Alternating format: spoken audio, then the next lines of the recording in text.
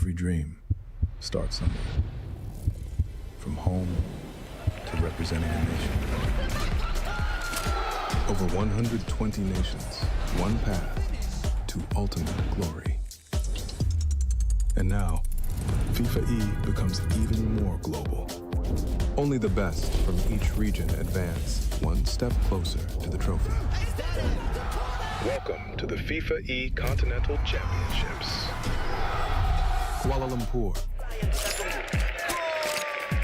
Mexico City, Rio de Janeiro, Casablanca, Oeiras, Lisbon. 5 cities, 5 events, one dream worth chasing. The road to the finals.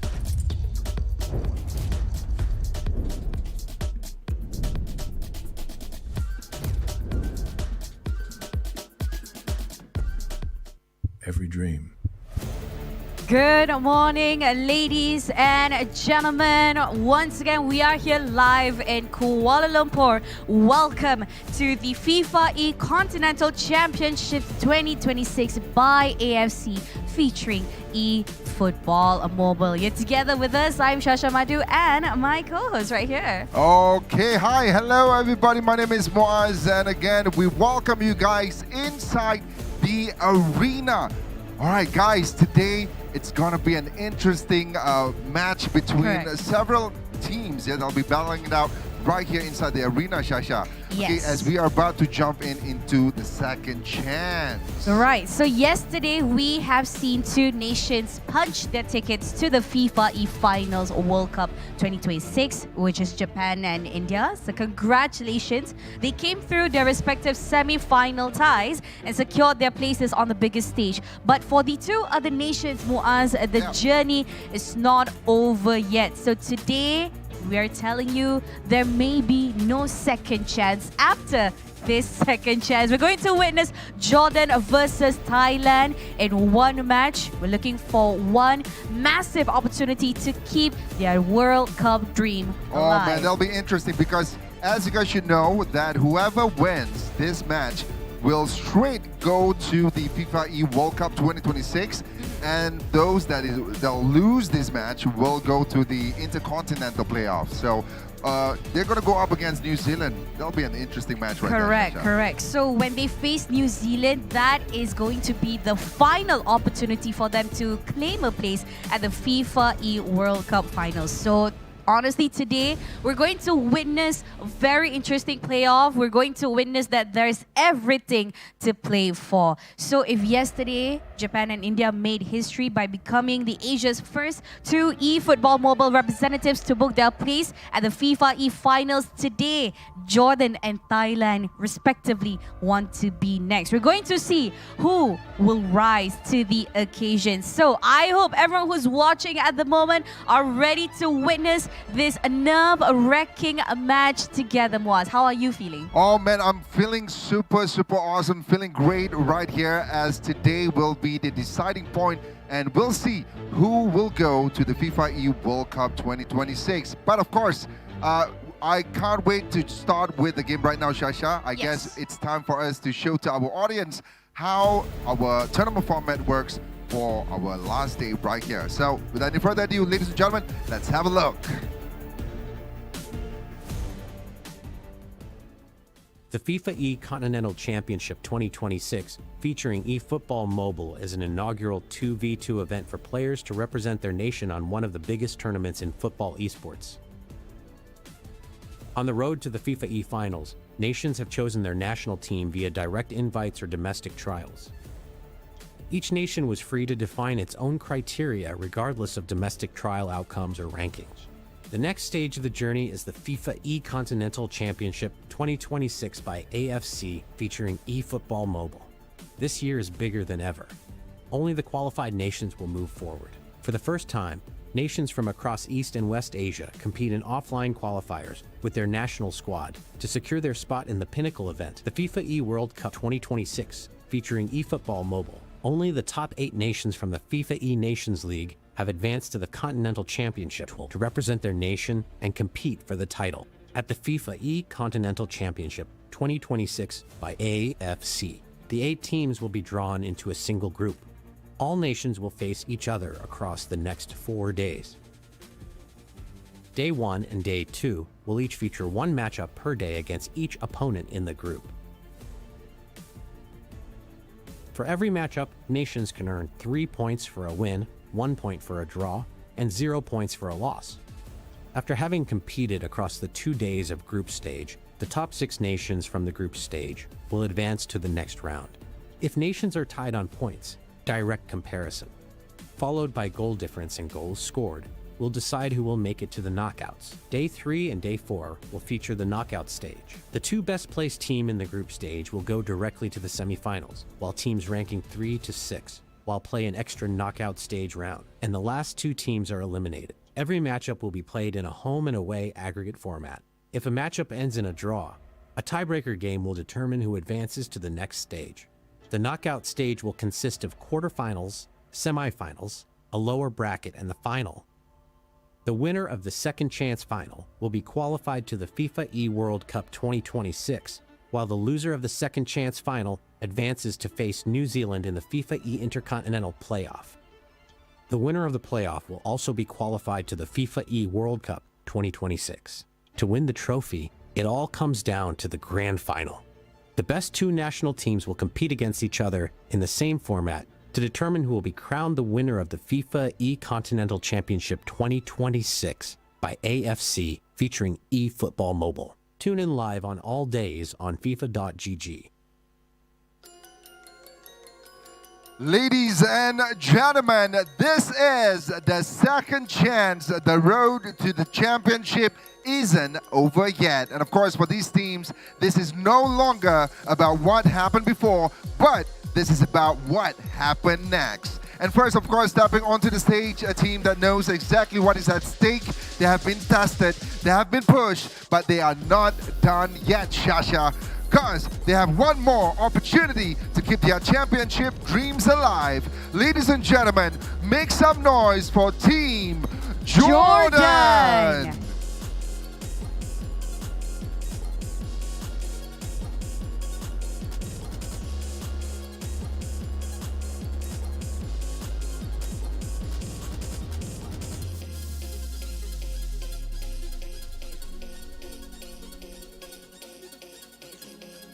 And now, are you ready for the final nation that knows exactly what is at stake?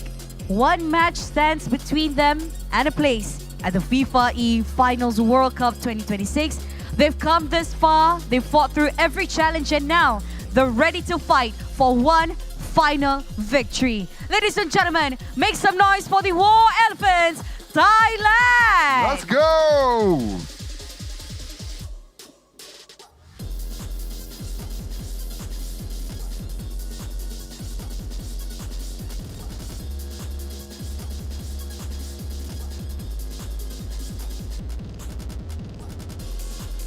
All right, there you go. Shasha, yeah? Yes. Team Jordan as well as Team Thailand had a fantastic match in the second and as well as day third. Yeah, and it was one heck of a show that comes from these 2 teams. But of course, right here today for the second chance, Team Jordan are going up against Team Thailand.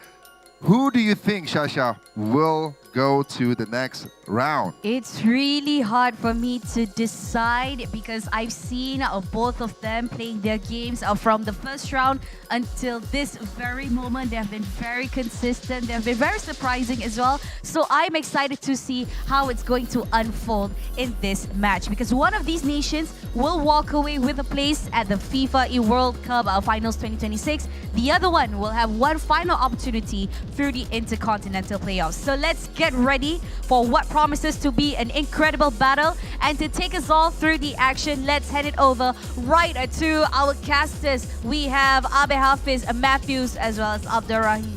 Take it away. Take it away. Thank you very much. Well, ladies and gentlemen, welcome back to FIFAe Continental Championship 2026 by AFC. My name is Matthew Isaac. Next to me is the world champion Abdulaziz, and together with my good friend and an amazing commentator, of course, it's going to be Hafiz Abisuddin. Well, guys, we arrive here in the grand finals day, but remember, we got lots of matches to commentate and also to go through as well, because we got the lower brackets, we got the other finals as well coming up. So what are your expectations? We start off with Abdulaziz today. First of all, I would like to say hi to you, Matthew, and of course to Hafiz and to everyone watching us today. Yes, today is the final day. Today we will know who will lift that trophy behind me. It looks really good from here. But yes, the main goal for all these teams is just to lift the trophy and also to secure that one spot to the FIFAe World Cup Finals. So we will be having a great day today for sure, and I'm looking forward to it. Yes, indeed. And plus in the lower bracket, the stakes are even higher, because from this tournament itself, we already seen who will be ejected. But as mentioned by Shasha and also Muaz, whoever wins this round will get a ticket to the FIFAe World Cup Finals. So let's see who will advance. Is it going to be Jordan or is it going to be Thailand, man? Oh, this is going to be really interesting to watch. But let's have a look on the tournament overview. We're going to be having a look on how this journey will begin. Well, Hafiz, would you love to explain to us how this works? Well, it started from 19th of August, where it is a group stage, and then it is for both categories, for eFootball console and also mobile. Same on the second day. We've already done our first knockout stages. Now we are in the final day, where we would like to determine the final two teams that will advance into the FIFAe World Cup round, and that is the objective of day 4, man. Oh, that is how everything works, ladies and gentlemen. So that is the tournament overview. And let's have a look on the roadmap, Abdulaziz. And there you go. This is how things work for us. Yes, so we have the FIFAe Challenge Series, and then the Nations League, and of course now the Continental Championship, and finally the FIFAe World Cup Finals later this year. The World Cup sounds really nervous, to be honest. You have been there before. You have won it before. How does it feel, actually? It's really feel like amazing, because it's the thing that you have worked a lot for. Just like these guys, you know, they have been working for this tournament for so long, and to be at the Esports World Cup, it's something like a dream for each player and for each nation here. Now it's like the final day. Now is like the most important match of the day, and for all these nations, you know, because if you win, you will continue your legacy in esports and in football. If not, it will take you almost another year to work again. But it's not the end of the road, of course. Absolutely. So 8 nations arrive here with the dream, but only few is going to be standing in between immortality right now. Well, Decipher, lots of nations were here, but right now we are down to only a couple of them. How does that make you feel in this? Well, the pressure is ever so high, because as you can see from this table alone, we already lost 2 nations, which is Malaysia and also Indonesia. Now, after the match in the semi-final, 2 teams in the lower bracket, where we see Jordan going up against Thailand. And here is the interesting part. Either team is either Jordan or Thailand. If they win, they will get a ticket, as I mentioned earlier, to FIFAe World Cup. That is team number 3. And whoever loses will have to go into the Intercontinental stage, where they will go up against New Zealand. And whoever wins that round will be the final team that will be advancing into the FIFAe World Cup 2026. So there's going to be 4 teams. The 2 teams, which already is Japan and India, whoever wins this match will be team number 3. And for the one who wins against the Intercontinental will be the 4th team that will be advancing. Completely different to console, because for mobile, it's not 3, but it's 4 teams that will be advancing into the next round. All right, so ladies and gentlemen, that is how the roadmap is. We're going to be having a look on the schedule, and let's see who will be playing for today. It's going to be Jordan going up against Thailand, Japan going up against India. We saw lots of amazing performance yesterday, Abdulaziz. and I can't wait to see how they take it over here. It is going to be the road to the finals, of course. Of course, I mean, I was talking to the players of Jordan yesterday, and of course, some players of Thailand.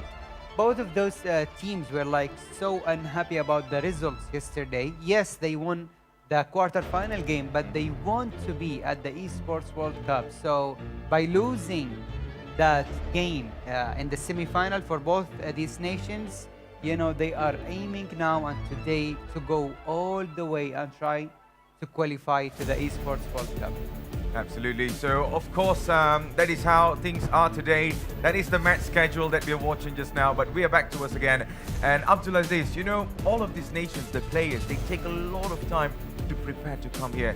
You have done this before. I mean, yeah, how do you actually prepare? Because for a competition at this level, it takes a lot of preparation. It's not going to be easy.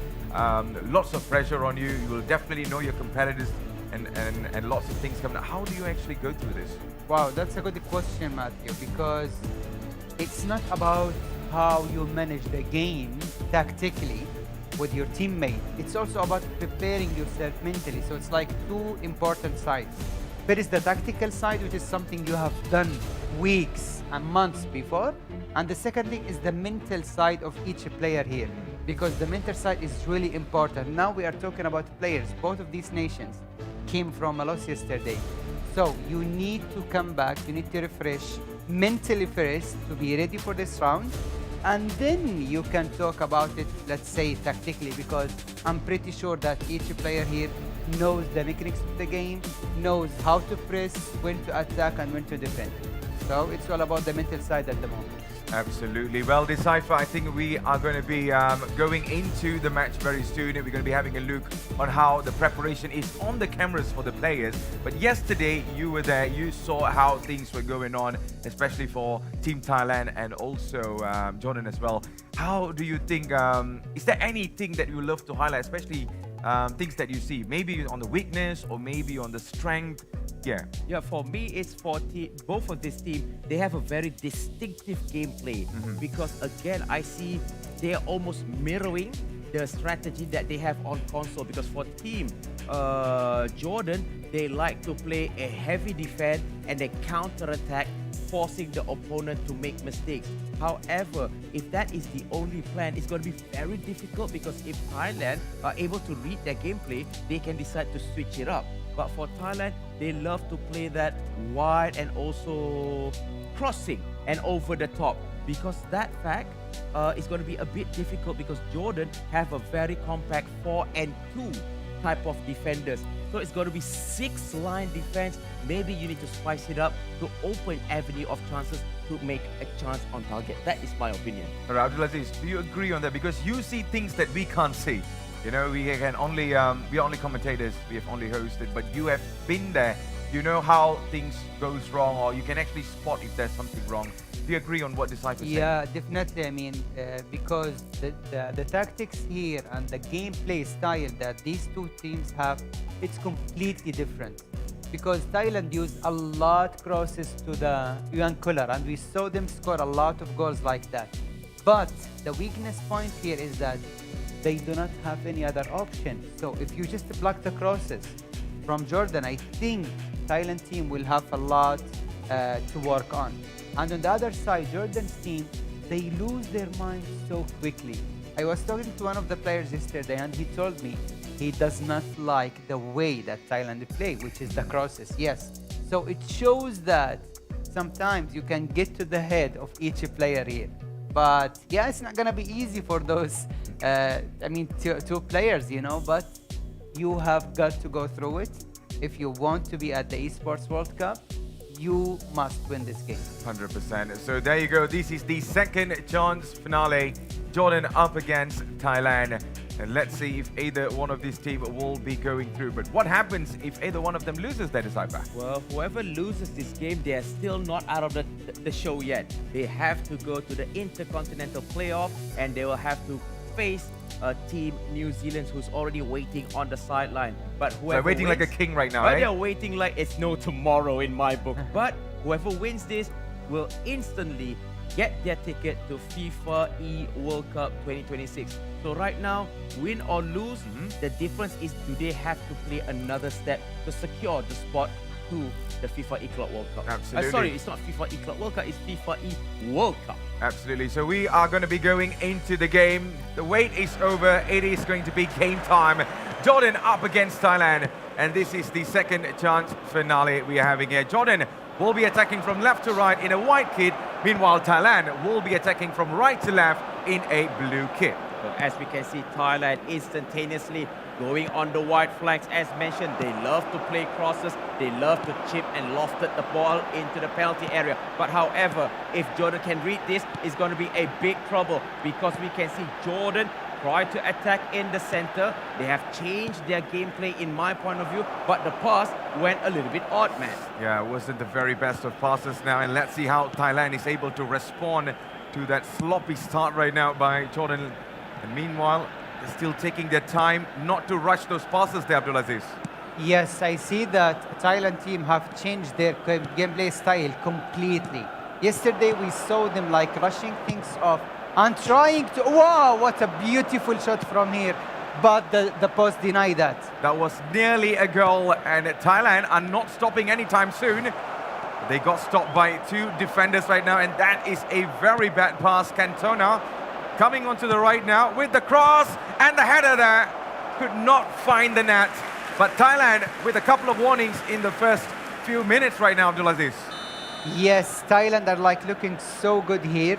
You know, the FIFAe World Cup 2026 is at stake at the moment because one of these teams will definitely secure their spot after the 90th minute, and still Yankular trying to score that header. Again, that was a good set piece from that corner. They float it in and try to use the height and strength to get to the ball. But however, the header was not that accurate. That was a good effort from Thailand. Now Jordan tried to defend, tried to take the initiative by blocking other people, closing the channel of passes, and they did it beautifully. They need to hold the ball, but hello, hold on, running forward. This is interesting. 2 versus 4. Ruud Gullit easily loses the ball. Yeah, just losing the ball. But he has been a very key player in every team that I've seen so far in this tournament. Ruud Gullit is fundamental, but right now could not find the magic pass. And Thailand will be rolling back again with another attack. They came close. They hit the post 2 times there, Abdulaziz. But now there's going to be a problem. Here is Tolinisoy on the right side, just waiting for the right man to go for the pass. But the cross and the header did not connect well, Abdulaziz. Wow, I mean, I see Jordan seems like kind of lost here because they created nothing. It's 30 minutes in game time. We see nothing from Jordan so far. On the other hand, Thailand are playing insanely well here. They keep the ball, they try to create chances. They changed completely their style from yesterday, which is something really good. And if that not boast, it should have been like 1 or 2-0 here. Well, either one of them did not make the homeworks right now, did not do their homeworks, but here they come again. Thailand with some deadly pass in there, goes for the cross, and still they could not get the ball in the back of the net. But I can see it coming right now, and I do not know when it's going to arrive now, Decipher. Yes, agreed. And again, Thailand is going on the offensive with the wide attack, with the wide cross. But however, we see that the Jordanian player was a mile away from the offside position. We're going to restart the game with a free kick. But is it going to be a quick change of transition, Matt, because of the secondary ball? Well, that's something that we need to wait and watch right now. Well, for some, this is the beginning of the World Cup dream, but for others, it could be the end of it. But here you go, Jordan just could not find a way through, and that is the end of the first half. 0-0 between these two. Abdulaziz, what is your takes on this match so far? Well, I think 45th minute, Thailand dominated this half completely. Jordan are so lucky that they didn't concede anything so far. But let's say that the first half is just like to test things up and to warm up. But it's not going to be easy for Jordan if they keep playing that way. And what is interesting is that I think Jordan changed their game style a little bit. Instead of inviting other people to come in, they are moving forward, but very, very cautiously. That is good move, but is it enough to fight the Thailand team, who is constantly coming on the wings, Matt? Well, we have to wait and see. So at the moment, ladies and gentlemen, if you just tune in, this is the FIFAe Continental Championship 2026 by AFC. We're underway between Jordan and also Thailand in the second half. And here we go again. Who will open? Who will find the first goal? That is going to be the biggest goal so far, because it's been a tight match in this first half, and now we are underway for the second half, Abdulaziz. Yes, it's not going to be easy because it's a matter of only one goal for this game, because I believe there won't be many goals here. On the other side, I think Thailand, they have a little more chance here to probably start scoring here. Especially when you're coming into finale like this, or maybe in the knockout, it's not always a goal fiesta, but it's all about making that goal count. And so far, both teams are doing the right job. But who is going to score the first goal? That will change the momentum of the game so far. And both sides are still fighting for possession right now. Okay, Hafiz. he's free. Oh, going forward, but before that, hold on, stop the ball first at the edge of the penalty area. That was a good tackle. If it was 1 inch wrong, I believe that was going to be a penalty kick, Matt. I've seen that before, you know, a couple of times, especially in the box. It may not look like an actual penalty, or maybe it's a soft foul, but sometimes the way things happen, it just goes around. We have seen that many times, but here we go again. Let's see how Jordan is able to do something here. They've been a little bit silent, but can they find the goal right now? Very nice moves. Just needs to find the deadly pass. I think that in terms of creativity, both teams are kind of struggling, but Thailand has a little bit of an edge there, Abdulaziz. Yes, I see that Jordan are playing so much better now, but still, they are not at the point where they want to be. It's not going to be easy game for both sides here. Interesting. Now we are playing it a little bit wider for Team Jordan. Be careful of that passing and also lobbing, as we can see a counter-attack for Team Jordan, and that is a good double team, tag team, and try to cut out the channel of play. But I believe, Matt, at this moment, both teams are playing it very safe. They want to read the gameplay of the opponent. Of course, you know, when you're coming into last 10 minutes, you want to make that goal count, and they're just definitely going to play it. Whoa! Just had to hit the post this time. And my, oh my. Beautiful skill move, like Roqueta from the player here. And then that shot, it shows like a lot of braveness here. And he was so close to score that goal. And what a goal that would have been. You know, Abdulaziz, I'm not sure if we are counting on those crossbar challenges today. Because, you know, we have hit the post a couple of times, and things are just not right for both sides at this moment. As you can see on your screens, the pressure is there, everything is building up. Well, in these kind of moments, Abdulaziz, what would you have done? Well, first of all, it is so satisfying to hear the sound of hitting the post. This is something we cannot deny. But, you know, as I said earlier, it's just a matter of one goal here. One of these teams, if they use the set piece from the corners or even from a free kick, from anything, you just need that goal, and it's like 81 minutes here. What do you think, Hafer? Well, for me, as mentioned, if you can't dribble the ball in, take a long shot. Take that risk, because it is at least a chance that you can rattle the goalkeeper. But however, time is running very fast. Thailand cuts it in over the top, looking for the first goal, but the header did not connect right there, man. Yeah, it's just not getting everything in place for both sides, I would say. No, you can't make mistakes. And that pass might be a problem here. Aurawatse going on the top. Habasne now. Still Habasne. And Habasne could not get a shot from that angle. And I think that was the biggest chance for Jordan just now, Abdulaziz. Wow, you cannot make mistakes here, but still we have another chance here.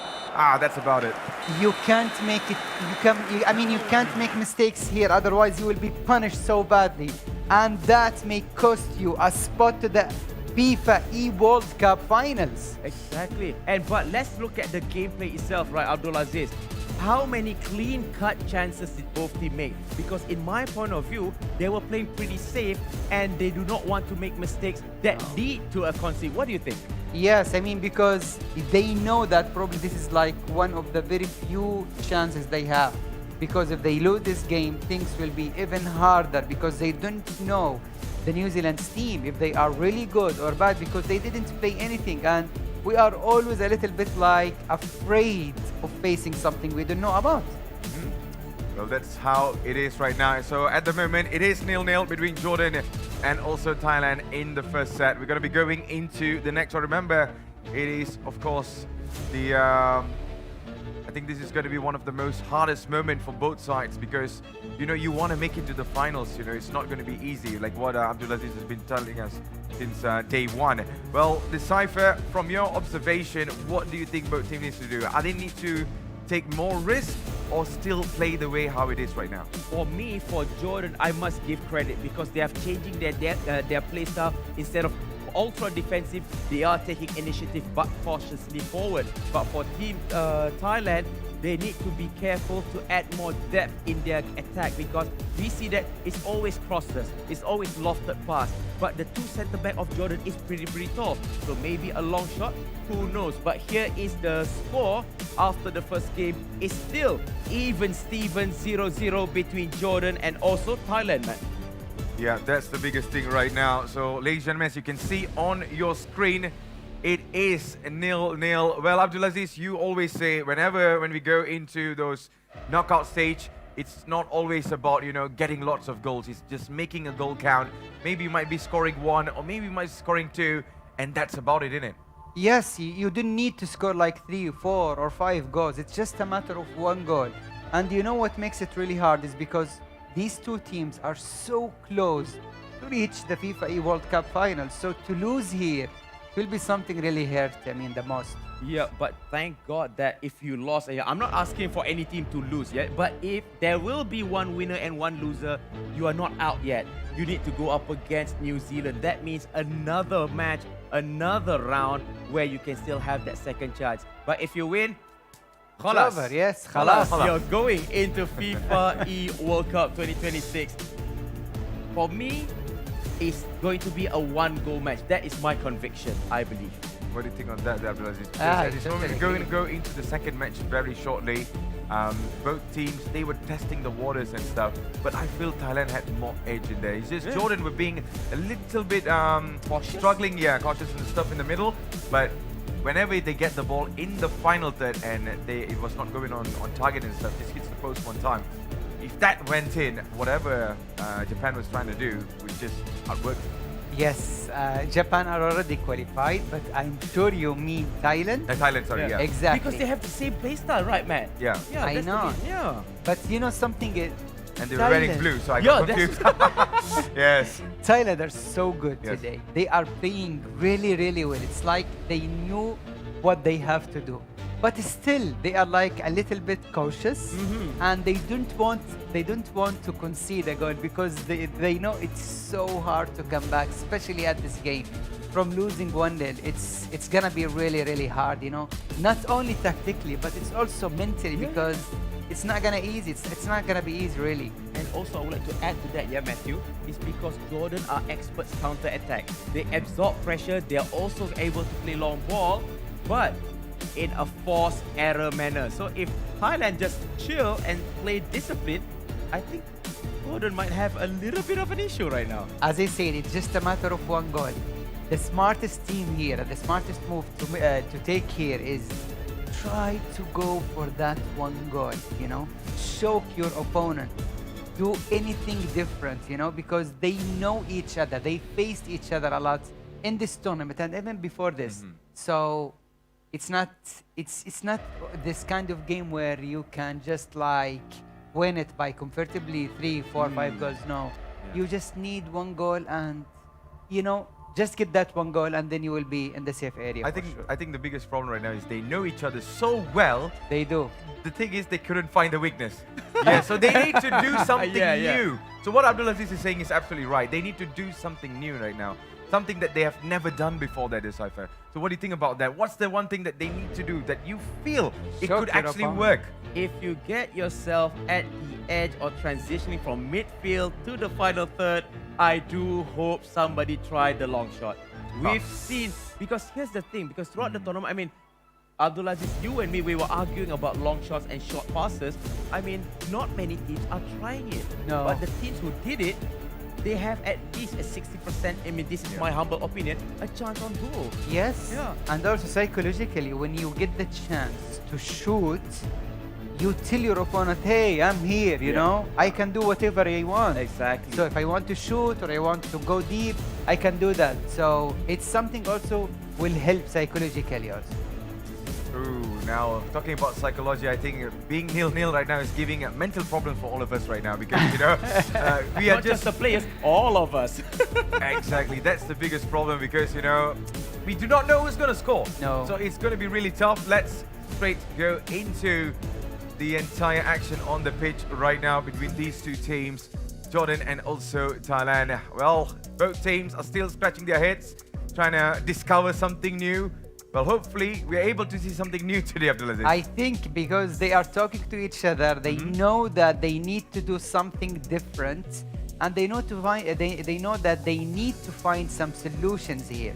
Actually, this tournament, FIFAe Continental Championship, brought to us so many great nations, thanks to the FIFAe World Cup organization, and thanks to the AFC for providing such a huge and a prestigious tournament to all of us here.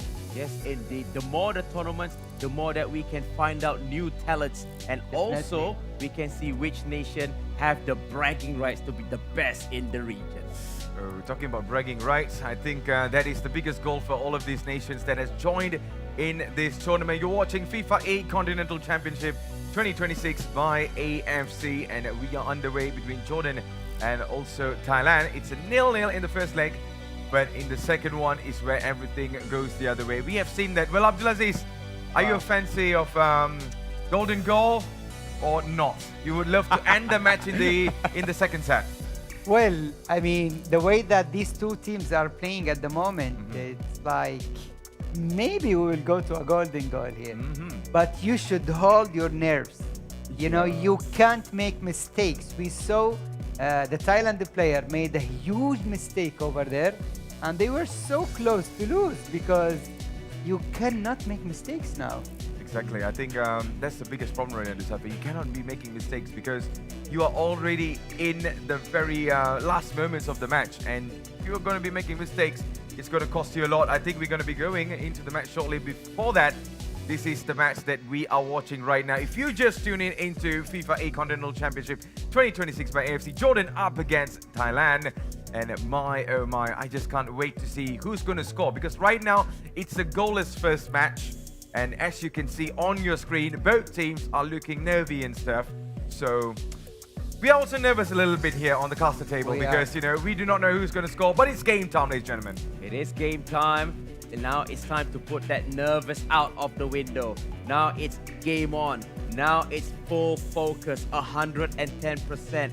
No mistakes. Now is not the time. If you have to risk it all, now is the time to risk it all. Take the long shot, and possibly rattle the opponent. So ladies and gentlemen, we are going into game number 2, where we see Team Thailand will be taking the fight from left to right, and while Team Jordan will be attacking from right to left, Matt. Yeah, this is the last game. This is the last moment to probably for one of these teams, because the other one will definitely make it all the way to the FIFAe World Cup Finals. Well, Cantona now on the right, just needs to find the goal right now. Thailand and also Jordan. We're yet to see a goal being scored here, but maybe in the second set, they could actually take the risk that they need to. Still Thailand on the ball. There's a little bit of a pressure coming from Jordan now. They're taking a very slow start, but this looks promising, and what a save by the goalkeeper now. Thailand are not done, and maybe now! Oh my God! And it's in! No, it's not! It's not! It did not get past the line, Abdulaziz! How come? How that didn't go in?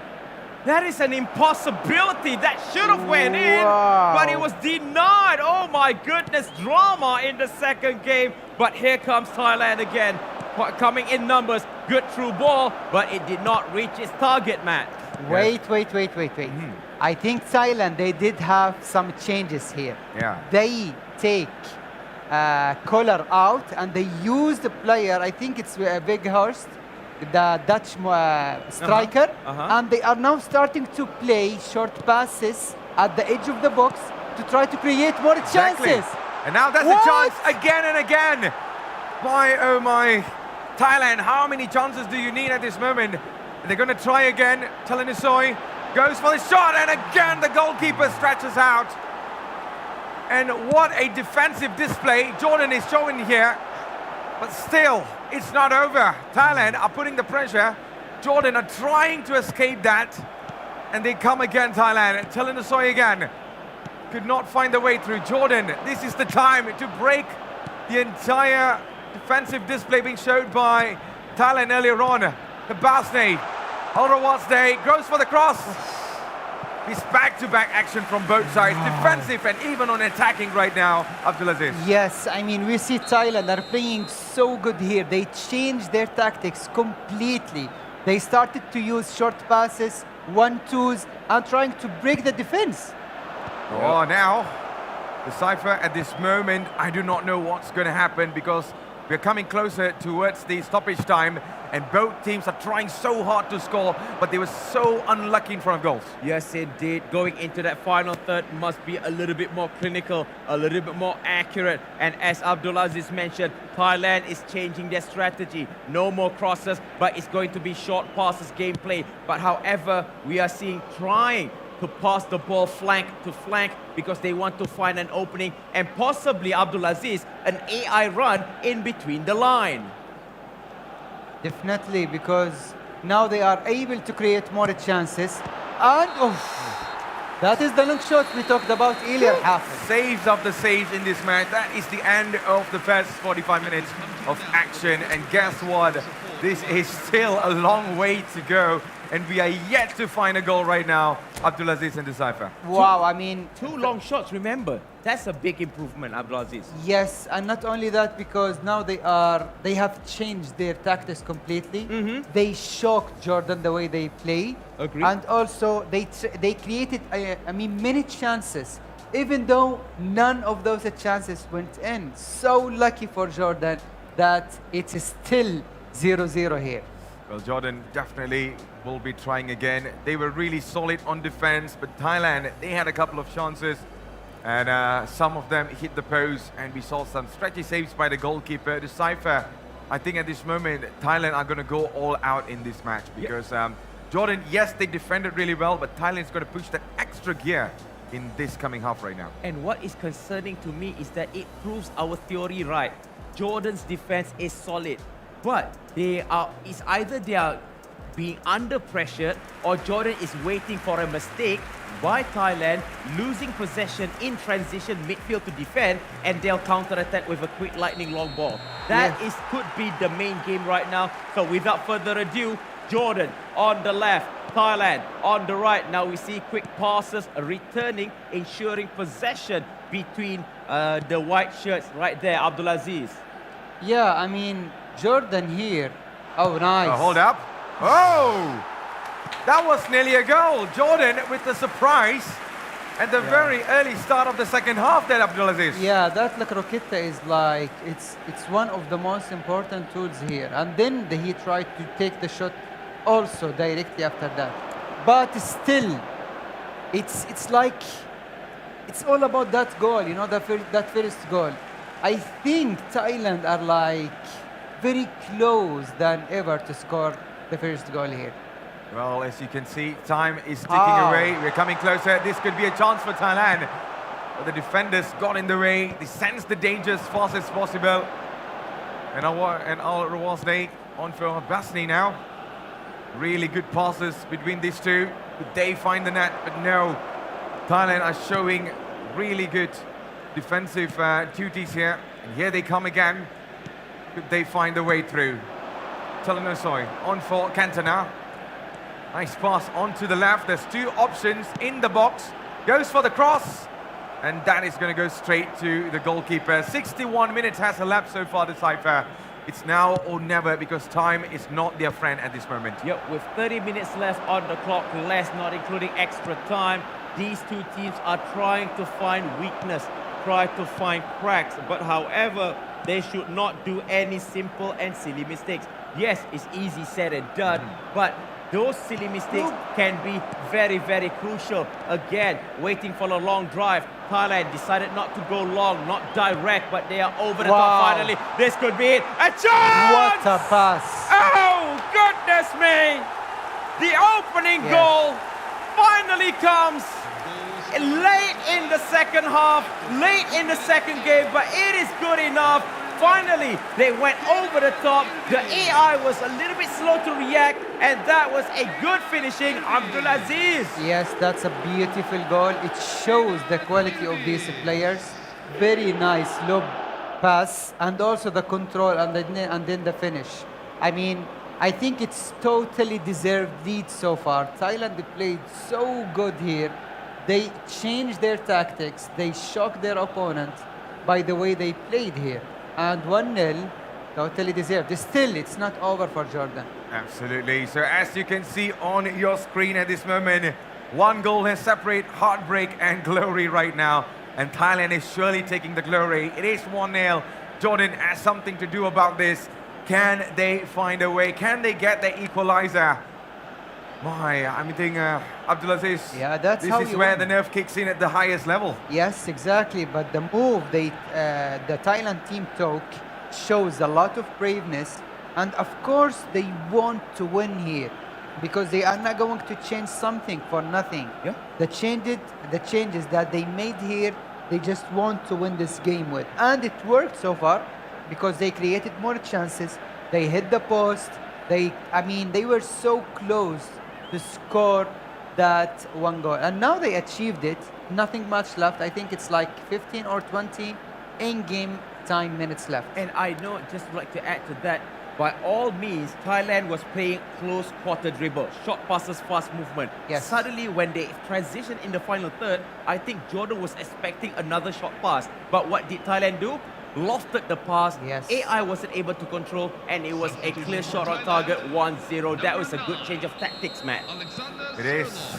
It is right now. So 1-0 for Thailand. Can they defend this lead and go into the next level, of course? But now Jordan needs to reply. Jordan needs to do something about this because they are a goal down. And time is surely not their friend. Now Basne. Jordan taking control. Some twists and turns in there, just trying to find some really good passes. But at this moment, if the ball is in the legs of Thailand, it's problem for Jordan now. Goes for the cross again, the header comes in, but defended by Jordan. Well, less than 10 minutes to go, Decipher. It seems like Thailand are not stopping right now, but maybe for another chance to say checkmate. And maybe right now again, Cantona in the box. The ball is still in the air. And they are still not trying to stop the attack, Decipher. Yes, agreed. They are a bit struggling, Jordanians. I mean, it shows a little bit of a panicky movement. But now, this could be it. A chance. Drag back, going past his marker. Nice heel to heel. But however, the final defender was able to clear the ball out of danger. But hold on. Here comes the guys in white shirts. Tried to penetrate into that center space, but it was well blocked. 2 minutes, Abdulaziz. 2 minutes left on the clock. You know, I think the game is, as we say, Done and dusted. Exactly. Well, massive congratulations to Thailand for winning this game. They totally deserved to qualify to the FIFAe World Cup Finals later this year. What a momentum, what a moment as well for Team Thailand. They've qualified for both right now for even the FIFAe World Cup 2026. Heartbreak for Team Jordan, but they still got one more chance in there. Yes, they got another chance where, again, as mentioned, for Team Thailand, as you can see behind the qualified poster for Team Thailand advancing into the FIFAe World Cup. But for Team Jordan, do not despair. It's not the end of the road, because later in the second session, they'll be going up against New Zealand for the Intercontinental playoff. They still have a chance if they win the full set of games, which is total goal aggregate after 2 games against New Zealand. But that is later during the day. But we do not steal the spotlight. Congratulations to Team Thailand. Absolutely. I think what a performance there. Like what we predicted is that one goal that makes the difference. And it had to be coming from Team Thailand this time. And what a strike that was. I think they finally did something new, Abdulaziz, to get a goal. Wow. I mean, at the second game, what Thailand did was, first they changed the tactics completely. Jordan's team were like absolutely shocked. It took them almost 45 minutes in game time to realize that they really changed something. Also, they were so lucky, Jordan, because Thailand didn't score at the first half, which, I mean, the half they deserved. Look at this. I mean, how this didn't go in. And not only that, they started to create chance after another. But still, you know, every time there's something denying that. But at the end of the day, Thailand managed to win by changing the tactics and being very brave here. And Jordan, they still have a chance, but they will need to recover from that loss again. I mean, mentally. 100%. I think we saw a couple of chances coming from Thailand, and there was this one header where the ball was hitting the upper right and going in. I thought it was a goal. Me too. It just bounced off, but yeah, when we look closer, it wasn't crossing the line there, Abdulaziz. We need to check the VAR there, because I felt like it actually crossed the line. I do not know. Me too, me too. I mean, I felt the same, because, I mean, how can that didn't go in? But yes, as we see here, Hafiz, we have Jordan and New Zealand. Yes, and also Thailand secured their spot at the FIFAe World Cup Finals. But still, you know, we have the Intercontinental playoff, which qualify one of these 2 teams, either Jordan or New Zealand. New Zealand, the team that we didn't see anything of, we don't know much about, unless one thing, which is the same players that they will be playing on the console will be also playing on mobile. And I think they are going to be the most surprising factor in this entire tournament, because we are yet to see anything about them. Yep. Yes, we do not know how they perform. Because I'm not saying that we do not know anything about them. I'm just saying for this tournament, we are yet to see them on action. Yeah, haven't seen yet. So again, it's going to be a very, very unknown territory. But Jordan have already played like more than 12, 15 games. So they should be able to see what is the, or should I say, what is the current trend after the new update? Is it going to be long shot? Is it going to be lofted passes? So they might have an advantage because they've tested out on real opponent. But New Zealand have the option where they did not fight any other team, but they have time to study the team that is playing. Exactly. So that is the difference between the 2 teams. So let's see if it's going to be a critical issue during the Intercontinental playoff that will be playing this afternoon on the second session.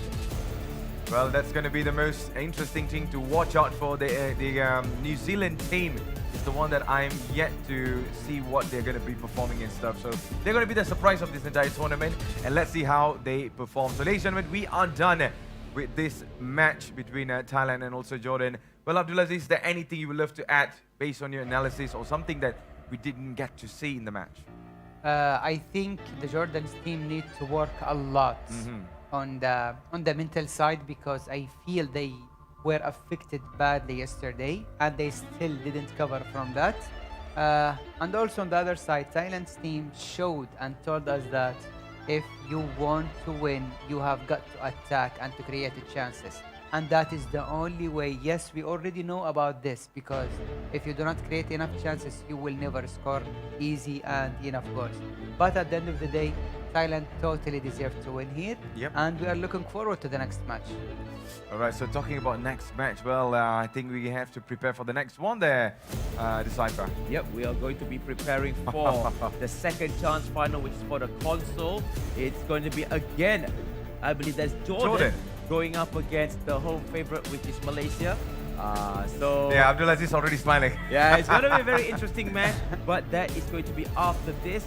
As for us at the commentary table, we are done, and I would say we are going to get ready to pass our session to Muaz and Sasha if there is anything left to say on the commentary table. Yeah, I think that's where things have been going on. But let's talk a little bit about Malaysia versus Jordan later. But at this moment, I think I'm absolutely pumped up for the next one, that is Saifa. Yes. Are you ready for the next match? I am more than ready, but I think now we have a kind of interview, I believe. No, it's gonna be a short break. Okay. It seems like Alright. the team are straight away celebrating and Amazing. Come on, the pressure was really high just now. Yeah. We felt it, you know. So it is the finale, you know, it's the final day and everything. Oh, is look at who is its very behind height. us. Who's behind us? Ah, it's not Dwayne Johnson, innit? Yes, Shasha is behind us. Yes, we got our amazing host behind, but we're going to go Yes. for a very short break, and once we are back, you're going to be seeing more of eFootballing action. You're watching FIFAe Continental Championship 2026 by AFC. See you in a bit.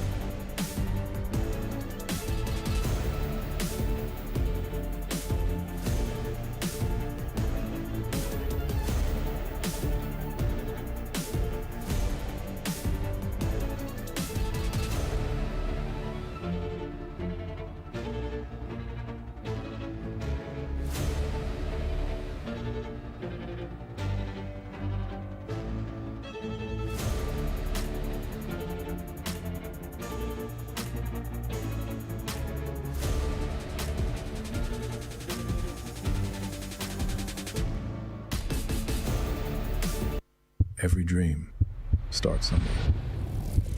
From home to representing a nation. Over 120 nations, one path to ultimate glory. And now, FIFAe becomes even more global. Only the best from each region advance one step closer to the trophy. Welcome to the FIFAe Continental Championships. Kuala Lumpur, Mexico City, Rio de Janeiro, Casablanca, Oeiras, Lisbon.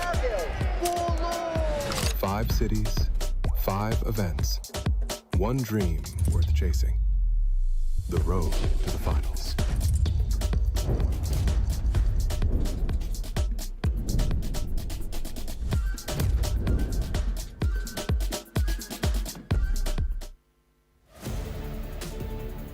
All right, what's up, everybody? Ladies and gentlemen, welcome to the FIFAe Continental Championship 2026 by AFC, featuring eFootball console. And again, if you guys are coming back again after the break. You guys are still with us. My name is Moaz. And I am Shasha Madhu. So, ladies and gentlemen, after everything that we have witnessed from day one, we are getting closer and closer to finding out who will represent Asia on the biggest stage of them all. So, yesterday we have seen Indonesia and Japan rise to the occasion and secure the places at the FIFAe World Cup Finals 2026. But there are still tickets up for grabs. So today, Muaz, we are going to see two nations standing between each other and one of those coveted spots. All right, if you guys would like to know which team, we will invite them later in a bit. But of course, there's going to be a bit of a changes right here when it comes to the eFootball console tournament format. So without any further ado, ladies and gentlemen, let's have a look.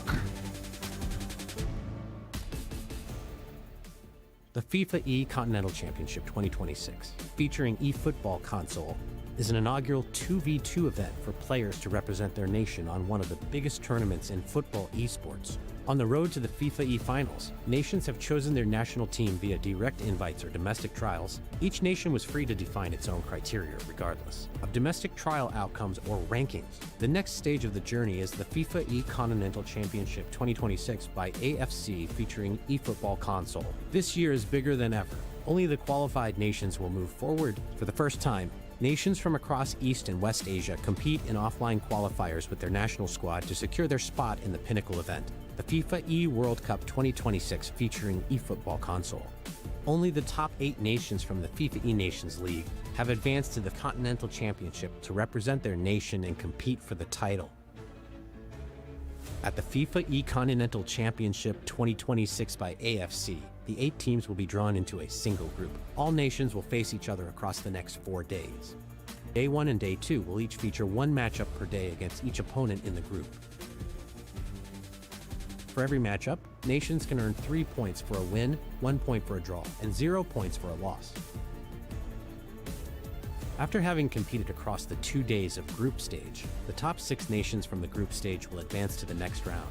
If nations are tied on points, direct comparison, followed by goal difference and goals scored, will decide who will make it to the knockouts. Day 3 and Day 4 will feature the knockout stage. The 2 best placed team in the group stage will go directly to the semifinals, while teams ranking 3 to 6 will play an extra knockout stage round, and the last 2 teams are eliminated. Every matchup will be played in a home and away aggregate format. If a matchup ends in a draw, a tiebreaker game will determine who advances to the next stage. The knockout stage will consist of quarterfinals, semifinals, a lower bracket, and the final. The winner of the second chance final will be advances to face New Zealand in the FIFAe Intercontinental playoff. The winner of the playoff will also be qualified to the FIFAe World Cup 2026. To win the trophy, it all comes down to the grand final. The best 2 national teams will compete against each other in the same format to determine who will be crowned the winner of the FIFAe Continental Championship 2026 by AFC, featuring eFootball console. Tune in live on all days on FIFA.gg. All right, ladies and gentlemen, we have 2 nations going to fight it all to win and, of course, to secure a spot for the FIFAe World Cup Finals 2026. One team will be playing in front of the home crowd, the other just 1 win away from joining Indonesia and Japan at the FIFAe World Cup Finals. Muaz, are you ready for this? I'm so ready, Shasha. And of course, we would like to invite this team right here. And I want you guys that is currently watching this live, okay, please go ahead. If let's say you guys need to go to the loo, go and do it right now, because it's gonna be one heck of a match. Ladies and gentlemen, first making their way onto the stage, a team that has already shown that they have what it takes to compete at the highest level. They've battled through the competition. They've stood toe-to-toe with Asia's best. Ladies and gentlemen, please make some noise for Team Jordan!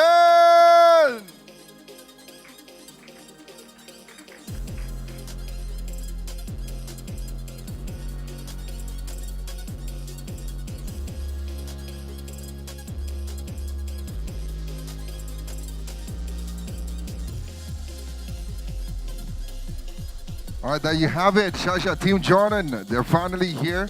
They gave one heck of a play yesterday, last night, with Team Japan, and it was fantastic. It was. First round, it was 3-0, and the second one, Japan absolutely crushed it with 5-0.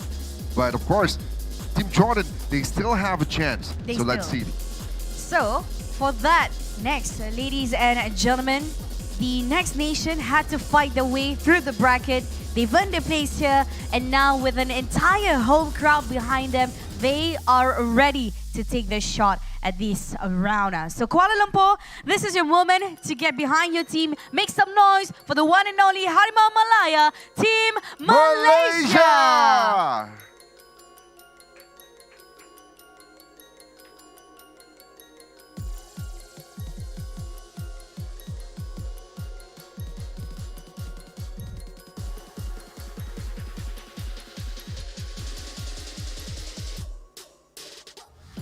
All right, amazing.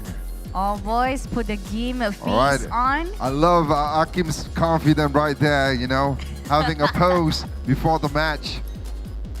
All right, Shasha, let's give them a huge round of applause one more time. And I guess since we have all the teams here, all the players out here, I guess it's time to begin with the show. Of course, we would like to pass our mic right here to our incredible contestants right there. Again, we have Decipher, Abdulaziz, and Matt. So without any further ado, Shasha, let's take it away. Let's go. What is going on, everybody? Welcome back. This is the big man Hafiz Ahmed Decipher as your host and commentator for FIFAe Continental Championship 2026 by AFC, featuring eFootball console. But as you can see, I'm never alone. I'm together with my brothers in arms. On my right is none other than Abdulaziz, and also on my left is Matthew Isaac, where we are going to rock the show. Welcome back, guys. So looking at this match, Matt, I mean, it's going to be the pride of Harimau Malaya on the line. Of course, I think one last chance to actually progress or maybe go towards the Esports World Cup. I mean, of course, the E-World Cup actually, but yes. I just can't wait to see how things will be done. But this is going to be a big moment for Malaysia because they were knocked down earlier, and now this is their chance to get into the World Cup. But I think for Jordan as well, they are here not to participate. They are here to actually make history as well. Exactly. So Abdulaziz, as you can see, the players are entering. Team Jordan, no smile. It's game face. They want to hold that controller as soon as possible. I think they are pumped. Well, I mean, that's what we have exactly so earlier today. But yes, now is the moment, now is the chance here at the FIFAe Continental Championship. All these teams want to make and to take that one spot to the FIFAe World Cup Finals later this year. It's gonna be a tough game for both of these teams, and let's see if the Jordanians team recovered from what happened yesterday when they were winning 3-0 and then lost all that game in the second leg. Yes, indeed. And I just realized that for mobile and console, Team Jordan are in it. Both teams are actually in the knockout have been stages. there, you know, even on the mobile side and even on the console. They're trying to do something, but let's see how it works. But this was the highlight, isn't it? Yep, Yes. it's going to be the highlight between Malaysia and also Thailand. As you can see, Malaysia did try to actually get the upper hand advantage. As you can see, it's a 2v1. But again, is this going to be the moment that drag back, that extra touch, Yes. and really adds a depth into that goal? Yes, it shows the quality of the players here when you are relying on so many things like skill moves, attacking from the wing, attacking from deep, you know, it shows the quality of these players. And that's exactly what Malaysia team has. You know, this is the set piece from the corner, short to the first post and then pass it to the second post. There are so many tools that the Malaysian team can use in this game. But also, they do have some weaknesses in the defense, and that's what we saw against Thailand here, because they conceded so many goals here, and they tried to come back also. They managed to do it with that beautiful goal. But still, now they are facing another team. Jordan are like completely different than Thailand. So That's the real challenge here. Also, Jordan, yes, against Japan here. Don't you think, Matthew? They were so close to win this game. Of course, that's the thing. They were really close, but they were quite unlucky as well in certain points. But today, Abdulaziz, I think it's going to be a whole different day. They have to put whatever that happened in this match or maybe in the previous matches, because they need to go in this very fresh. They need to set their mentality straight. They need to get everything right. Yes. And they need to treat this game like an actual grand final.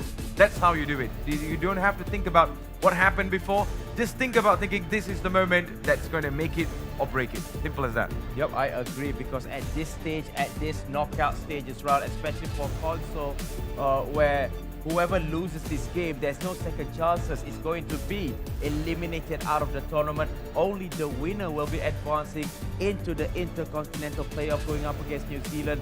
Every match from this moment on is your grand final. You drop a point, that was a stunning goal. You drop it, and it's going to be a very bad day in the office. So here is going to be the matchup after this. It's going to be Malaysia going up against Jordan. Best of 2 total goal aggregate, and only one team on the line. So let's go into the brackets where we can see the road to the lower bracket for these two teams. As you can see, Abdulaziz, can you do the honors? What happened in the semi-final between that 4 teams? As we saw yesterday, Indonesia beat Malaysia 2-1, and then Jordan lost in a way. I mean, that surprised all of us here, because when you come back after a defeat with 3-0 and then you manage to come back 5-0, it shows the quality of the Japanese team. And also, on the other hand, there's something wrong happened with Jordan. And also in the lower brackets, now we have Malaysia against Jordan. Whoever wins this match will go and face New Zealand at that Intercontinental playoff. If they manage to win there, they will definitely go to the FIFAe World Cup Finals. But if you lose now, it's over and you are definitely out of this competition. Yep, absolutely. So I just can't wait to see what happens in this match so far, because, you know, lots of things we can discuss, but now is the time there to actually, you know, put all the work in the console right now. Yes, we're done with the mobile, but now we're going to be going into the console. So this matters. It really matters. And what's also different is that for mobile, only 4 teams will advance, as we saw in the bracket. Yes. But this one, only 3. Wow. So that means the ticket is getting smaller. Wow. And also, whoever wins this is not even secured yet. No. You need to fight against New Zealand. Only then you'll be getting that ticket to FIFAe World Cup 2026. You know, I think me and Abdulaziz were discussing earlier, you know, it's really heartbreaking, because once you're losing this match, you're out. Yeah, there's no more second chances, you know. And after that is whoever won will be progressing towards the grand finale and possibly, you know, playing in the FIFAe World Cup. So I think this is going to be a very nervy match between these two, Malaysia and also Jordan. They kind of know each other and stuff. But for me, as usual, I love to say, may the best team win. May the best team win. So I believe that let's have a look at the preparation of our 2 teams. For Team Malaysia and also Jordan, let's see the facial expression. Where are they now? Are they cool as a cucumber as Hakim? As we can see, he's on his thinking mode, but he's joyful. But Haikal taking a sip, a lot of things is on his mind. But at this moment in time, would the coach input be something of a must? Or the coach will say, okay guys, you know what to do, you leave it, in your opinion? Well, for me, I mean, for Jordan team, I think the coach has a lot of work to do now, because he needs to make sure that the Jordanian team, I mean, will recover fully from the loss yesterday. And that is the real challenge today. If the team recovered from yesterday's loss, I think they have huge chances of winning this game. If not, we will definitely see the opposite. Well, I agree on that. So I just can't wait to see what they have today. Yesterday, we saw a little bit of inconsistency coming from Jordan, but how about for today? And Malaysia on the other side as well, they need to do something about it. So as usual, it is going to be Jordan up against Malaysia. as you are watching on your screen right now. FIFAe Continental Championship 2026 by AFC. And man, we're about to go into the match very shortly as well. Yes, indeed. So here it is, the final preparation. Wherever you are across the world, watching on FIFA.gg, write it down. Is it going to be Team Jordan advancing into the Intercontinental playoff, or is it going to be the home favorites who will advance? Because remember, whoever wins will advance. Whoever loses the game, I would say, khalas, that is the end of the road for you in this tournament. I like that khalas. You know, I miss that word so much because me and Abdulaziz were using that back in Saudi. But there you go. It is game time. It's showtime between these two. And off we go. Jordan will be starting from left to right in a white kit. And Malaysia will be in the legendary yellow, attacking from right to left. As we can see, instantaneously, the fullback was able to collect the ball as Malaysia tried to pass forward. However, it was a little bit too close, a little bit not accurate enough. But again, in these early matches, we see Malaysia initiating a quick move. They want to get the 1-goal advantage so they can disturb mentally on part of Jordan. So now nice. sends it to the far post, only to find the goalkeeper, Abdulaziz. Beautiful skill move at the right time, at the right moment. And he made a huge space, but sadly there was nobody over there. The team, Malaysia, are so good at making and creating those gaps between the defense of Jordan. And on the other hand, we saw a very solid defense from Jordan so far. Absolutely. So now it's going to be a throw-in for Jordan. Let's see how things unfolds for the team in white right now. Just to recap, Indonesia have booked their tickets. Japan have booked theirs as well. Now Malaysia and Jordan fight for the final door, but oh, that was a chance. But that was going straight to the goalkeeper, Decipher. Yes, going straight to the goalkeeper. As you know, that Team Jordan also love to play a very, very compact defense. So as they would like to frustrate Malaysia in making mistakes, only then they initiate a counter-attack. But hold on, let's see how Malaysia try to navigate through this maze of defenses on the left flank, looking for a low cross, which might be a misclick, I would say, Abdulaziz, at that point. Yes, at the first 15 minutes, we only see Malaysia creating chances and trying to go forward. On the other hand, we didn't see anything from Jordan, not even crossing their own half. I mean, they didn't cross their own half here, don't you think, Matt? Exactly, and now they're panicking.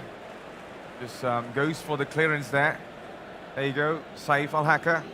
And also Haikal, fully concentrated on the controllers now and on the screen. So it's going to be a throw-in right now for Malaysia.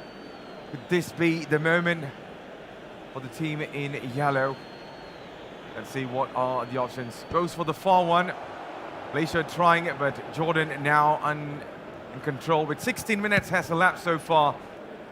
And both sides are still trying to find something out of this. Malaysia, yet again, are going for an attack. They're knocking on the doors now. But again, Jordan still trying to do their very best. Ruud Gullit now. Gullit goes for the shot, and Gullit could not score there. My, oh my, what a defensive display by Jordan, Abdulaziz. Yes, I mean, so good from Malaysia. And on the other hand, so lucky Jordan did not concede that chance because they played it so well, Malaysia here.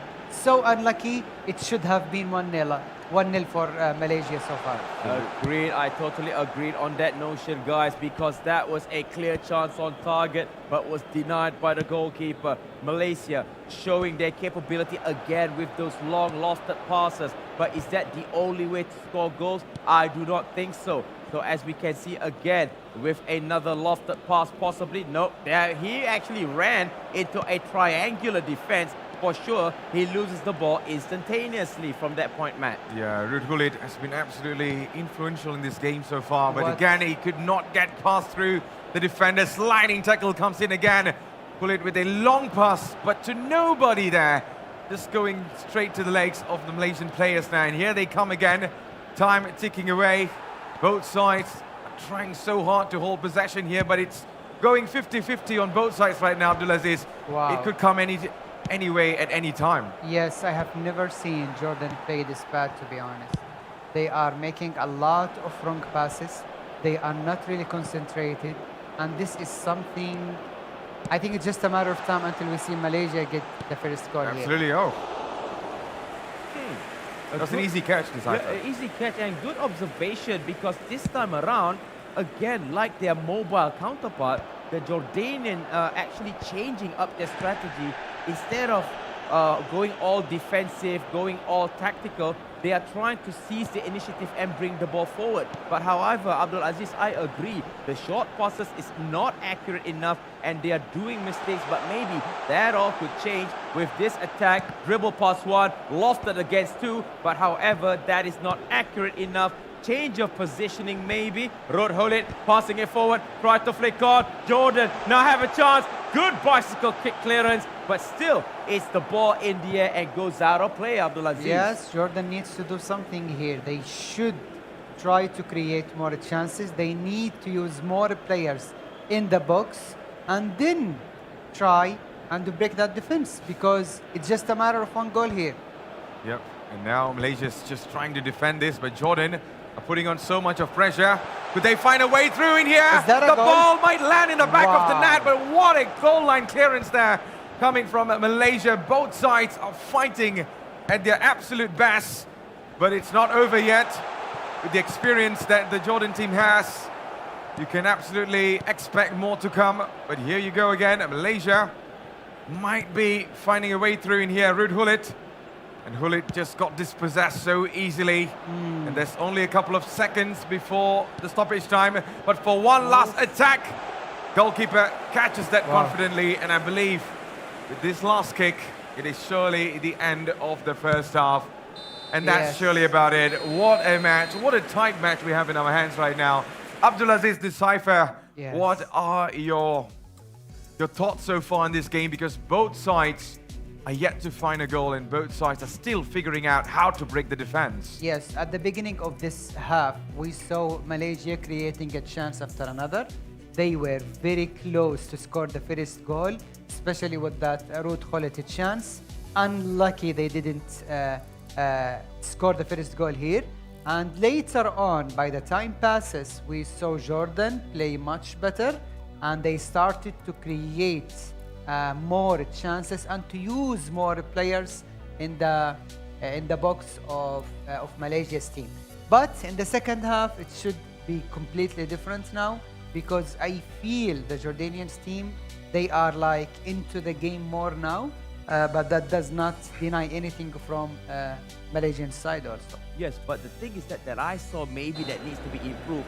Instead of senseless clearance, they need to try to find a way, if you cannot go for a long ball, maybe try to initiate from the back with short passes. But we restart the game. Matt, it's all yours for this second half. Well, we're going to be going into the second half right now, and Malaysia might be finding a way through. But again, the defense of Jordan has been super solid so far. And the ball goes out of play. It's going to be a throw-in, another opportunity for Malaysia. Get that first goal. That's the biggest task so far for both sides. And here it comes, Jordan on the attack. This looks promising now. It's a couple of players making the run in the box. That the number 10, Cristiano Ronaldo, not receiving that. Yeah, he was looking for CR7 because he's like one of the very best in the air. But it was like no needed for that pass at all. 100%. And now Malaysia has another opportunity to Decipher. Seems like both sides are still figuring it out. Yep, still figuring it out. But I realized the difference between these two teams. For Team Malaysia, the AI is dashing forward quicker comparing to Team Jordan. So that is the reason why every time Team Jordan attack, not many midfielders rushing forward. They had to go manually going forward, as we can see now, laying off to the right. Now that is a good run from the fullback. Try to open from the far flank, but there is two players and a header only to go out of bounds, man. And it's also outside, if I'm mistaken. Yeah, I think now they can take a little bit of a break in here, both sides. Malaysia and also Jordan. The pressure is surely building up right now. We are still underway with this match. A goalless half in the first one, and now could there be another opportunity? Jordan still fighting, still trying to see how they can find a way through in here. Ruud Gullit. This could be a chance. Saif Al Hacker gonna go for the long shot. only to be denied by the defenders. Seems like there's no... Is he through? No there, Abdulaziz. Both sides that still could not find the weakness, to be honest. No, I mean, now the game's like 50-50. We didn't see much from these two teams in the second half. Also, the teams are trying to do something here, but it's like they know each other so well again, and that's why it is even harder to create anything. Exactly, and that's why both teams are struggling right now. But this is going to be an opportunity for Jordan. And that's from Malaysia, actually, Jordan, to defend this. This is a good chance. Yes, we saw yesterday Malaysia scored really nice goal with the corner. With the set And piece, also, yes, and also 2 days ago we saw Jordan score beautiful goal with the corner kick. But it is a tool. Each team has to figure out the best possible way to score here. Absolutely. So two nations right now going all out with one chance in here to progress towards the FIFAe World Cup. Yes. Unless we see a whole different drama coming up. Ladies and gentlemen, you're watching a FIFAe Continental Championship 2026 by AFC. And we're underway in the finale of Malaysia and also Jordan. This is Shirley from the lower bracket.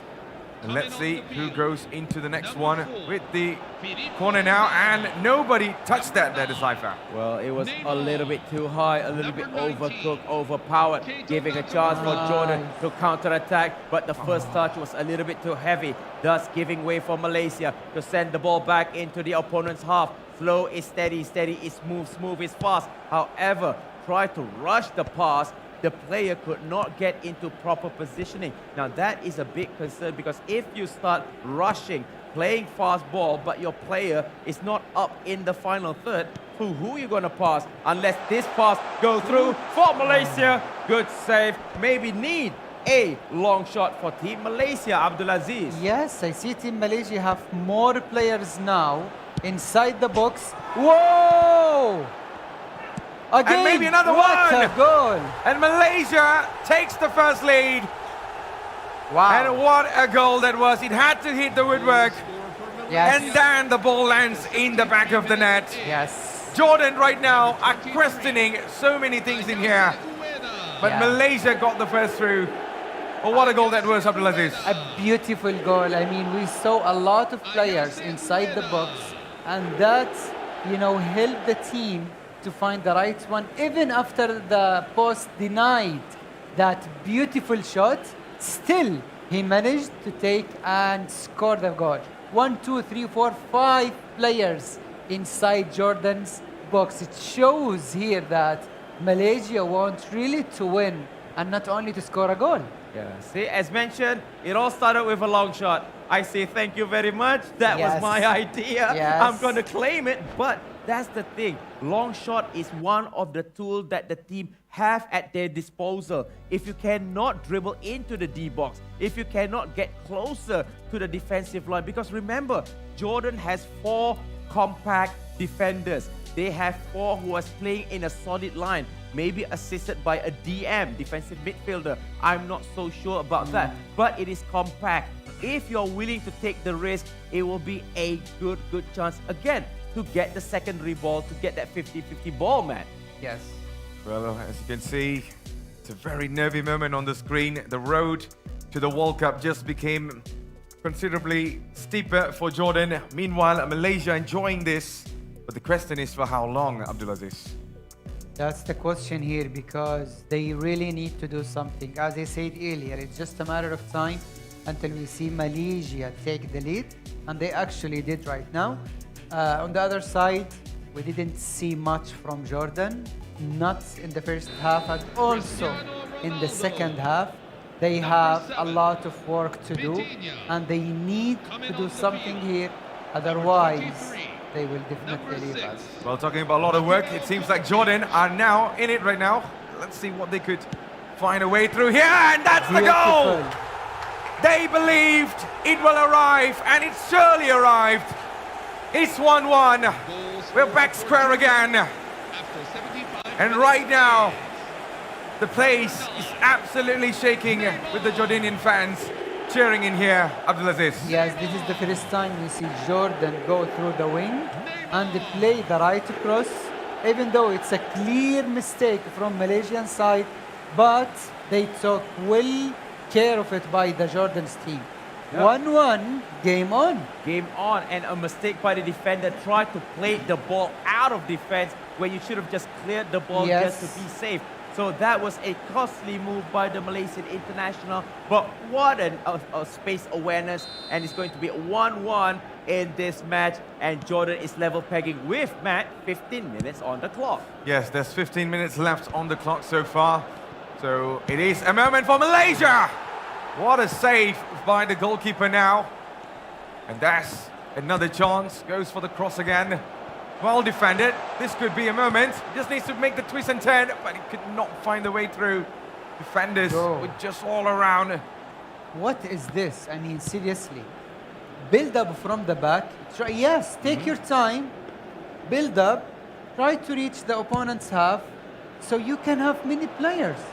Just playing long balls for nothing, it's not going to take you anywhere. Well, that's going to be the biggest question to ask as well, especially from the players and coach perspective. But here comes Malaysia again. There's 3 options in the box. Oh, he goes for it and hits the post! Whoa! My, oh my! What a shot! That was not even a cross, mate. That was just going straight in there, but just hits the post in there. And that was very, very unlucky. Ooh, and that was nearly, Abdul. And that's what I said, when you get into good position, remember, some of these players have very high starts. But shot! Oh my goodness! When I was going to talk about swerving and curveballs, Jordan come up with a counter-attack, caught Malaysian off napping, he went straight down the middle, and what a good finish. 2-1 with only 5 minutes to go, Abdulaziz. Yes, that was really nice ball. Again, another mistake from Malaysia, and beautiful pass, and a very nice finish also. I mean, Jordan came, and probably they will win this first leg in a very, let's say, not convincing way. Well, Jordan right now have risen from the ashes. It is 2-1. And it is going to be a blockbuster of the matches coming up, especially for the second set. But Malaysia right now are in the questioning part right now, the cipher, because everything was going in their way until this moment. And it seems becoming a trend for Team Malaysia. I mean, everybody have their moments of brilliance and moments of lack of concentration. But it just shows that the 2 goals that the Jordanian have is because of mistakes by the Malaysian team. They carried the ball forward, loses the ball, a goal. Now try to clear the ball, hits the opponent, and it's a goal. So this is where I believe that I agree with Abdulaziz. Try to calm down. Hey, I mean, for me as a commentator, it's easily said and done. But Abdulaziz, as a world champion, he knows that a fast build-up sometimes may not be the best option, Matt. Yeah, and here he comes again. This is going to be a chance for Jordan to add more problems to Malaysia right now. The ball just swerved the other right and couldn't get in touch in here. But let's see what Malaysia has to offer with just 4 minutes on the clock. But Jordan are in control right now. 4 minutes, that's a lot. A lot of time actually compared to the ones we saw before. And now Jordan still creating problems for Malaysia. This could be their final chance. And they're surely going to hold the ball as much as they could because they need this lead to go into the next match. Meanwhile, Malaysia needs to find a solution as quick as possible. But at the moment, time is not going to be their best friend. It's over. 2-1 Jordan. They will be going for the next match with so much of confidence and belief, Abdulaziz. Well, that's the question here. Did they learn from the mistake they made yesterday or not? They won the first leg just yesterday, and then they came back all the way to lose again. That's the question here. But that is the thing, I agree on that notion. When every time Malaysia scored, they almost concede instantaneously. But this time around, Jordan was able to force Malaysia to make mistake and capitalize. Yes. So it seems like almost the same game plan of Jordan, but with a little bit of a twist, a little bit more speed, a little bit more confidence in the movement, man. Yeah, that's why I think they need to do their works done. But I'm very sure the manager is absolutely aware of what's happening in here. And let's see what they decide. But Malaysia looking really calm. They know that 2-1 lead could change any time. And despite just one goal right now, I've always said in my broadcast many times that one goal lead is not the best actually. Could change any moment once you go into the next match, because once you enter the next match, everything changes. The way you approach, the way your tactics and stuff. You cannot be playing the same game because you know your opponent has already read the way you play. So they surely need to come up with something. Well, Abdulaziz, in these moments where back in the days where you were having this advantage, what would you be doing? Because you know you have already advanced against your opponent with a goal actually, and you just needed to win the match for the next one. What would you do? Well, first of all, I know that one goal difference is nothing, especially when we have another full game to play. So I must focus on my defense and to be ready and solid in defense, and then try to go for that second goal, because scoring the second goal and trying to win with a better result would definitely help me later on in the game. Well, not to bring up history, but remember yesterday it was 3-all. 3-0 advantage. Yes. As you mentioned, it's all about mental fortitude. And suddenly, the Blue Samurai team, Japan, just sweeps the game with 5-0. Because anything can happen, and I agree. Even though 1-0 is not enough, but sometimes even 3-0 can be chased by a good team. But can Malaysia capitalize? That is the big question right now, man. Yeah, that's going to be the biggest question. We are about to find that out. Ladies and gentlemen, if you just tune into our live stream, this is the FIFAe Continental Championship 2026 by AFC, and we are here to witness a really good match between Malaysia and also Jordan right now. Well, at this moment, what are your thoughts there, guys? Because we're going to be going into the second match. Jordan already has the upper hand in here with 2-1. Meanwhile, Malaysia, they look really calm. They're all happy about it. So I think you have a lot of experience in this kind of situation, Abdulaziz, because like what you discussed earlier, you gave your inputs and stuff. But from a Malaysia perspective, what do you think they would be thinking right now? They are looking very calm and happy. Well, I mean, Malaysia played really good in this half. So honestly, I mean, they did not really deserve to lose this first game, but you know, I think they do still have a huge chance to come back from here, and of course to maybe turn things around, because they are playing well, they creating a lot of chances, and they were really close to even extend the lead after the first goal. But they need to focus on the mistakes in their own half, because they will just keep conceding goals one after another, and that is not helping them. Well, what do you think on that, Decipher? Because agreed. Cut down on mistakes, try to play calm. I know that you want to get the ball forward as soon as possible. Yes, that is the best strategy. But like I mentioned, if your advanced post players are not forward, for example like Jordan, the AI is not running forward, but if you keep on spamming the ball forward, I mean, who are you going to send to? Like Malaysia, they have a fast attacking mentality on the team, but however, in their effort to go sending the ball forward for so quickly, the opponent is already surrounded them. So maybe try to lower down a bit tempo, make sure that they are in the correct position in a wider area, and then start the attack. That's how I see could go forward. Absolutely. So, ladies and gentlemen, I think we will be going into the match very shortly. This is going to be the second set in Malaysia and also Jordan. Remember, this is the second chance finals, actually.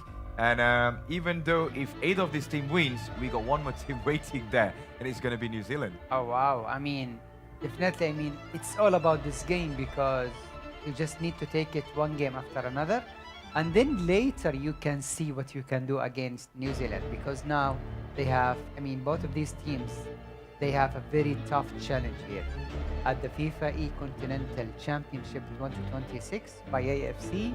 They need to win this game in order to go to the finals for the FIFAe World Cup later this year. So one game at a time. Of course, New Zealand is waiting, but I think these two teams are just going to be putting their entire focus on. Well, Decipher, I think in the second game, do you think Malaysia has the opportunity to bounce back? Because you were mentioning, they need to cut down on those mistakes and stuff.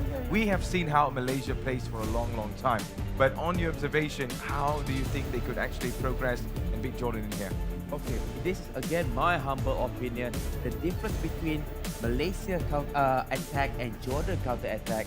Jordan waits for the defensive line of the opponent to actually come a little bit high, so there is space behind. But Team Malaysia, they are going first time lofted pass, hoping that the defender can barge into the attacker can barge into the defender and try to knock the ball past the defensive line. So sometimes it may work, but most of the time it doesn't work. So possibly maybe try to use a different channel. Instead of going to that center space where the two defenders are taller, maybe you try to attack the half space where the fullback is mostly a little bit shorter. So maybe that might work. And also, if you want to go fast, make sure that your players have good communication. Dive left, go left. Pass right, go right. Instead of just praying that your teammate is ready to receive the ball. That is my humble opinion. All right, well, Abdulaziz, I think in this kind of situation, let's just say you are 2-1 down. Is it about mentality or is it about tactics for you approaching into the next game? That's a good question, because I believe it's about both two things. Of course, the first thing is the tactical side, which is something usually done by the players. Where to move, how to attack, when to attack, and how to finish the chances. And the other thing is the mental side, because it's also really important, because when you are mentally ready, you will definitely be tactically ready.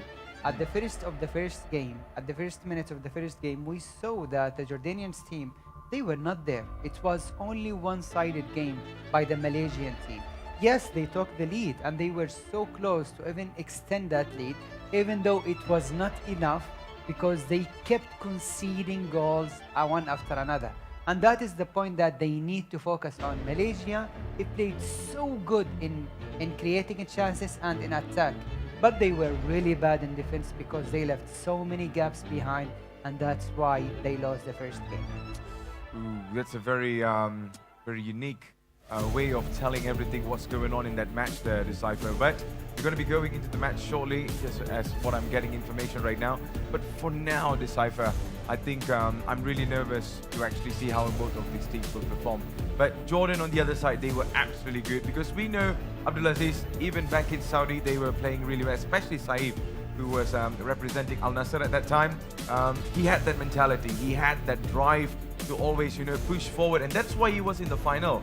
And then at that time, he was partnering against Amjad, but this time he has his own nation man to actually partner up with. So the understanding of each other is going to be much more better, and that's one of the reasons they kind of pulled off the second goal.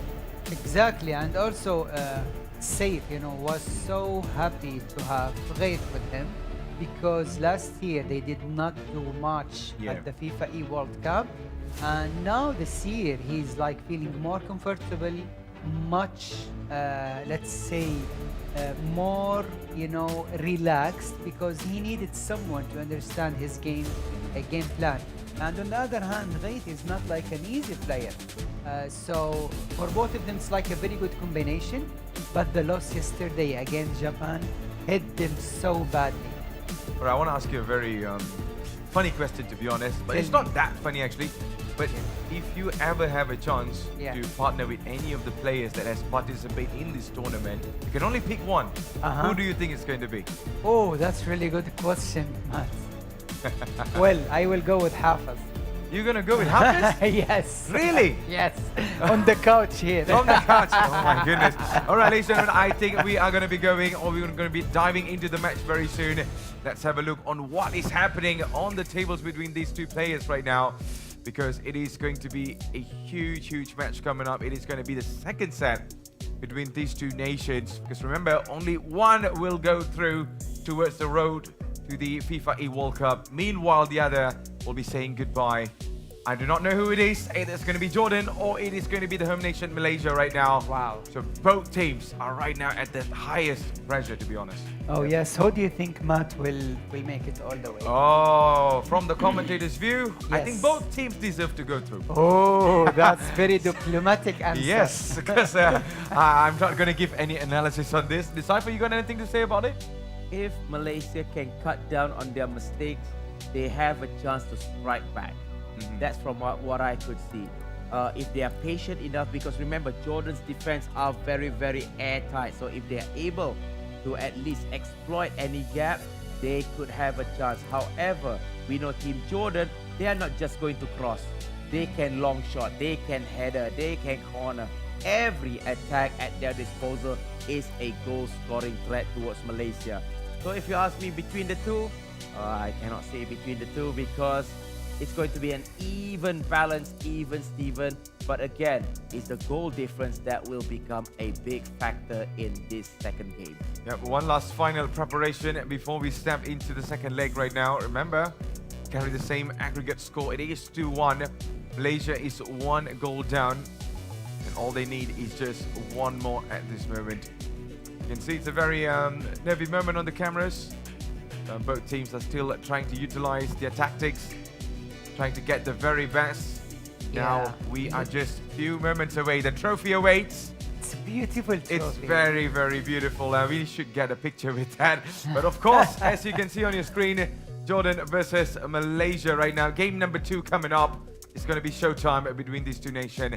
And let's see who's going to be winning this. Yes, indeed. So wherever you are watching on FIFA.gg, I bid you a very good day because here it is. The second chance final, the lower bracket between these two titans, FIFAe Continental Championship 2026 by AFC featuring eFootball console. We are starting where we see Team Malaysia is trailing behind on aggregate. Will there be a comeback? For sure, the home crowd would like to see that happen. However, Malaysia decides to go on the long ball offensive.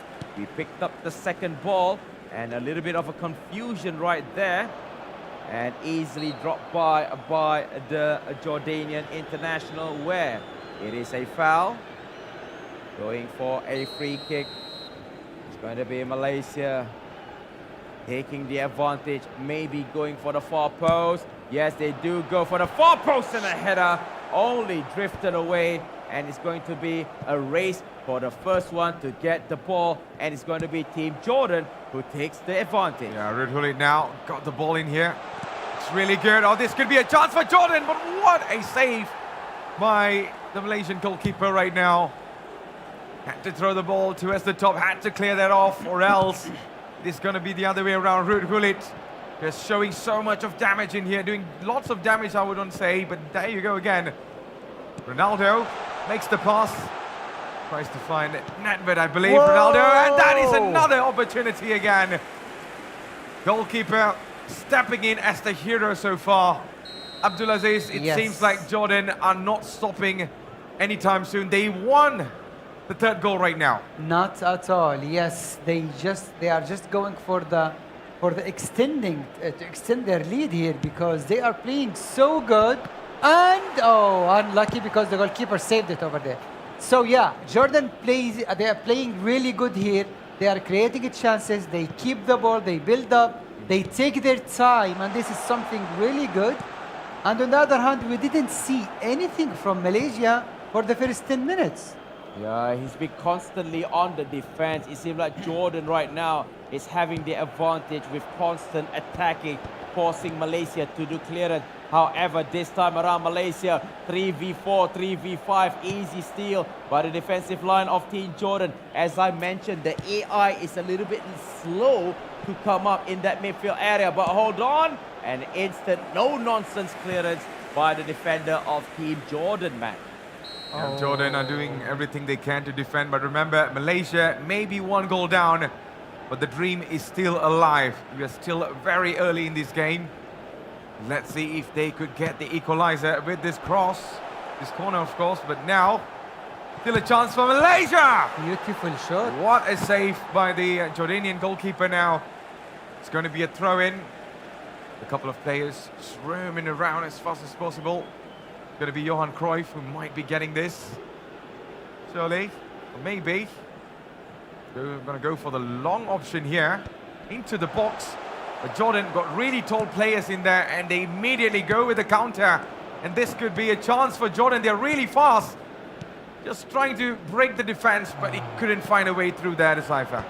Yep, as we can see, Abdulaziz, the pace is very, very fast. Any missed passing will be detrimental. Malaysia goes into a cross, however, easy catch. Abdulaziz, the first 20 minutes is non-stop action. Yes, we saw that Jordan trying or actually playing really well at the first 10 minutes. And after that, we didn't see a lot of things from Jordan, but they are really, they have really solid defense here, and they are defending really good so far. Absolutely, and now this could be a chance. Again and again, both sides are looking really solid in defense.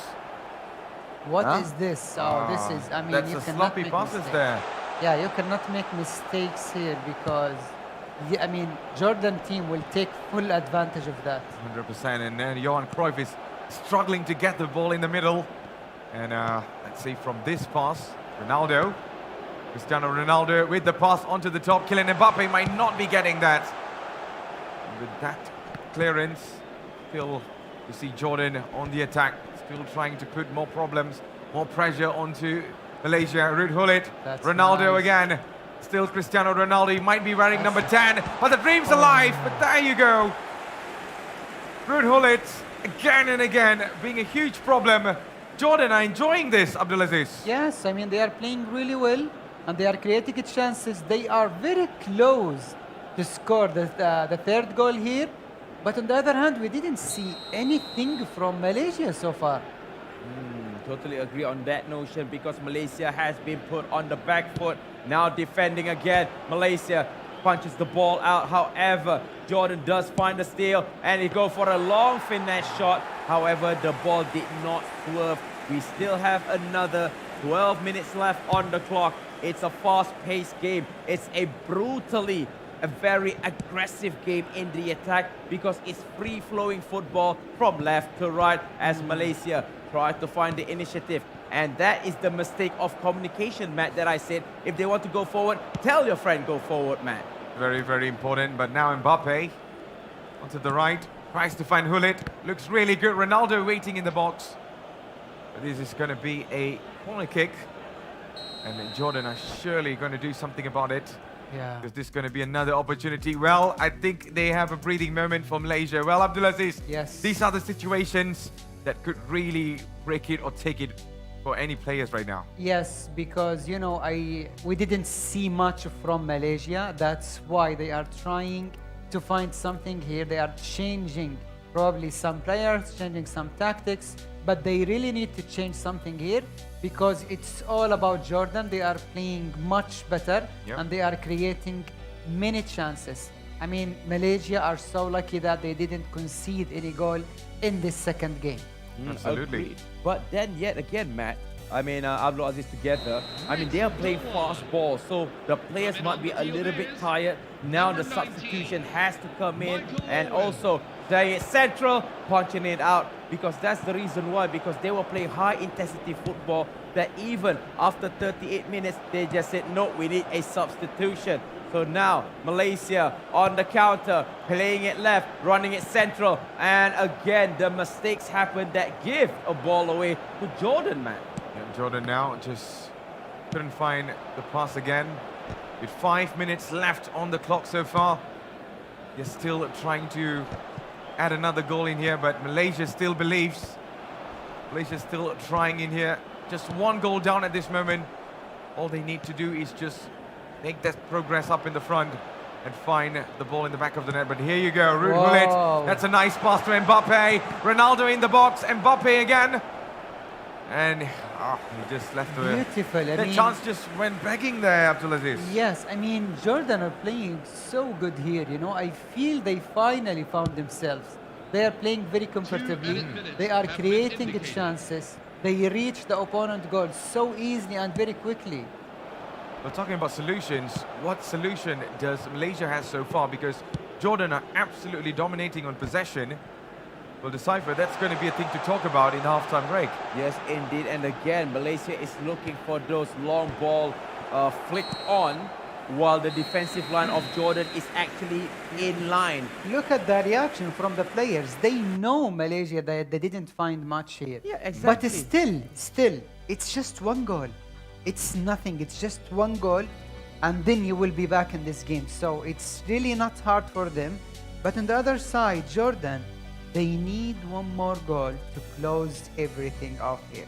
But the thing is that, again, my humble opinion, Malaysia is doing the same thing that they're doing in the last game. They need to be a little bit more creative. Again, that quick passing transition football was great. Destabilize the opponent. But again, just cut out the mistakes, especially in short passing. Make sure that the players is open to receive pass. That will be a solid strategy. But Matt, again, we can say 1001 things, but the pressure is not on us, it's on them who are holding the controller, man. Yeah, they need that one goal right now. Malaysia, I think it's going to be a long 45 minutes for them. Meanwhile, Jordan, they need another one more goal to say, all right, we've done our part. But on the other side, it is going to be a very tight match coming into the second half right now. Ladies and gentlemen, you are watching FIFAe Continental Championship 2026 by AFC. If you just tune in, this is going to be one of the best moments because we are yet to find out who will be progressing towards the FIFAe World Cup, because at this moment we are down here in the lower bracket and New Zealand awaits on the other side. And let's see who locks in. We're underway for the second half. Malaysia still need that one goal. Meanwhile, Jordan just needs to survive the next 45 minutes. But Malaysia with a bright start here. Looks really good with the passes. Ruud Gullit in the box. Gullit could do something, and Gullit with a shot. But maybe now! Oh! What a save. What an absolute beautiful save. Malaysia are knocking the doors. Yes, they are very close because they know it's just a matter of one goal here. And that's absolutely nothing, especially in this game. You know, we saw people and we see players come and score many goals in only one half. Imagine if it's like almost 45 minutes now. And Malaysia changed their build-up. Instead of going for long balls, they are actually building up quickly. Now that is good. Space awareness and also adaptability. Watch out. But however, they need to come back, hold the line. Now this is dangerous. This is absolutely stunning. Holding the ball, waiting for the players to come in. But good positioning, Matt, by the centre-back just now. Why he didn't cross it? Exactly. I wanted to point out to Abdulaziz on that. You know, Abdulaziz was already telling he should have made the cross, but he was a little too late. Was figuring out where to make the passes, but here comes Malaysia with so much opposition up in the front. But they're still trying to find here Johan Cruyff, the flying Dutchman on the left here. Could he do the magic? But no. Seems like both sides are defending so well, especially Jordan right now. They know they have the lead. They are surely going to shut every doors in here. Well, Abdulaziz, it's getting really nervous from both sides, especially for Malaysia right now, because they still could not find the deadlock for the second goal. Indeed, you know, the thing here is that it's just one goal for Malaysia and then they can come back to this game. But it's about how you are going to score that one goal, and then we can go for the second and probably to win the whole thing here. Well, there you go, with 56 minutes on the clock. Seems like Jordan are still trying to shut the doors, but Malaysia still trying to push through in here. Oh! There's no fall in there. Virgil van Dijk got that absolutely under control. Meanwhile, Malaysia doing all they could. Everything on the line here, Decipher. Ruud Gullit. Could this be a chance? No way through, Decipher. No way through as Jordan now from central. They are playing it smooth. They are playing it with quick transitioning. That is absolutely stunning. There's only one wide shot, and it was well blocked away by the Malaysian international, losing possession right now. Look at the man-to-man pressure and the straightaway clearance just to reset the gameplay right there, Abdulaziz. Yeah, keep the ball, build up, don't give it cheaply, because you will make things harder for you and your teammate. Well, that's something that they need to look forward to. But Jordan now coming here, coming again, and this could be another chance. Ruud Gullit in the box. Ronaldo's not going to get that. There was a little bit way too much in there, Abdulaziz. We saw the creativity, we saw the plan, but it just didn't land.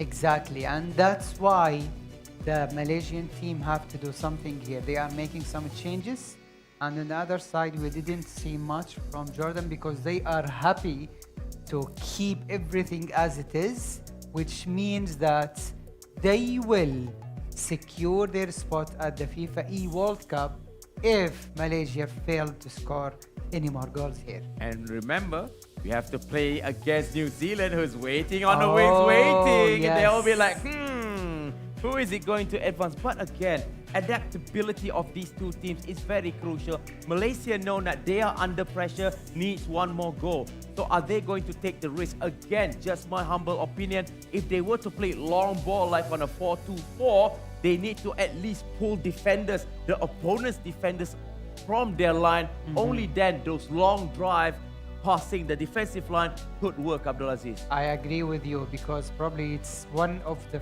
very few ways to score and to reach the opponent's half very easily and also so quickly. Now Malaysia need to do something with all these changes and try to create and to find that one goal which brings them back to the game again. Absolutely, and now Jordan still putting a lot of pressure on Malaysia. Inter Malaysia needs to do something about it. There's only 20 minutes on the clock right now. And here comes Malaysia again. Could not get the best man on the field to get the passes right. But again, Jordan just throwing everybody's on the line in here. They got really tall players, the sliding tackles coming in. And right now, this is going to be a problem for Malaysia. Yes, it's going to be another problem. No. That was very well defended, well deciphered. It seems like Malaysia is still trying to do something about this, but none of the plan is working. But maybe now, with the pass, but where is the man in the box? And here he comes again. Looks really good, but there's nobody to actually hit the ball in except for the defender from Jordan. Oh, that was a good effort. Now Malaysia does win back possession over the top, but a little bit overcooked the pass. 78 minutes has gone.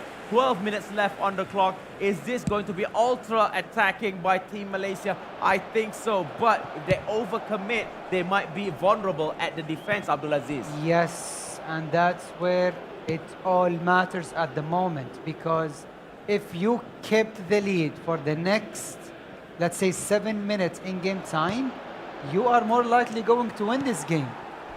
Well, with 9 minutes to go now, going to be Jordan that is still on the ball in here. Malaysia cuts it through. Time is ticking away. Malaysia needs a plan. They need to do it now or never. Meanwhile, Jordan just destroying the hopes of Malaysia going through. That's very ambitious, to be honest, but yeah, not going to find the net anyways. Yeah, he knows because he wanted to make things much harder for the opponent. So he doesn't want to get the opponent the ball at that angle. So he told him, okay, you can have the ball, but at your own half, you know, and then you can build it from the scratch. Yes, restarting the game now, building up formation again. Both of these teams, yeah, man, and also Abdulaziz, they know that it's only 10 minutes to glory. 10 minutes, maybe 5 minutes less to glory. Malaysia has to go all offensive while Jordan just needs to hold the line. That's it. Park the bus. Who knows? But they know that they have the advantage with that one goal. If they slip it up, that is going to be a very, very mentally destroying part. Well, talking about slipping up, we do know Jordan has an history, especially against Japan. But now, with this last 5 minutes, could they do something about it? Malaysia! Is it gonna happen? Oh my goodness, how did that not land in the back of the net? Oh my God, so unlucky for Malaysia. Very, very close. With 3 more minutes to go, Malaysia trying again. But there's nobody in the box this time.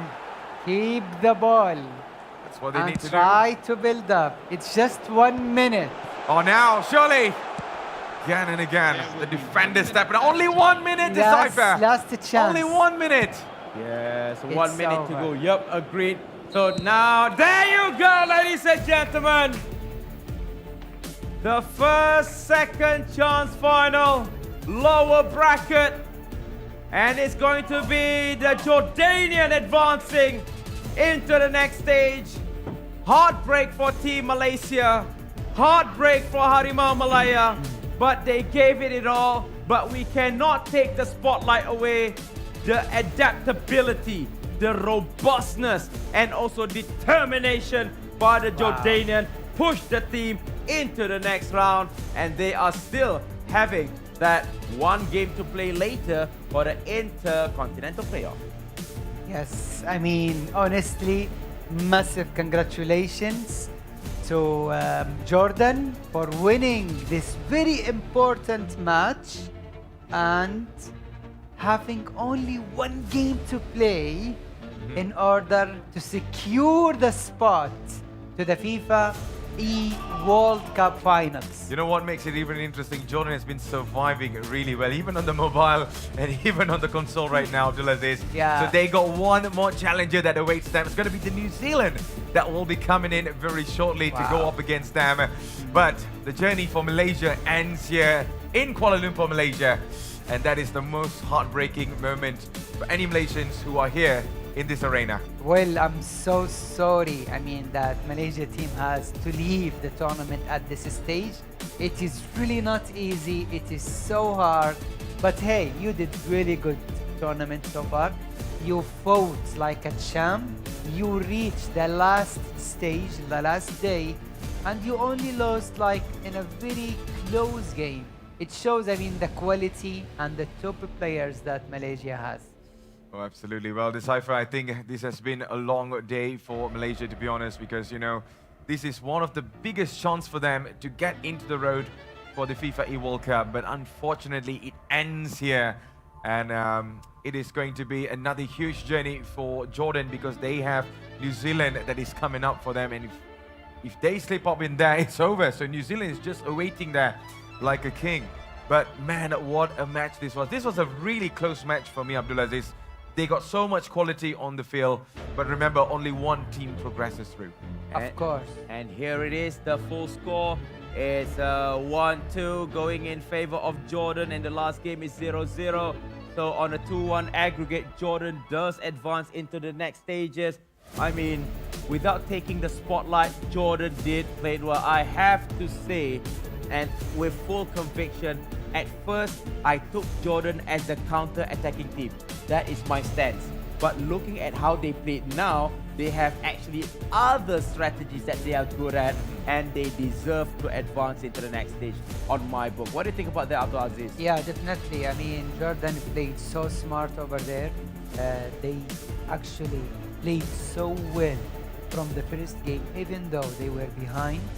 But they managed to come back, and then they managed to score another goal, and they won. The second game, they dealt with it in a very good way. And yes, so, and it's just a matter of one game, and that's what they did here. They managed to keep the lead, and they won. And now, yeah, they are just like one game away, and that will be the FIFAe Continental Championship 2026 by AFC, the game that will decide who will be the champion or the one team that will go to the FIFAe World Cup. All right, so let's have a look on the roadmap towards the qualification, or maybe should I say towards FIFAe World Cup 2026. Well, Decipher what I had thought so far. Malaysia going out, and now Jordan versus New Zealand in the Intercontinental playoffs. Well, I must say deep inside, I'm sad. All right. As a Malaysian, of course, we're all we are sad. sad that the host nation is out of the tournament. But I am very, very impressed. I mean, if I'm wearing a cap right now, hats off to the Jordanian. They played superbly well, and then now they are into the next round, which is the Intercontinental playoff, going up against New Zealand. If, I mean, hypothetically, if they advance and also win against New Zealand, they will be going to FIFAe World Cup 2026. That will be a huge achievement. And if memory serves correctly, in real life World Cup, it was their first ever qualifying into the World Cup main Yes. stage. So, I mean, this is a huge, proud moment for the nation and the most interesting underdog story in my book. Was it fair to say that? Because at first time, they were not expecting that it's going to be difficult. Even I've spoken to the coaches, they were like, we will try our level best. But then suddenly, look where they are. Just one match away to go to FIFAe World Cup. Yes, and it's going to be the Intercontinentals. That's going to be the most important part in here. And I can't wait to see what's going to be happening in that. Well, Decipher and also Abdulaziz, I think it has been a huge, huge match we just covered right now. And remember, it's not over yet. It's not over yet. Okay, we still got lots of actions coming up. But I think today we were seeing so many things, especially the quality of players. And I'm really impressed with the progression. Like, you know, we see Saif, we see all the other players, Akim and also Haikal from Malaysia. You even said Malaysian players, for them to come into this level is already huge enough. And they are keeping the momentum going. Maybe in the future they could be the champion. Of course, why not? I mean, Malaysia has a really good team and they played really good from the day one until this day, and they were very close. It was only like one game away from reaching the dream, which is the FIFAe World Cup. But still, they have a very good team. They can come back stronger, and why not make it all the way to the FIFAe World Cup once again? Absolutely. So the FIFAe Intercontinental playoffs awaits for us. Well, Decipher, you ready for that, man? I am always ready, but before we go to the Intercontinentals, we will be facing the grand final first, because if I'm not mistaken, the schedule is going to be on the second session, which is right after this. It's going to be the grand final for the two categories, mobile and also console. Right after that, it's going to be the Intercontinental. And I'm also looking forward to see how New Zealand play in this tournament. Absolutely. That's going to be the biggest mystery that we are about to find out. Ladies and gentlemen, we're going to go for a very short break. And once we are back, it is going to be game time. Do not go anywhere. We will be back. Every dream starts somewhere. From home to representing a nation. Over 120 nations, one path to ultimate glory. And now, FIFAe becomes even more global. Only the best from each region advance one step closer to the trophy. Welcome to the FIFAe Continental Championships. Kuala Lumpur, Mexico City, Rio de Janeiro, Casablanca, Oeiras, Lisbon. 5 cities, 5 events, one dream worth chasing. The road to the finals.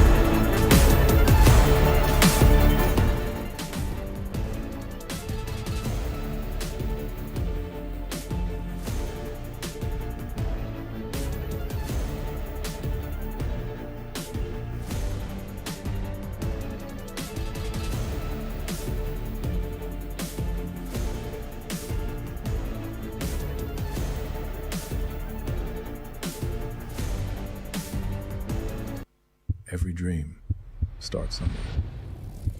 From home to representing a nation.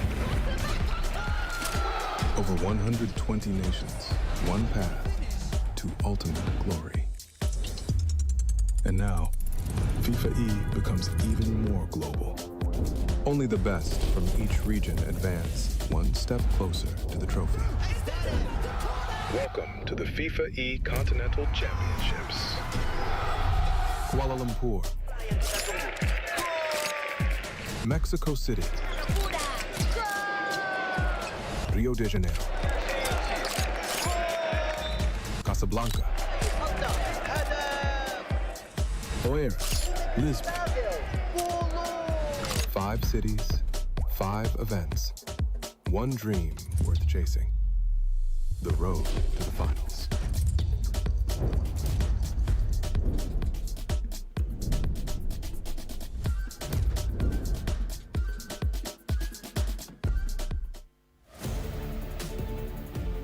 Ladies and gentlemen, this is the moment we have all been waiting for. After the battle, after the pressure, after every goal, every save, and every victory, we have finally arrived at the grand final of the FIFAe Continental Championship 2026 by AFC eFootball Mobile. Again, guys, we have 2 nations remaining, and only one will be crowned as the champion, Shasha. Yes, so we'd like to once again introduce ourselves. I'm here, Shasha Madhu, together with my co-host Muaz. And honestly, after all of the group stages, Yes, that's after right. all of the knockout rounds, we have finally come down here to the moment where we will see who will be bringing home our beautiful Continental Championship trophy. Muaz, what do you think overall from the past 3 days in total? I mean, looking at all the matches that we've seen from these 2 teams, again, Team India, very solid play by them. But of course, we also have Team Japan. They can work under pressure as well, which is incredible. But of course, today is the grand final, and I'm so excited because, again, I really wanted to know which team will be crowning as the champion and lifting the trophy of the FIFAe Continental Championship 2026 by AFC. Yes, ladies and gentlemen, 2 nations have fought their way to the very top. So we will be seeing them all battle it down, where we can also know that each and every goal from this moment onwards could make all of the difference. So we hope that to whomever's watching from all around the world are ready to witness the finale, ladies and gentlemen. But of course, before we continue even further, I think it's best that we brief them for one final time how the whole format runs, so that we have a clearer view of what to expect during the next 30 minutes right after this. All right? All right, so now let's begin with the show. The grand finale is finally here. Let's invite them in right here, Shasha. Yes. Ladies and gentlemen, let's welcome our first finalists. They have battled their way through the tournament. They have overcome the pressure, and now they stand just 1 match away from becoming champions. So, without any further ado, representing India, ladies and gentlemen, let's give it up. Make some noise for Team India!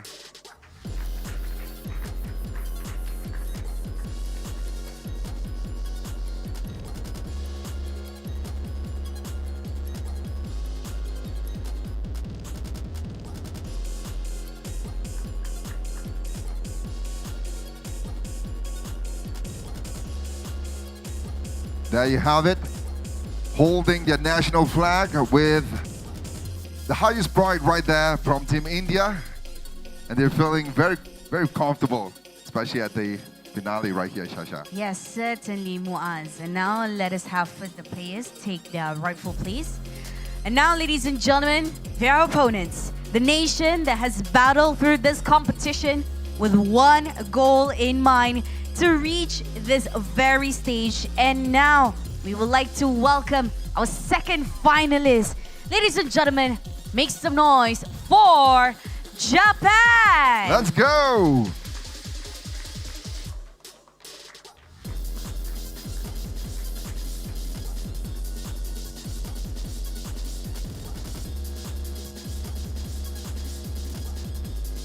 And there you have it. The players from Team Japan has finally entered the arena, having a really nice pose right there. Amazing.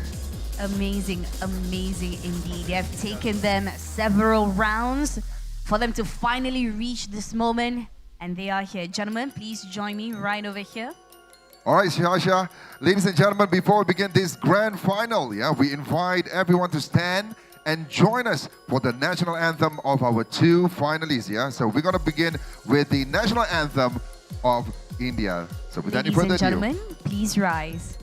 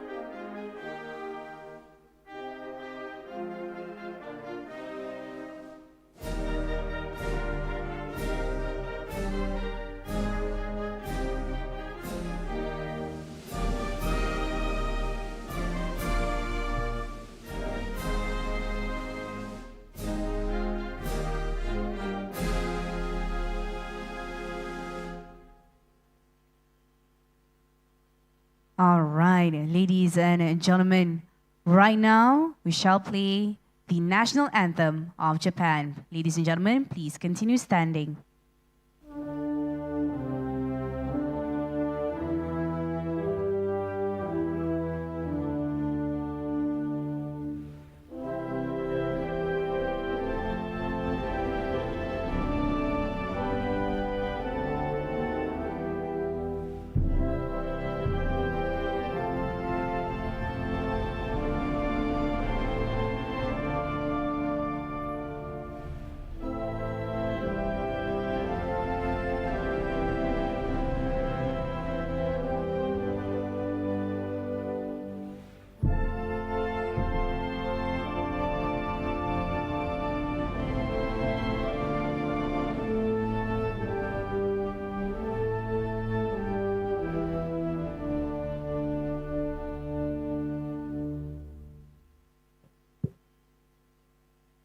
all right, there you have it, ladies and gentlemen. We finally are done with the national anthem from Team India as well as Team Japan. And now, before the battle begins, ladies and gentlemen, we bring our two finalists together in the spirit of competition, respect, and sportsmanship. So Team India and Team Japan, please come forward for the official handshake before we begin with the grand final.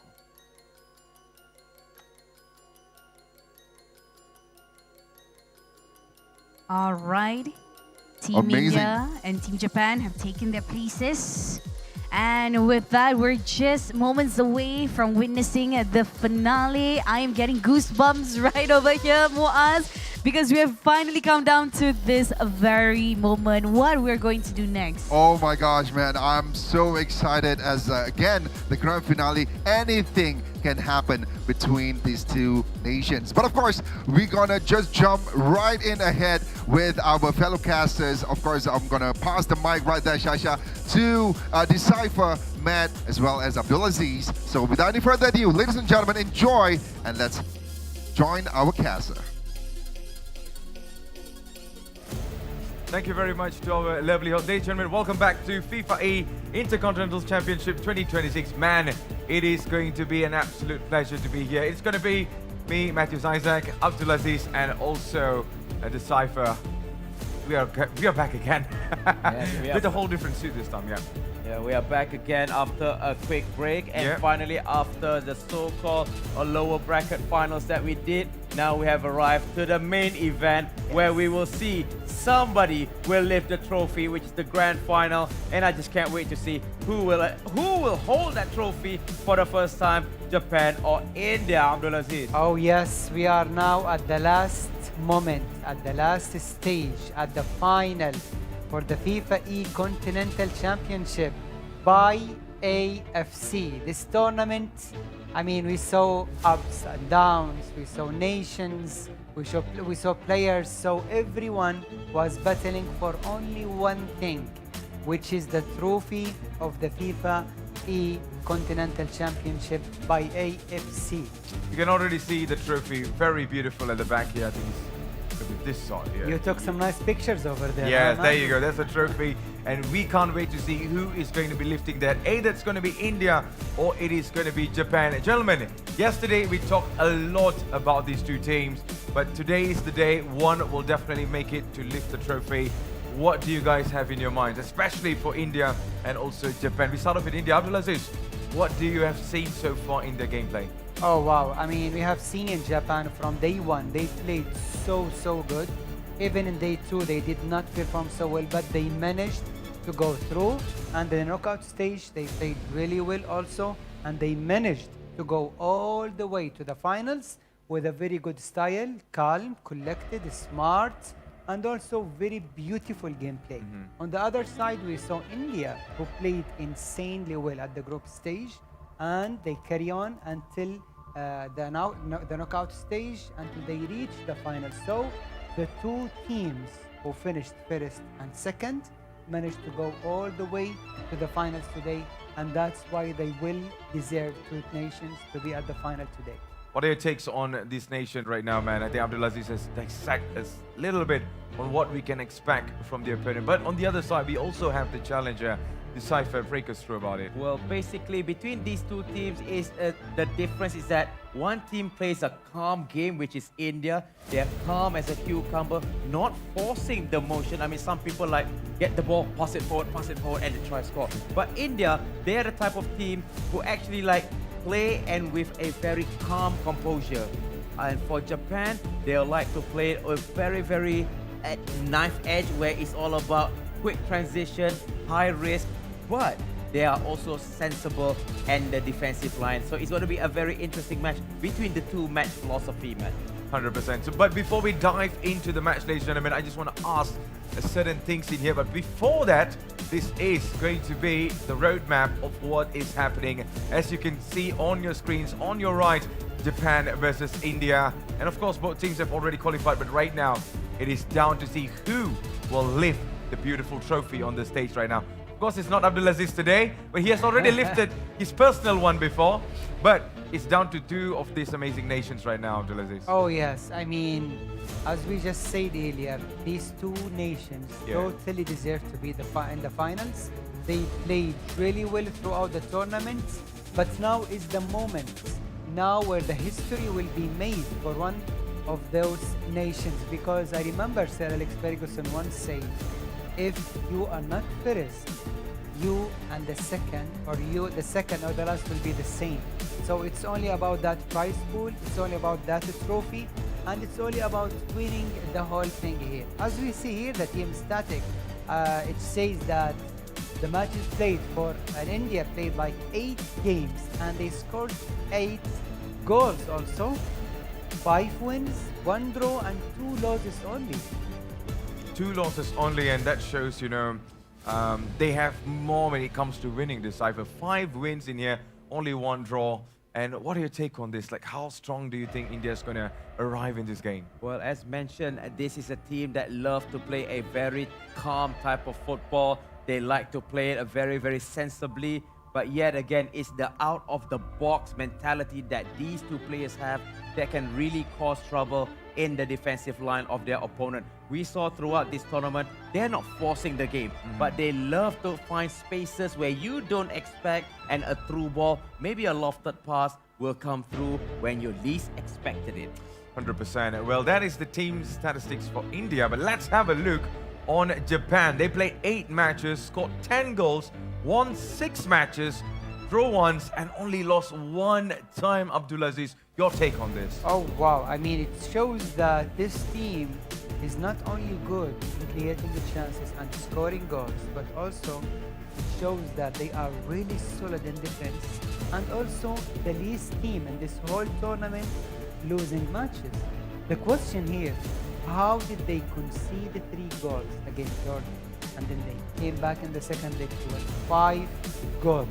that's the crazy thing about this team, where they always feel confident. No matter how much they score, no matter how much they concede, they will always find ways to come back and to dominate.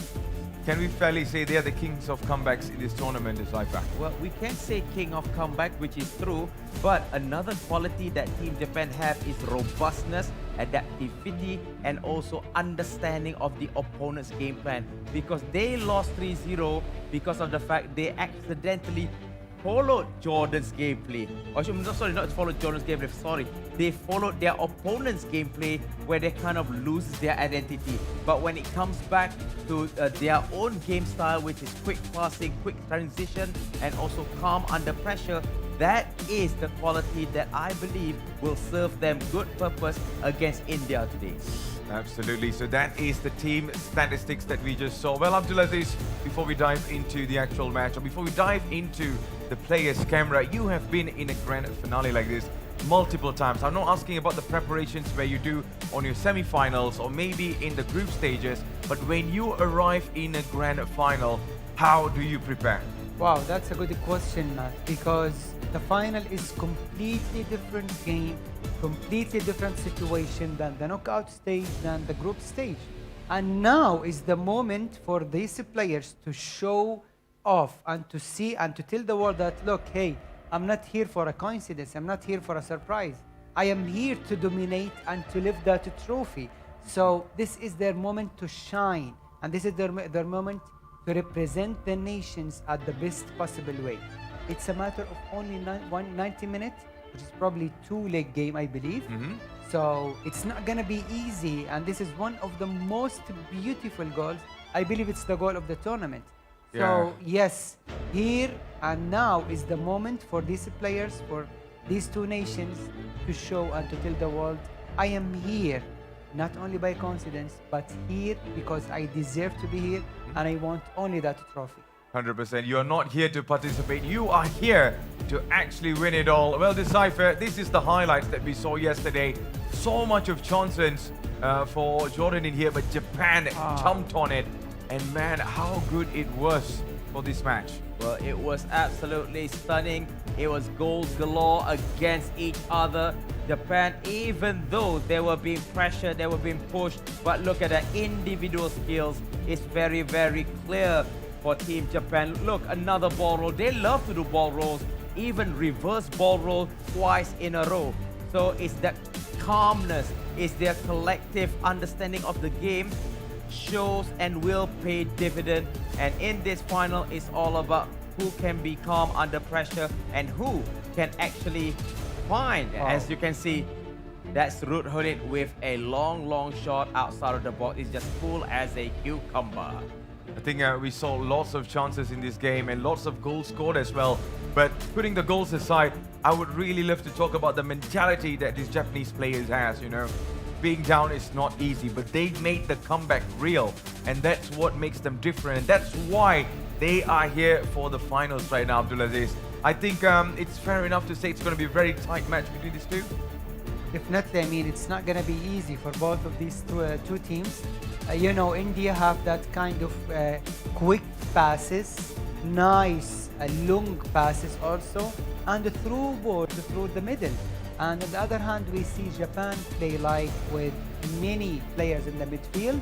They like to circle the ball in the midfield and then to find the gaps also between the defenders. Totally different play styles, but very effective play styles from both teams. You know, I think the first goal always will make huge difference, but it's also about coming back after conceding the first goal. And that's what the Japanese are really good at. I agree 100% onto that. The first goal is going to be super crucial. But Decipher, I have another question for you.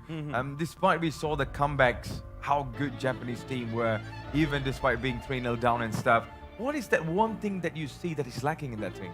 Well, it's the first step, besides all the mistakes, the obvious, is they are taking a bit too long to read the game.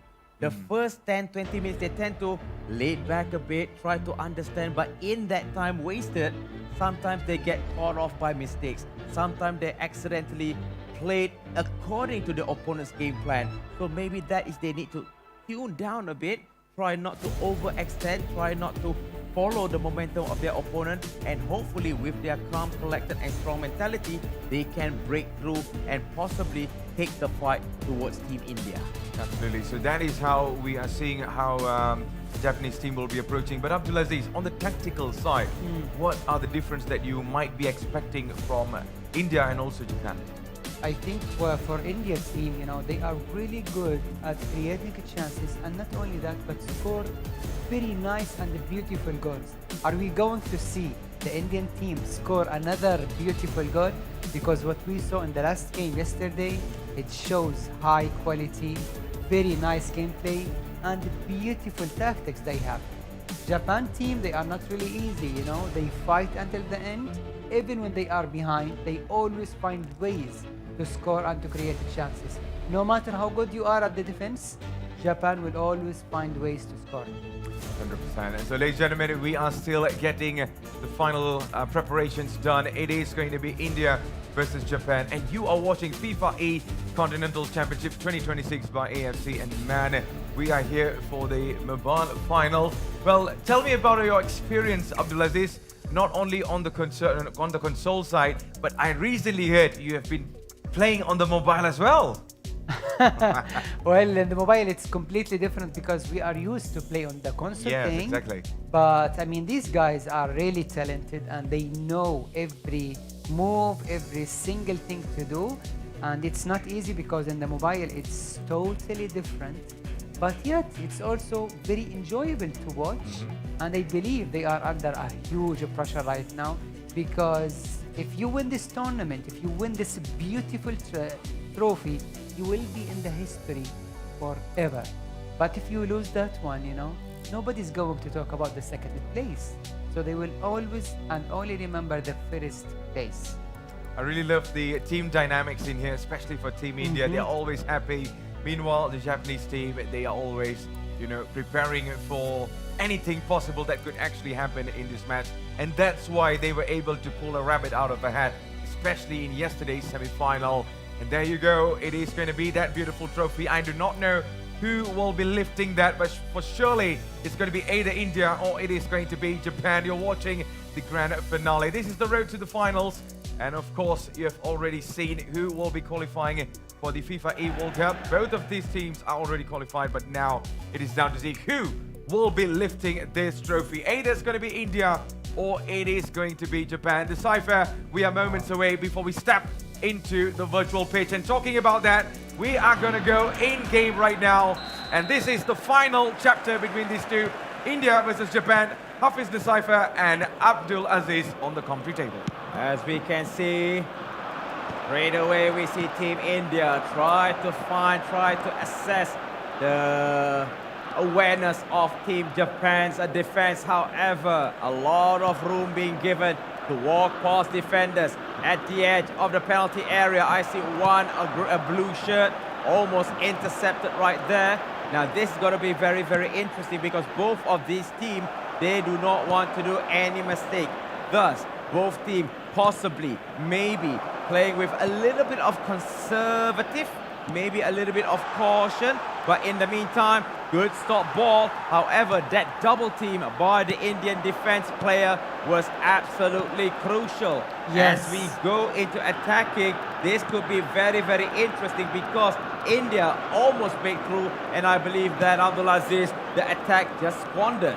Yes, I see that Japan are trying to play the way they always play, where they control the midfield, they pass it around, they circle the ball, and try to find that gap in the defense. And on the other side, we see how beautiful Indian team plays, especially by creating and scoring those goals.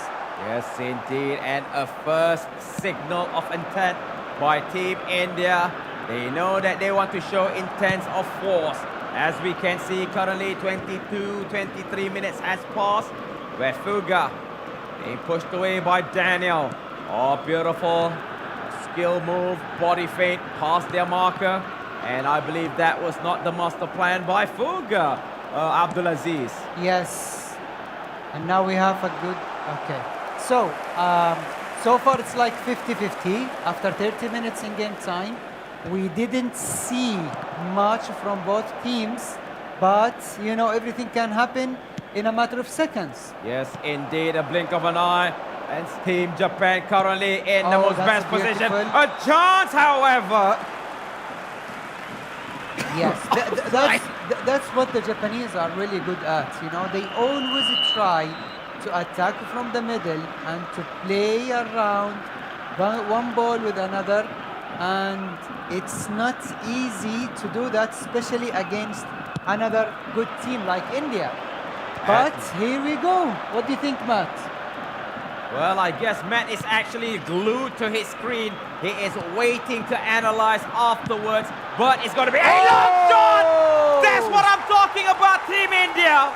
What a They bang. do not need to go guns blazing. All they need to do is slowly move the ball. They found an opening, and I've been talking about this over and over. The long shot is so powerful, Abdulaziz. Absolutely beautiful. Another bang from India. Another beautiful goal from India. They scored probably a goal of the tournament yesterday, and now they prove it again that yes, they have the most beautiful goals here. Oh, that is the thing about Team India. In the pre-match discussion, I told you, India is not a team that have quick passes. They are not a team who go guns beautiful. blazing. But they will be able to determine where is the angle to shoot. And I've been talking about it since day one. That if you have a chance to do long shot, why not be Clarence Seedorf for a moment, Abdulaziz? That's a beautiful goal. It shows the quality of the Indian team and how comfortable they are. They take shots from almost everywhere. They are playing with confidence, and they know that they can go all the way and win it. Exactly. Now here come around. Again, a double team going into the penalty area. Cuts it in, but ow. Very, very good tackle, I would say.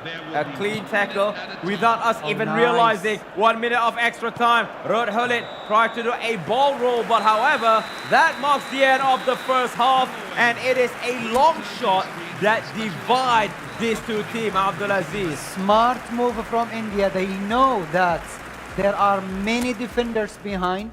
So why do I have to go through the middle while I can shoot from outside? Exactly. So that was the discussion that we had throughout this tournament.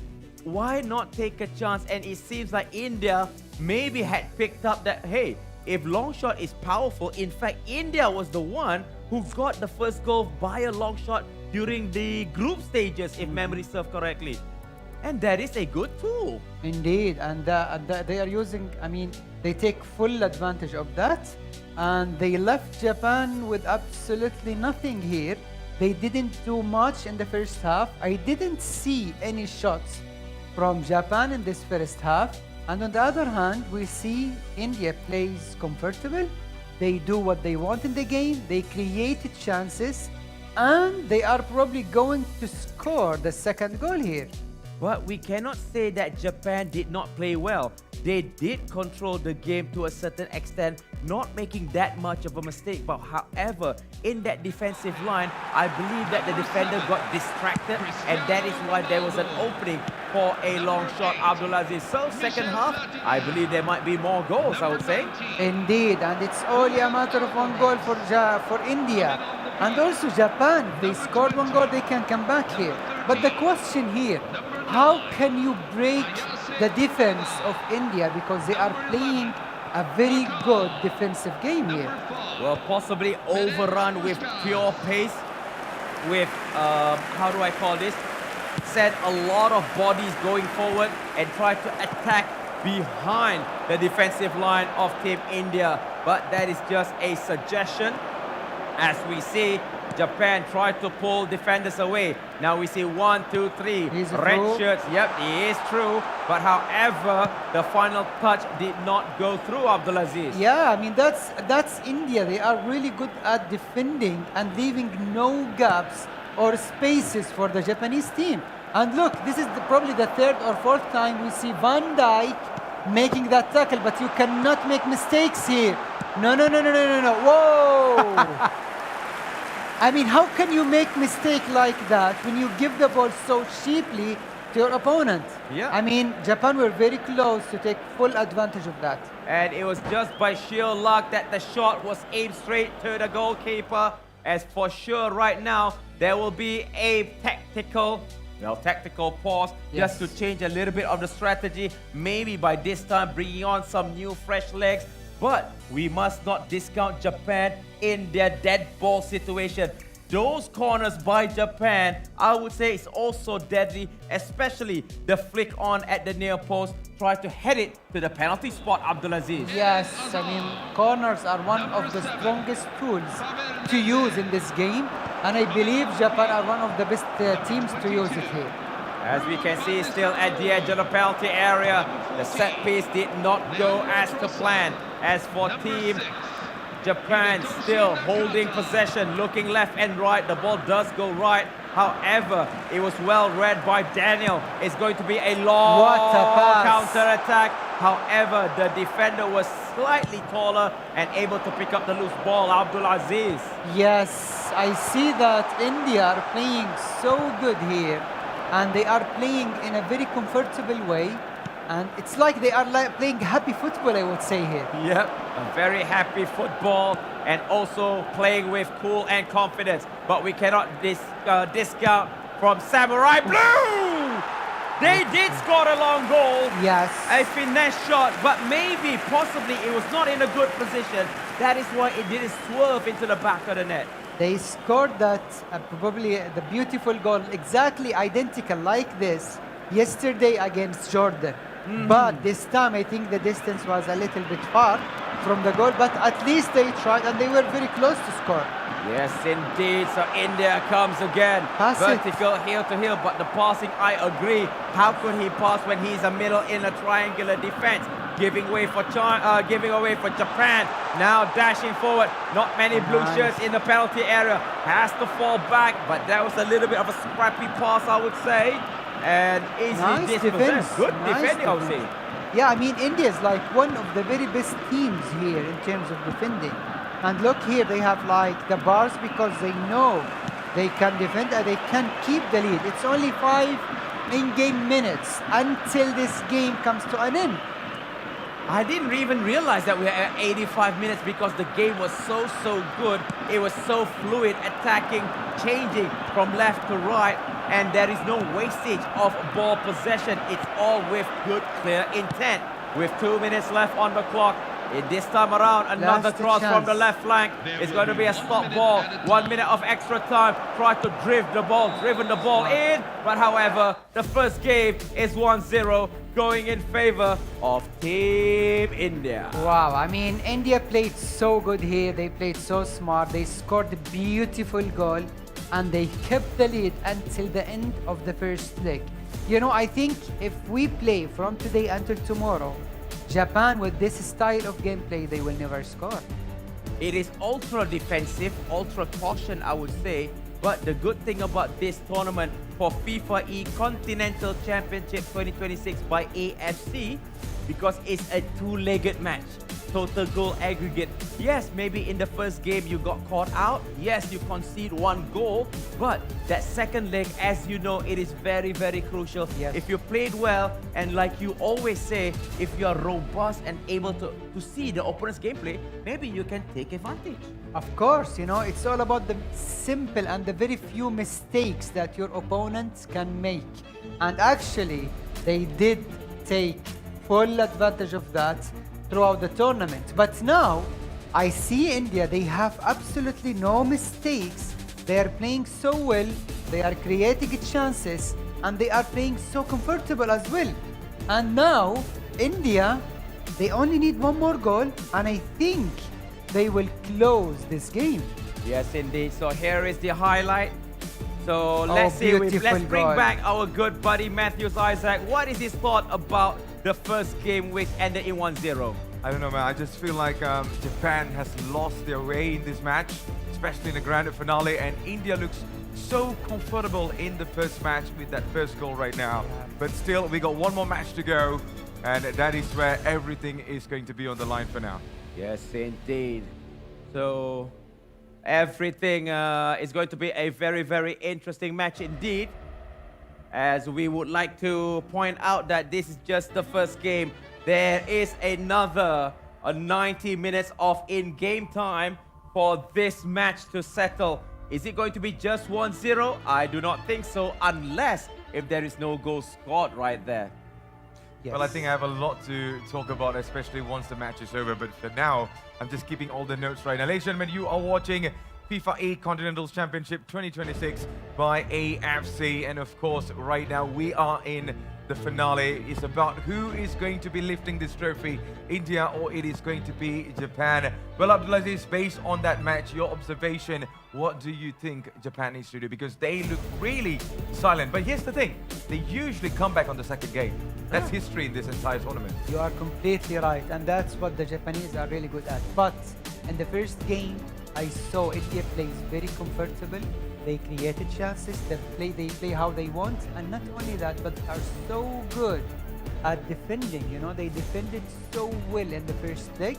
They absolutely left no gaps to the Japanese side, and that's why they were able to play really good and create so many chances.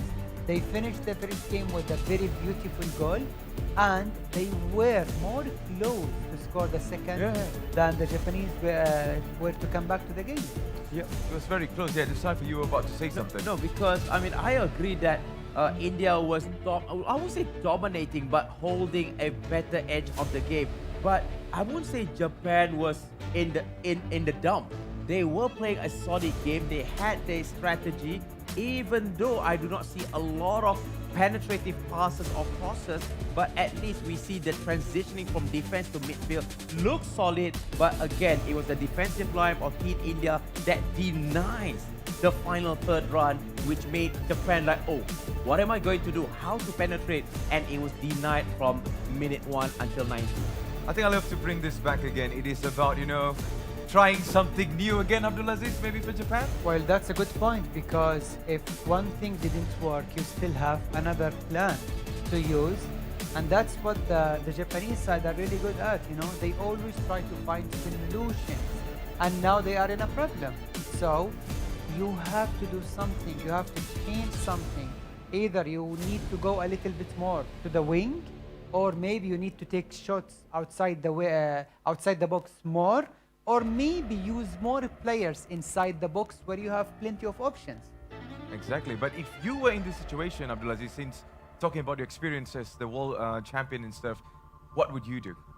If you are 1-0 down right now, so what do you do? I think because of how India are defending, they are almost closing the mid. I think I should go a little bit more to the wings and use the shots outside the box a lot. Yep. That was the same thing that I was gonna say. If you cannot make center, go on the wings. But before that, I believe that the players are getting ready. We are going to see their facial expression first, because I'm sure that both of the teams having a big discussion, especially Japan. I mean, if they cannot, as I mentioned, cannot go central, try to go wide, try to cross it in. But the big question is, can they, the Japanese team, be in that good position because of the solid defense? This is going to be really nervy moment for both teams, actually.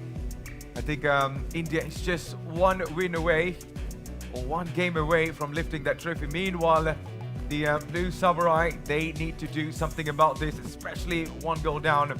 But you know, history says they are the kings of comeback so far in the tournament. They've done it before, but can they do it again right now, Abdulaziz? That's the real question here, because you are facing one of the very best teams, India, in this tournament, and they are like really good at defending, and they always use the tactical side in it.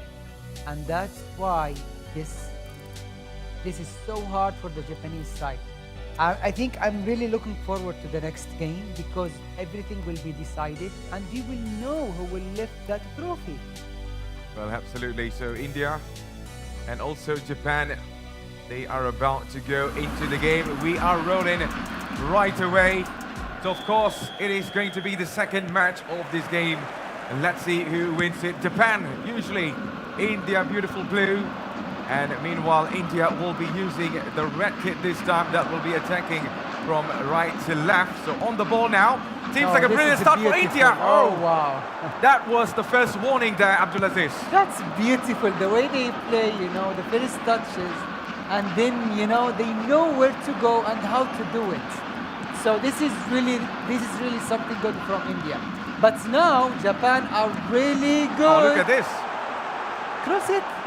He's not going to cross it there, Yeah. Abdulaziz. We saw this a couple of times in here. But Mujikul and also Daniel, they're looking really calm so far in this game. And here goes Daniel again. Mujikul trying to find his best teammate available. Still Daniel again. Well, for India, it's going to be a chance to make history in here. Meanwhile, for Japan, chance to etch their name into it. Fuga and also Ayo doing some really good passes. Maybe now this could be it for Japan, but unfortunately the defense closed the door there, Abdulaziz. Yes, if you notice now, we have many players inside India's box, and this is something the Japanese are trying to do. Oh, they need to do it nice now. Elastico. Beautiful Elastico inside the box, where he tried to find more space. He took, look, oh, that's beautiful. That's really nice. I told you, Abdulaziz, they are alive in the second game. They usually do this, but let's see if that is going to be a moment of sunshine for them in this match, because so far it is all darkness in here. So it is going to be a corner now for Team Japan. India ready to defend this corner. There's a couple of options waiting in the box. You see Van Dijk at the first post. Absolutely, and here You goes see Van Dijk. the pass. Van Dijk, well, he's just waiting in there, Abdulaziz, but here comes India on the attack. He's waiting for the moment to pass and then to find someone behind him where he Oh, can look at finish this. it. Again, good defending from India. Yeah, So, India. yeah, I think Japan are playing much better now because they are finding the gaps, especially through the wings and also by using many players inside the box. So like this, I think they can do something here. Well, there you go. We've got a couple of words from the world champion in here. It's going to be a throw-in. 25 minutes so far has elapsed between these two teams, Japan and also India. Remember the first match, we see India already winning it with 1-0. Can they defend the lead right now? Because Japan are looking hungry in here. Ruud Gullit. Why was that pass there, Abdulaziz? Short pass and then it will be through. Anyway, they are trying here. I mean, Japan played like only one half. I mean, since the start of the second leg. But this is not something they will find the gaps between the defense of India. India are defending so well and they control the ball. They play in a very comfortable way. Still, nothing is decided until now, and it's only one goal, Matt. Absolutely, only one goal, that difference. I mean, that's the biggest difference in this game so far, but here comes Japan again. The Blue Samurais are rolling hot in the front. But they need to defend against the Blue Tigers. Here's Daniel again, and also Mujikul. Fantastic partnership we are seeing so far in defense, especially stopping every attack that's coming from Japan again. There you go, in the middle again, Abdulaziz. Oh, wow. We see so much of defensive display being showed there, but here comes Mujikul again. Daniel could not get past through in the middle. Yes, I mean, I see that India are playing in a very comfortable way also and defending really, really well. And that's what keeps them in the lead so far. Because, I mean, Japan still didn't figure out how to break the defense of India. Yes, it's a very tight match, and that is the end of the first half right now. 45 minutes of action has come to an end. Ladies and gentlemen, you are watching FIFAe Continental Championship 2026 by AFC, and right now we are underway to find out who will be lifting this beautiful trophy It's a beautiful in this trophy. arena here in Kuala Lumpur, Malaysia. Well, Abdulaziz, I'm sure you would love to lift that trophy as well. It's a beautiful one, you know, who doesn't want to lift that trophy? But you have lifted before, so I'm a little bit jealous of that. Anyways, ladies and gentlemen, we are about to go into the second half. What do you think Japan needs to do at this moment? They need to do something. They need to use probably new players and to change something in the tactics, because nothing is working for them until now, because how good India are in defense. They are leaving no gaps. They are closing everything, and they make it really hard for Japan so far. Absolutely. So I think Japan are now preparing. They are going to be going into the match very, very shortly in here. Here we see the team talk. And look at them. They are super confident. Yes. They are like, they're locked in right now, Abdulaziz. Yes, because they know it's just like 45 minutes in game time, and then they will be able to win and lift that trophy. 100%. So right now we are underway for the second half of the second match in this grand finale between India and also Japan. India looking really good with the start in here. Mushikul, brilliant pass onto Daniel, makes the pass in the box, but... Man, this is a beautiful football. Absolutely. What I see from India is they are playing beautiful football. One pass, one touch, and wait for the other player to come. It's beautiful to see. Well, from this corner, let's see how it is going to be, especially for India right now. They could add more problems. They are still deciding right now, Abdulaziz. We are yet to find out which option he's going to go for. Daniel inside, and the ball goes out again. Is it going to go for a corner again? I believe so, yes. It is going to be a corner again, Abdulaziz. They're not going to be stopping anytime soon. They won that second goal right now, because that will definitely give them the cushion. There's a couple of options again in the box. Daniel lifts it towards the goal post. What was he trying to do there, Abdulaziz? I think he was trying to cross it directly to Van Dijk, who was very close to the goal, and probably just hit it in. Anyway, it didn't work out as they want, because sometimes you need to pass it, and this, there are like someone like Ruud Gullit. Absolutely, but here comes Japan. They're looking much more brighter in here. But then it seems like Team India got in the way, read the movement really well. But Fuga onto AO again. They're still trying to find the equalizer. Fuga, that was a really bad pass, Abdulaziz. And now it gives a problem for them to defend. Oh, they got the ball back. Yes. And we are seeing some back-to-back action in here, Abdulaziz. Yes, it's Fuga. Still Fuga in the middle, just going left and right, trying to find the pass. They're struggling in here, Abdulaziz. I mean, honestly, India are leaving absolutely Japan with... I mean, they cannot do much, They can't do anything against this defense. Absolutely. India are playing really good and solid defense at the moment. Right, so there's a couple of sloppy passes we see in this match. Well, of course, the first half gave us so much of tension, but now it is down to test of characters, and here comes Fuga in the box again. This is the third time. Was that pass necessary at the back, Abdulaziz? I mean, it's not working. Why do you keep doing that? This is probably the second time you pass it to that player, and the same situation happens. So many chances. They came knocking on the door, but the door was absolutely locked in here. Team India not letting Japan get the equalizing goal. But meanwhile, they only have 15 minutes to go in this game before the beautiful trophy lands in the hands of India. And here comes Fuga again. Oh, again, a misread pass in there. India needs to clear the ball out of danger, but so many sloppy passes again, Abdulaziz. Yes, you know something? If there is any team in this whole tournament who can come back in this game, it will be Japan. Absolutely, they made that happen even in the semi-finals, but now a huge pass onto the top. Abdulaziz, time is becoming their #1 enemy. It is not Japan at this moment, but trust me, this is where Japan needs to step up. They need that one goal. It's now or never. Maybe from here, Fuga! Just going straight to the hands of the goalkeeper. Goalkeeper says thank you very much.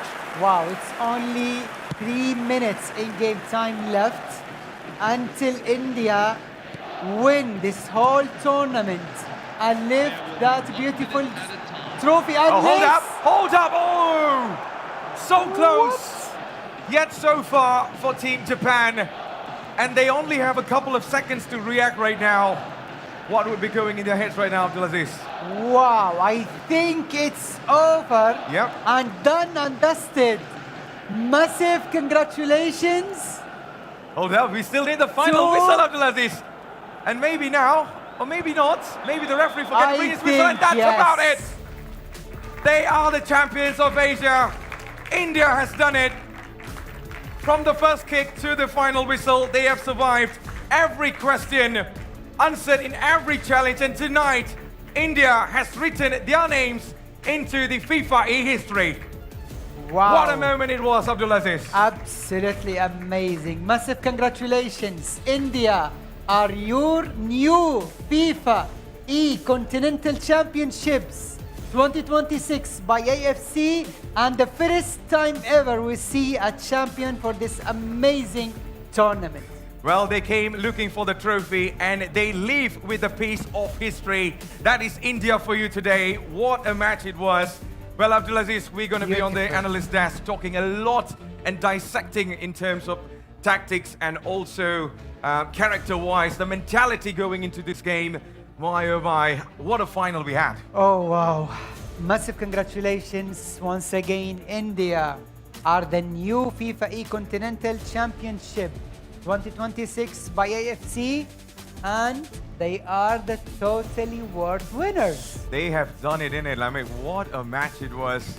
I think this is the first time I kind of saw Japan was struggling to penetrate, but India showed so much of character, so much of belief, and look at him. He can celebrate all he wants today because he and his teammate has put India in history. Indeed. Welcome back, Hafiz. What do you think about this beautiful game and this totally world champion? Well, for me, it's a well-deserved win. It's a well-deserved win. For me, it's that India played very, very well. And I believe that that one long shot was the deal breaker, and defense of our team India is absolutely solid. So afterwards, I believe that we will be sending all of you to our host Muaz and also Shasha right after this. But any last words, gentlemen, before we go through? I just want to see them lifting the trophy at this moment. Yes. But we have a lot to talk later once the trophy celebration is over. But what a match it was. I think India deserved to win this. You know, they were defensive, they were attacking, and they came into this tournament so much of confidence. But there were lots of questions as well from lots of people, including us as well. We were questioning a lot of things, but they made it happen today, and that's what matters. All right, so I believe that Muaz and Shasha is ready. By all means, take it away from the caster table. All right, ladies and gentlemen. Once again, we are going to be here together with the champions of the FIFAe Continental Championship 2026 by AFC, featuring eFootball Mobile. We're going to be together with Team India. Congratulations, Muaz. That was a very wonderful and exciting game, don't you think? Oh boy, that was an interesting match right there. Even though Japan gave a run for their money, but of course at the same time, they didn't back down. Correct, Team India was spot on. From the very first minute.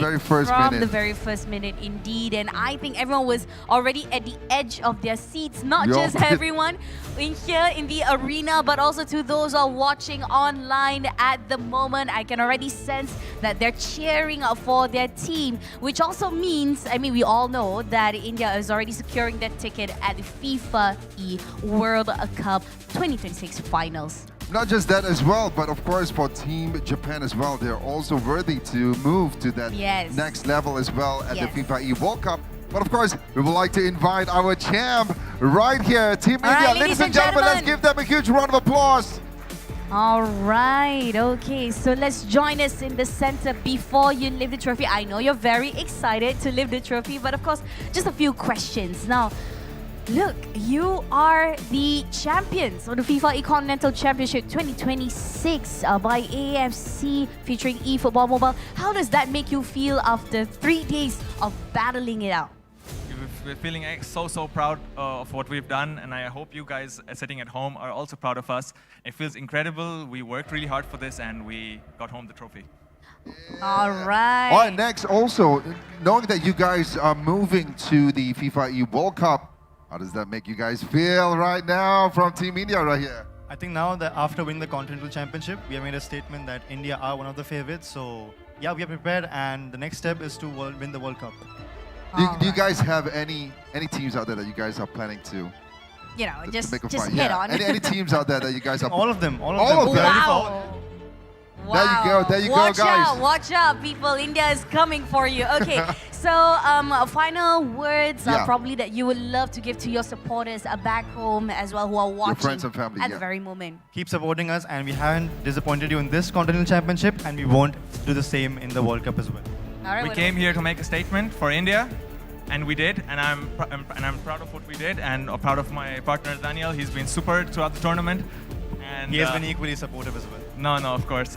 We've been working really hard for this, and we're going into the World Cup with full panache and perseverance. Yeah. Amazing. One more Amazing. time, ladies and gentlemen. Let's give it up Round for of Team applause. India. Of course, let's get the mic right here. Shasha, I need you to be at the back with me Right, of as course. let Moonjinkul as well as Daniel getting ready to lift out the trophy. All right, gentlemen, are you ready? All right, here we go. In the count of 3, 2, 1. Let's go! There you have it.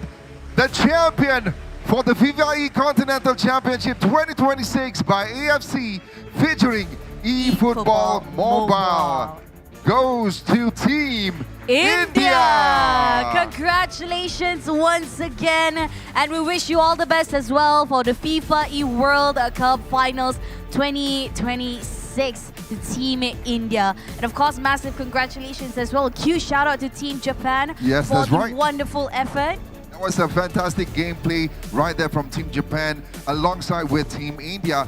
And of course, having the both of them going to the FIFAe World Cup, it'll be truly amazing. Yes, yes, indeed. Now, I would love to hear the overall commentary and perhaps the whole analysis for the FIFAe Continental Championship 2026 by AFC eFootball Mobile. So I think, you know what, while we make way for getting ready for the eFootball console match right after this, why don't we pass our mics back over to the casters right over there. Take it away, gentlemen.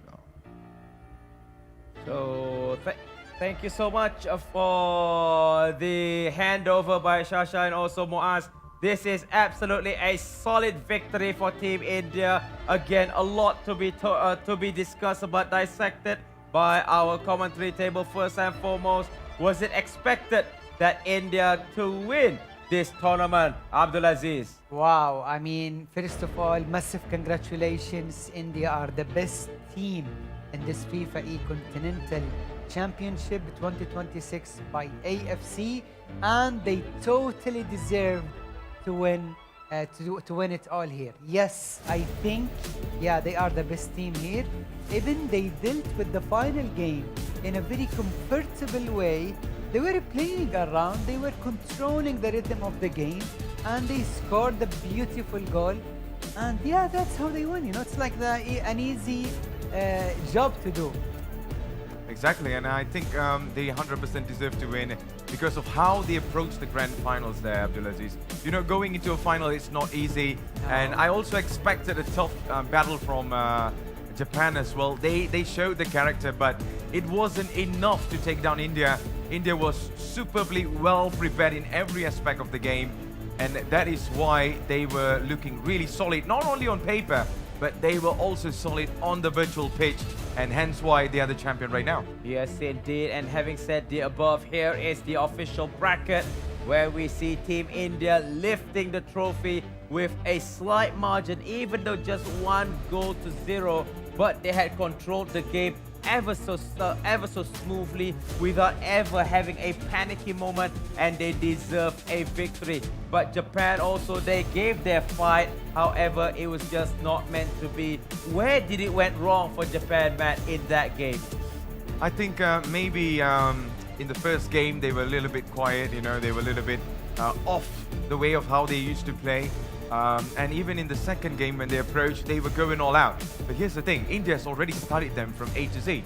So it was quite hard and quite difficult to find that missing puzzle in there in terms of attack and defense. So India was superbly locked in, and meanwhile Japan was still figuring it out. Like, what is going on? Is there a way to find a to get through and stuff? But it's just not happening for Japan. And for me, I'll always agree on what Abdulaziz says. You have to score the first goal.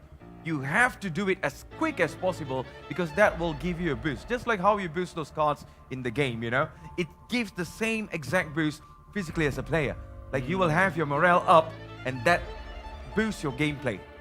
Yeah. Agreed. And also when we talk about being boosted, the players itself shown that their mentality fortitude, I mean Team India, was off the roof. They were calm. Was that also a factor in their win today, Abdulaziz? Definitely, you know, I think as I said earlier today, if Japan and India played until tomorrow, Japan won't score that goal because the way they play and also how good India are in defense, it's like they blocked everything, they locked in everything, and they managed to seal the deal, as they say, and to take the game to wherever they want. And to be honest, I think India were more close to score the second goal than Japan to concede, to equalize the game. So I think, yes, it was totally fair win to India. And Japan, you did amazing throughout the tournament, but it was not enough because there will always be one winner, and that's India. Agreed. And looking at the goal itself, that long shot, was it already lined up for a shot, or do you see that there was a defensive error that allowed for India to take that long shot, Abdulaziz? That was a really good question, but you know, it was like a pure, beautiful decision to make. And that shows the quality of the players here, because to take that advantage and to shoot from that distance, you know, he was very courageous. Yeah. And, you know, he didn't hesitate to take that shot. And that's the difference between top player, a champion player, and an average player. Agree 100% on that. Yep, agree 100% on that. So I believe that that is the end of our first final, which is for eFootball, eFootball mobile category, as we are going to wrap it up. So my good buddy Matt, is there anything last to say before we wrap the day? Oh, we got a couple of matches coming up, so stay tuned for that because I still have all my amazing casters, analysts with me on my table. All right, so Abdulaziz, Yes. where next after this? We're going to take a short break, take a few drinks first before we come back. Of course, that's a good idea, and I'm looking forward to what's coming up because we will know who will go to the FIFAe World Cup. Yeah, so stay tuned. We will be back for the next final. We are going to leave you with highlights, and we will be back very, very shortly. Take care, guys. Kasih gegar.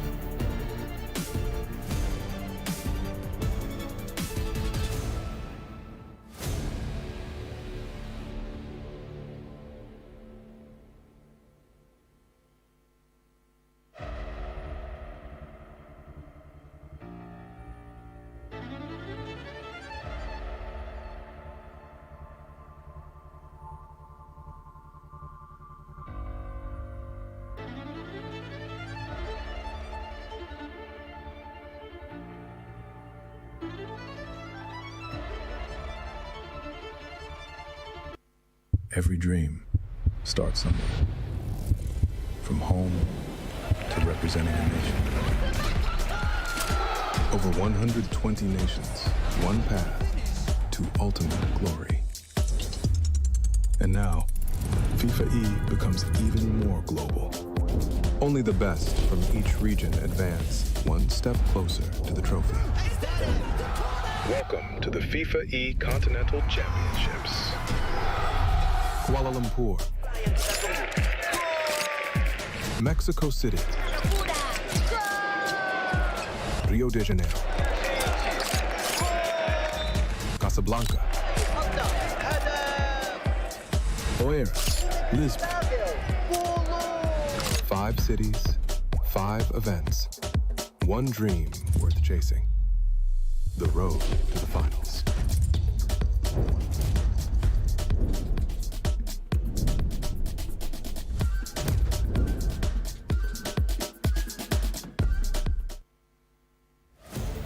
Ladies and gentlemen, welcome to the grand finale of the FIFAe Continental Championship 2026 by AFC featuring eFootball console. Introducing your host, I'm Shasha Madhu, together with my co-host right here, the very dashing Mr. Abdul Muaz. So, Muaz, Yes. we're here once again, but this time for the final matchup for the eFootball console. How are we feeling at the moment? I'm feeling great, and I can't wait to check out these matches. Of course, we are having 2 incredible nations that will be battling it out inside the arena. We have Team Indonesia going up against Team Japan. Well, unfortunately, Japan did not win for the mobile, but for the console, we might have a chance as well to see if Japan will win up against Team Indonesia. But of course, we also wanted to see what's going to happen,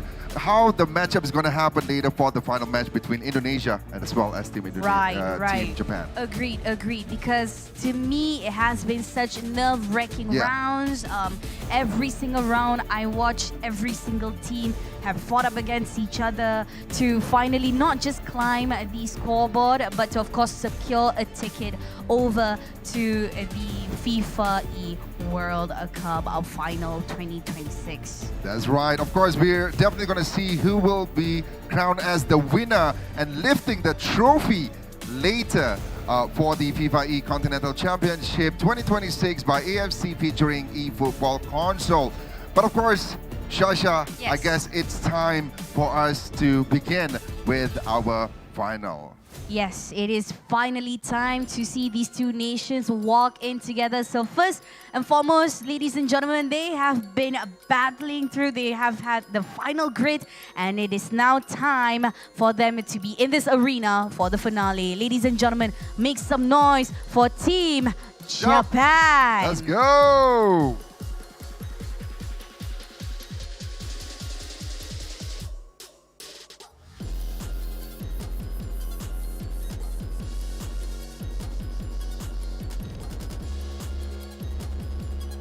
All right, the There you go, Samurai Shasha. Blues making their way into the arena. Nice pose right there. With great pride and great spirit, and I'm pretty sure they're all ready for the finale. And now, let's bring in the contenders, Muaz. Of course, for their opponent here for the grand final, ladies and gentlemen, representing their country as well as team, this is Timnas Garuda. Of course, Shasha, let's bring in them right here in the arena. Ladies and gentlemen, I need you guys to please put your hands together and let's give it up for Team Indonesia!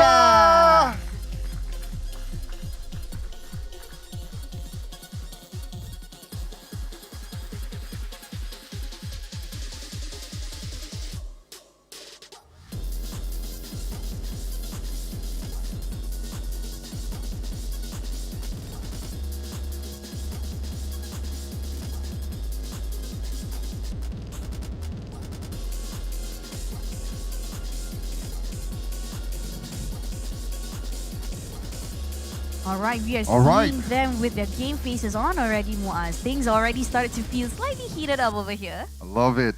All right, so before we begin, we would like to start off with our national anthem. So ladies and gentlemen, again, this is the moment that we've all been waiting for. So we would like you guys to please stand as we would like to begin with our Team Japan's national anthem. So without any further ado, let's begin.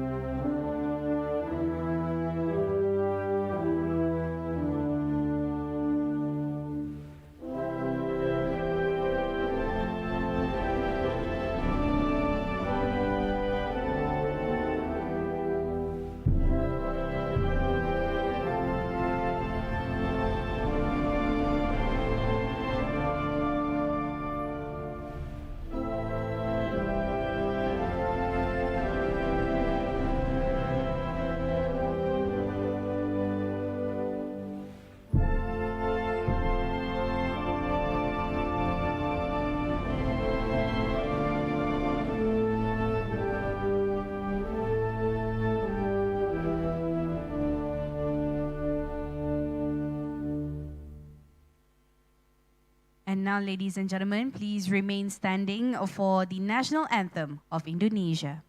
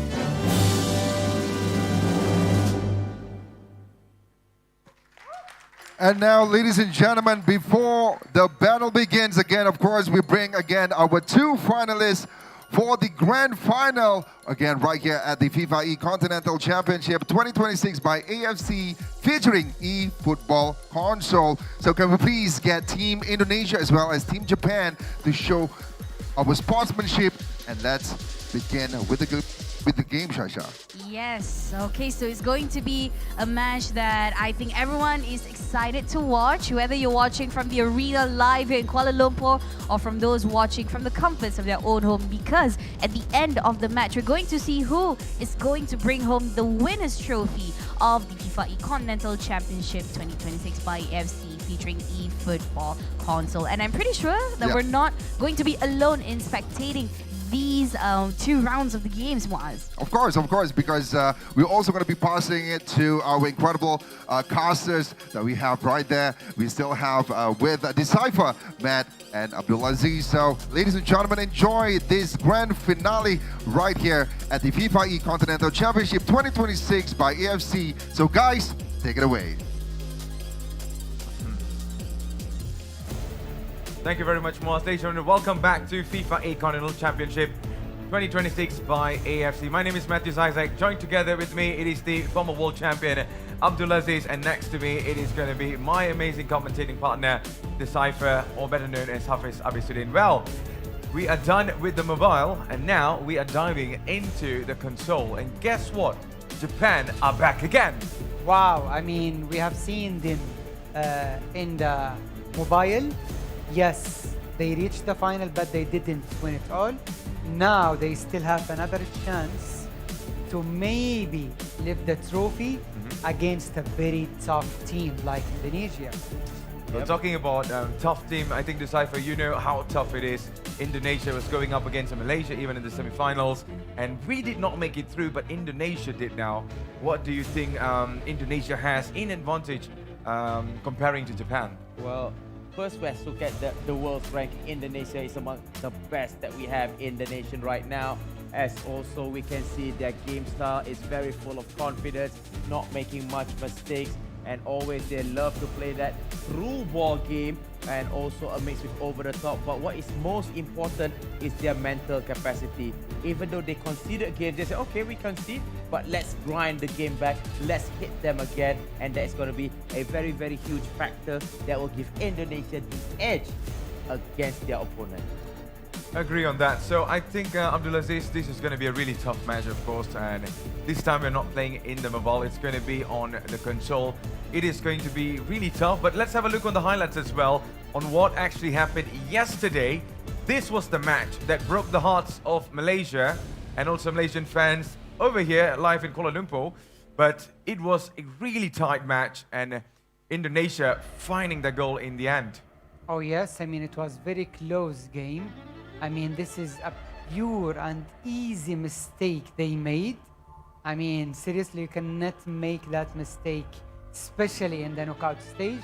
But yes, even with this mistake they made, they managed to come back, and of course they also scored this very nice goal, I think, from the next chance.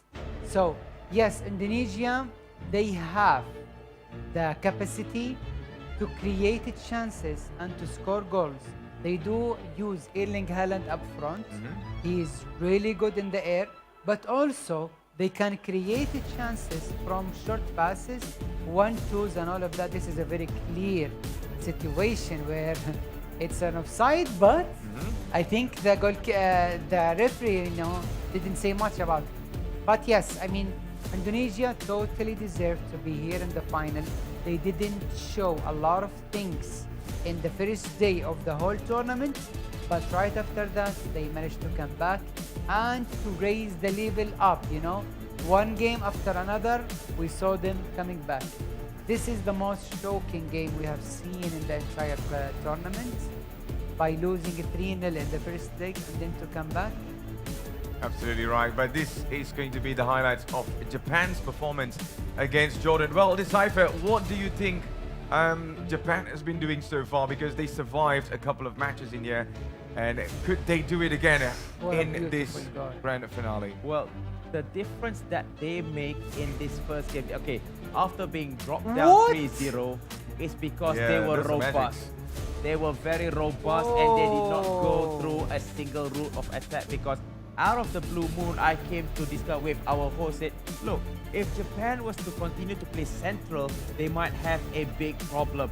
So instantly when that happened, the first goal came from the wings, which shows adaptiveness and also the robustness in their strategy to actually come up and face any challenges along the way. So that's where I give credit to Japan. And when they score a goal, they know that they come. But when they know that when the shift in motion is in with them, my God, that's the reason where they come back and showing that why they are the team to be feared upon. You know what, Abdulaziz? I know you got a lot of things to say right now. You are choking right now. Just tell me, mate, what do you want to say? What is happening here? In 29 minutes in game time, Japan scored 4 goals. That's crazy. And yeah, that's how they beat Jordan yesterday, because everyone was totally shocked. Absolutely. So this is the roadmap in the FIFAe Continental Championship 2026. And as you can see, Indonesia and Japan has already qualified into the World Cup. But right now, it is to find who's going to be the winner of the Continental. Either it's going to be Indonesia or it's going to be Japan. Well, they do face a couple of big teams coming through the finale, and Abdulaziz, I think there's going to be a high chance this is surely going to be a challenging match. Of course, I mean, as we saw earlier today and also yesterday, it's about being really comfortable and playing the way that you are used to play. But between Indonesia and Japan, you know, both of these teams are like, you know, they won, let's say, in a good way in the semi-finals, and now they have like one game to lift that trophy. Yes. It will be really difficult game for both of these teams because they have already played against each other in the group stage, and also because, you know, both of these teams, it's really hard to beat one of them. 100%. So one dream right now is alive on the table right now. Either it's going to be Indonesia or Japan. We will about to find that out. But we are going to go straight into the camps right now and let's see how it feels. This is the beautiful trophy. Indeed. We already saw just now India lifting it for the mobile version. But how about for the console? One team will surely be lifting it. Well, the Cypher and also Abdulaziz, the atmosphere right now is absolutely rising because I can already feel the intensity and the pressure. Yes, of course there is pressure. Of course, the burden of a nation is on their shoulders because they are playing, even though they've already qualified to FIFAe World Cup 2026. But the aim here is when you are in the final, you want to lift the trophy because if you come second, it's the first place for the losers. Yeah. So they want that trophy so bad. So they want to go and show what they are made of and to lift that trophy in the end. Thus, wherever you're watching live on FIFA.gg, this is FIFAe Continental Championship 2026 by AFC featuring eFootball console. The final, it is going to be the first game, man. It's going to be a cracker, I would say. Absolutely, it's surely going to be a cracker. As you can see, both teams are ready. We're going to be diving into the virtual pitch very shortly. I hope you are ready, wherever you are watching right now. And this is surely going to be an entertaining match between Japan and also Indonesia. Ladies and gentlemen, you are watching again FIFAe Continental Championship 2026 by AFC. And man, it is going to be the finals. And let's see who will be the winner. It's going to be an intense match. It's showtime. It's game time. Hafiz the Cypher and Abdulaziz on the commentary table. As we see, Japan will be attacking from left to right in the blue kit. For sure, Team Japan would like to make a statement of intent where they want to find that first goal. As we can see now, this time attack starting from wide, but also have to go back in central, try to find an opening. However, that was good defending, but it wasn't good enough to hold possession, where throw-in is going to be with Team Japan, who is currently moving forward, who is looking for option, try to whisk the ball into the penalty area, and now they're doing a ball roll, looking for a header, and Ruud Gullit could not make that one stick. Abdulaziz. Yes, that was really nice from Japan. Japan are taking the initiative to create chances and to go forward to find that first goal, which is the most important goal. But also on the other hand, I see Erling Haaland, probably the first time you see him today, the striker who is a very lethal striker. Yes, indeed. So Team Indonesia playing it on the flanks again and going to cross it in, looking for that near post cross and try to flick it in past the goalkeeper. Could not go through, but at least we see an option for Team Indonesia to start an attack, Abdulaziz. Indeed, indeed. Now we have the ball in the middle, and that's where Indonesia are really good and very dangerous at, because they can create chances from absolutely nothing.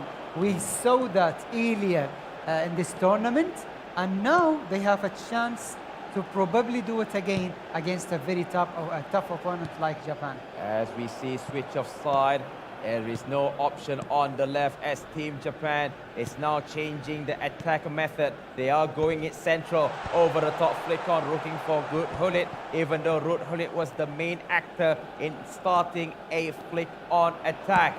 And over to Indonesia, full of confidence, driven the ball, and that's a one-touch pass. However, the player was not at the correct position to receive that pass in the first place, Abdulaziz. Yes, it's not easy. It's not easy at all, because I see Japan are defending really well here, but also they are not creating enough chances, at least for the first 20 minutes. Maybe they will need to go a little bit more through the wing, and they can do something from there.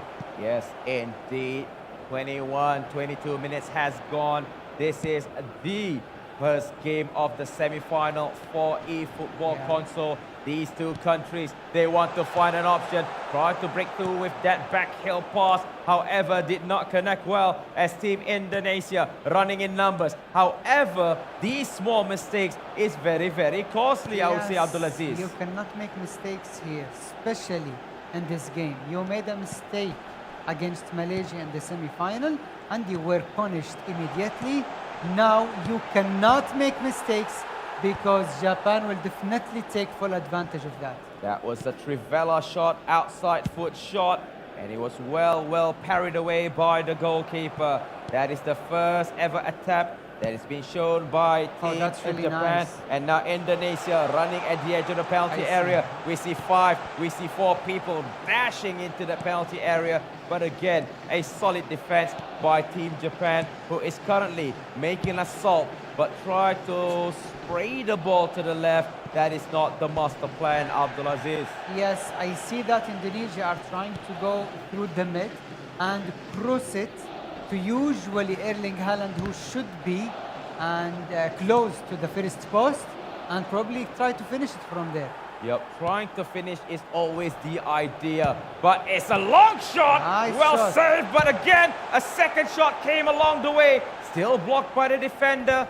That is what you call the unpredictability and robustness of Team Japan, changing their strategy. If middle cannot go through, they go wide. If wide cannot go through, they go crosses in and flick on. And if that doesn't work, a thunderous shot from a long range. But we see pause and low, but it is not dangerous. And we see Japan shifting the ball forward, Abdulaziz. Yes, it is like 50-50 now. The game is almost in the middle all the time. We didn't see much from Indonesia. I think Japan are like more courageous to go up forward and to create more chances. They lost the final in the mobile side, but they don't want to lose the final here too. As we can see, a chance for a cross, and it's going to be a first corner. As we know, Japan are very deadly in the dead ball space area, in the set pieces. It's going to be an outswinger, possibly, maybe a near post flick on. As we are looking at the AI movement, we are looking into areas where you can flick it on. Central going for Ruud Gullit. He was sandwiched, tag team by 2 red shirts, Abdulaziz. Yeah, this is a counter-attack, probably at the last chance of the first half. So I think this is it for the first half. Yes, so Japan and Indonesia played very safe game so far.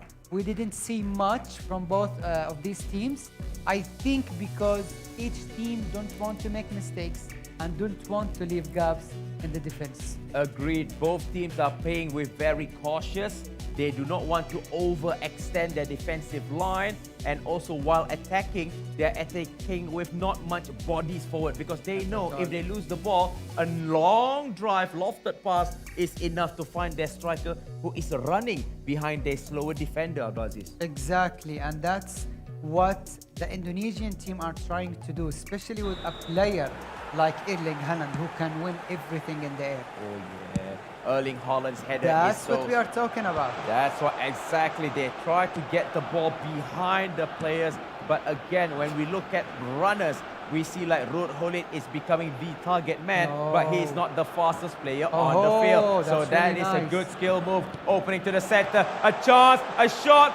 Fake shot was done. He should have taken the shot, Abdulaziz. Yes, because you will never pass Van Dijk that easily. But anyway, there is another chance for Japan here. Okay, so I mean, Indonesian team, I feel they are changing something here with the way they play, because in the first half we see them play a lot in the middle. Now we see them also try to attack from the wing here.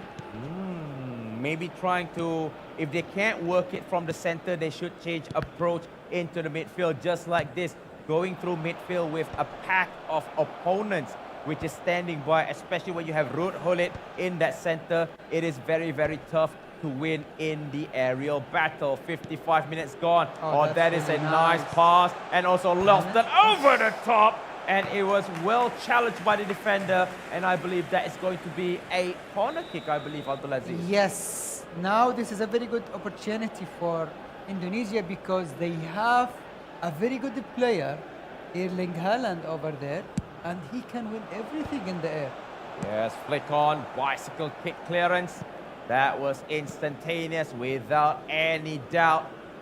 But in the meantime, possession-wise, it's still with the team in red, Indonesia. 58 minutes gone, 59. We are reaching the 1 hour mark. And it seems like everything is cool and dandy, being very, very safe in the first game. Yes, I think Japan are playing very solid game here. They are leaving no gaps to Indonesia, even in the air, because like this, it's really hard for Indonesia to break Japan. So now we have another chance.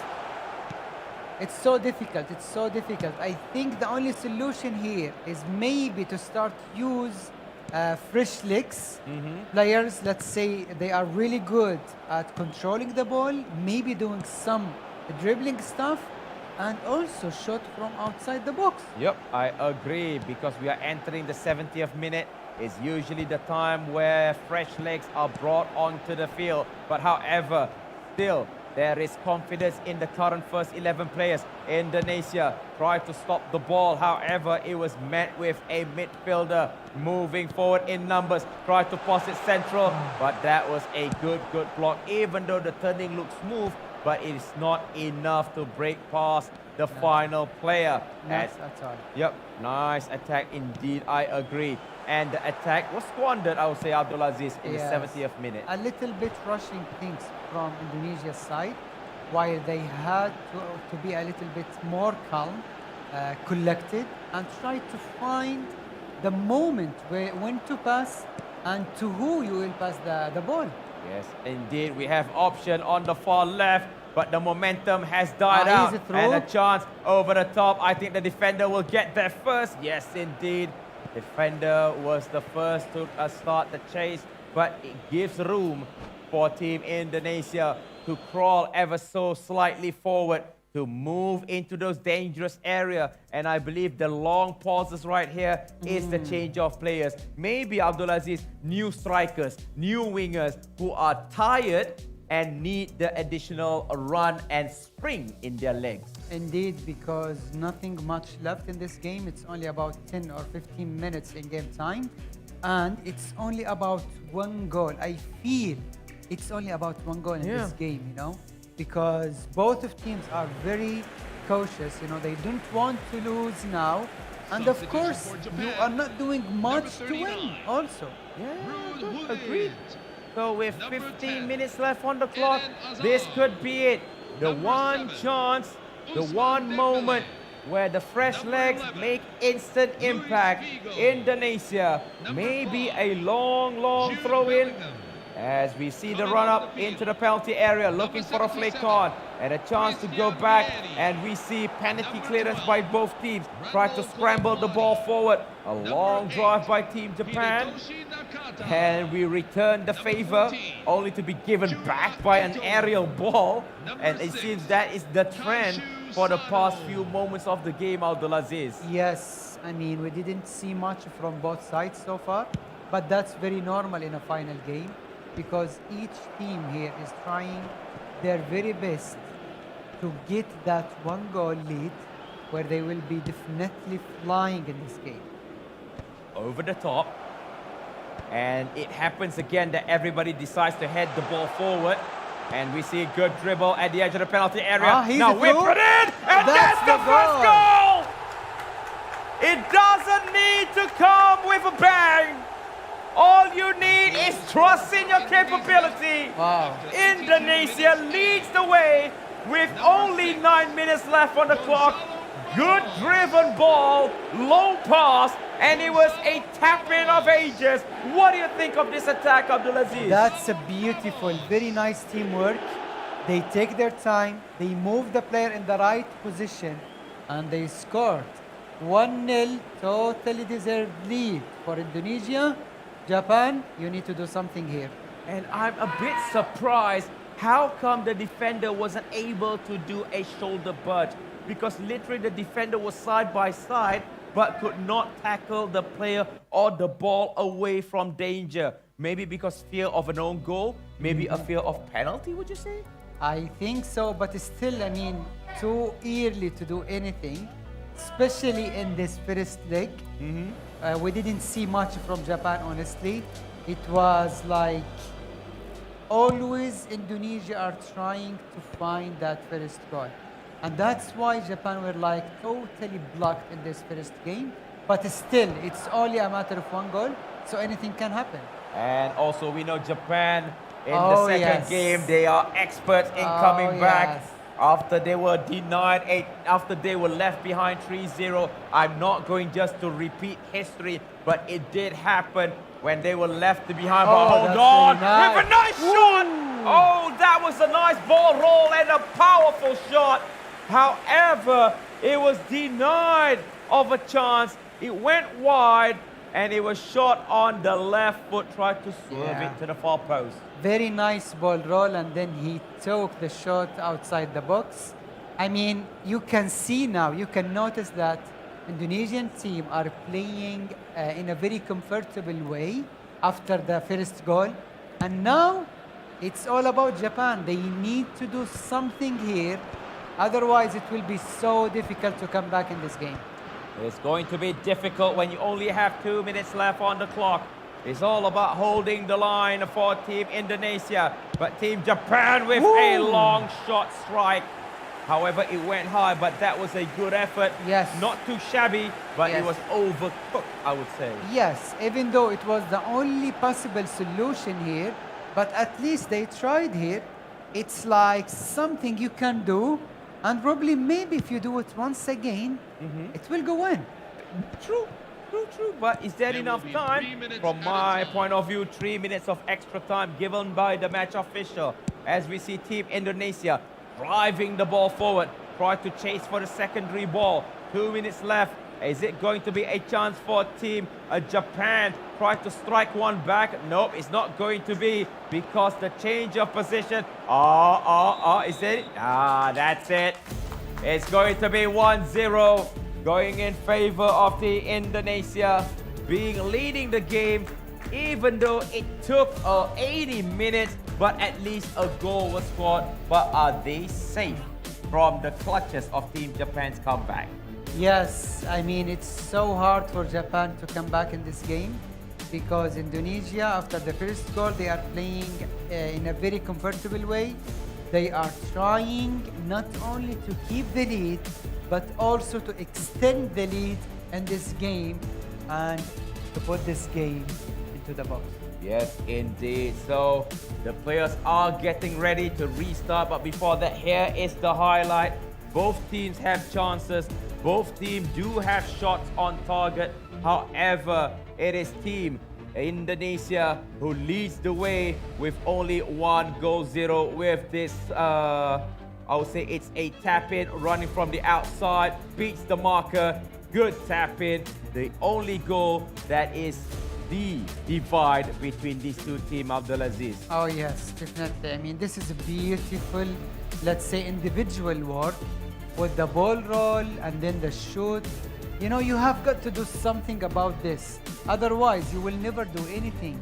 So try to go to the wing, try to shoot from outside the box, try to do as much as possible as you can, because if you didn't do much, it will be really, really hard for you to come back in this game. So only one goal difference that separates between these two. Only one goal. Is it enough? We will soon find out when we go into the second match.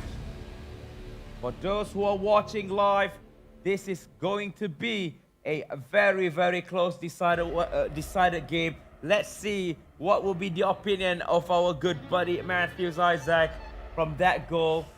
It was just one goal scored. I think we saw this coming, actually. It's always going to be 1 or 2 goals, and then it's about it. Like, you know, Indonesia just they were on fire, to be honest. Even this place was on fire. Yeah, so it was absolutely roaring, you know. No.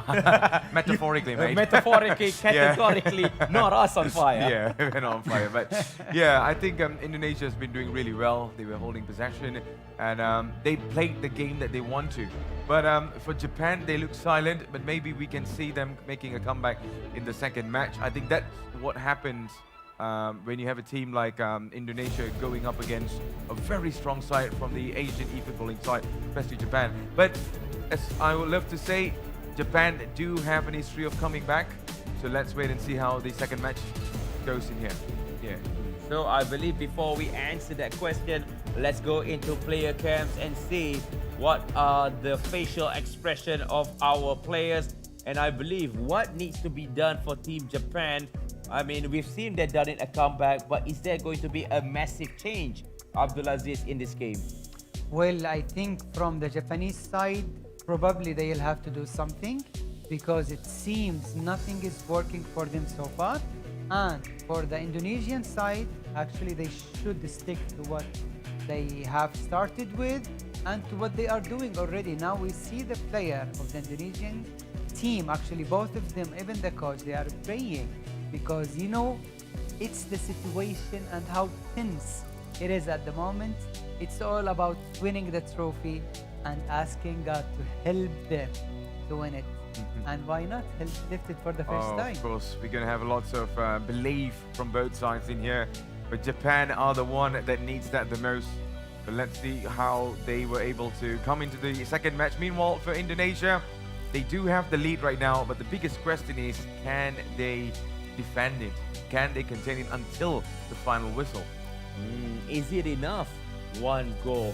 Is it enough after watching how Japan made a comeback after being left 3-0?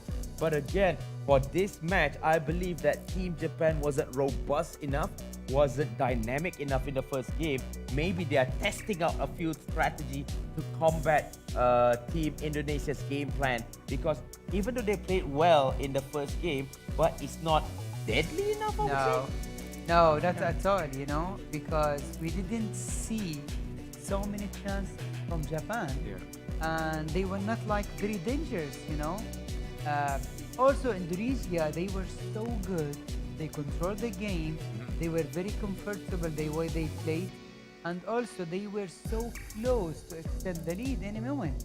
100%. So we do have to watch out for this one player from Japan in the in-game. It's going to be Dembele, who made lots of comebacks yesterday. But as you can see on your screen, it's going to be Japan versus Indonesia. We will be going into the second match shortly right now.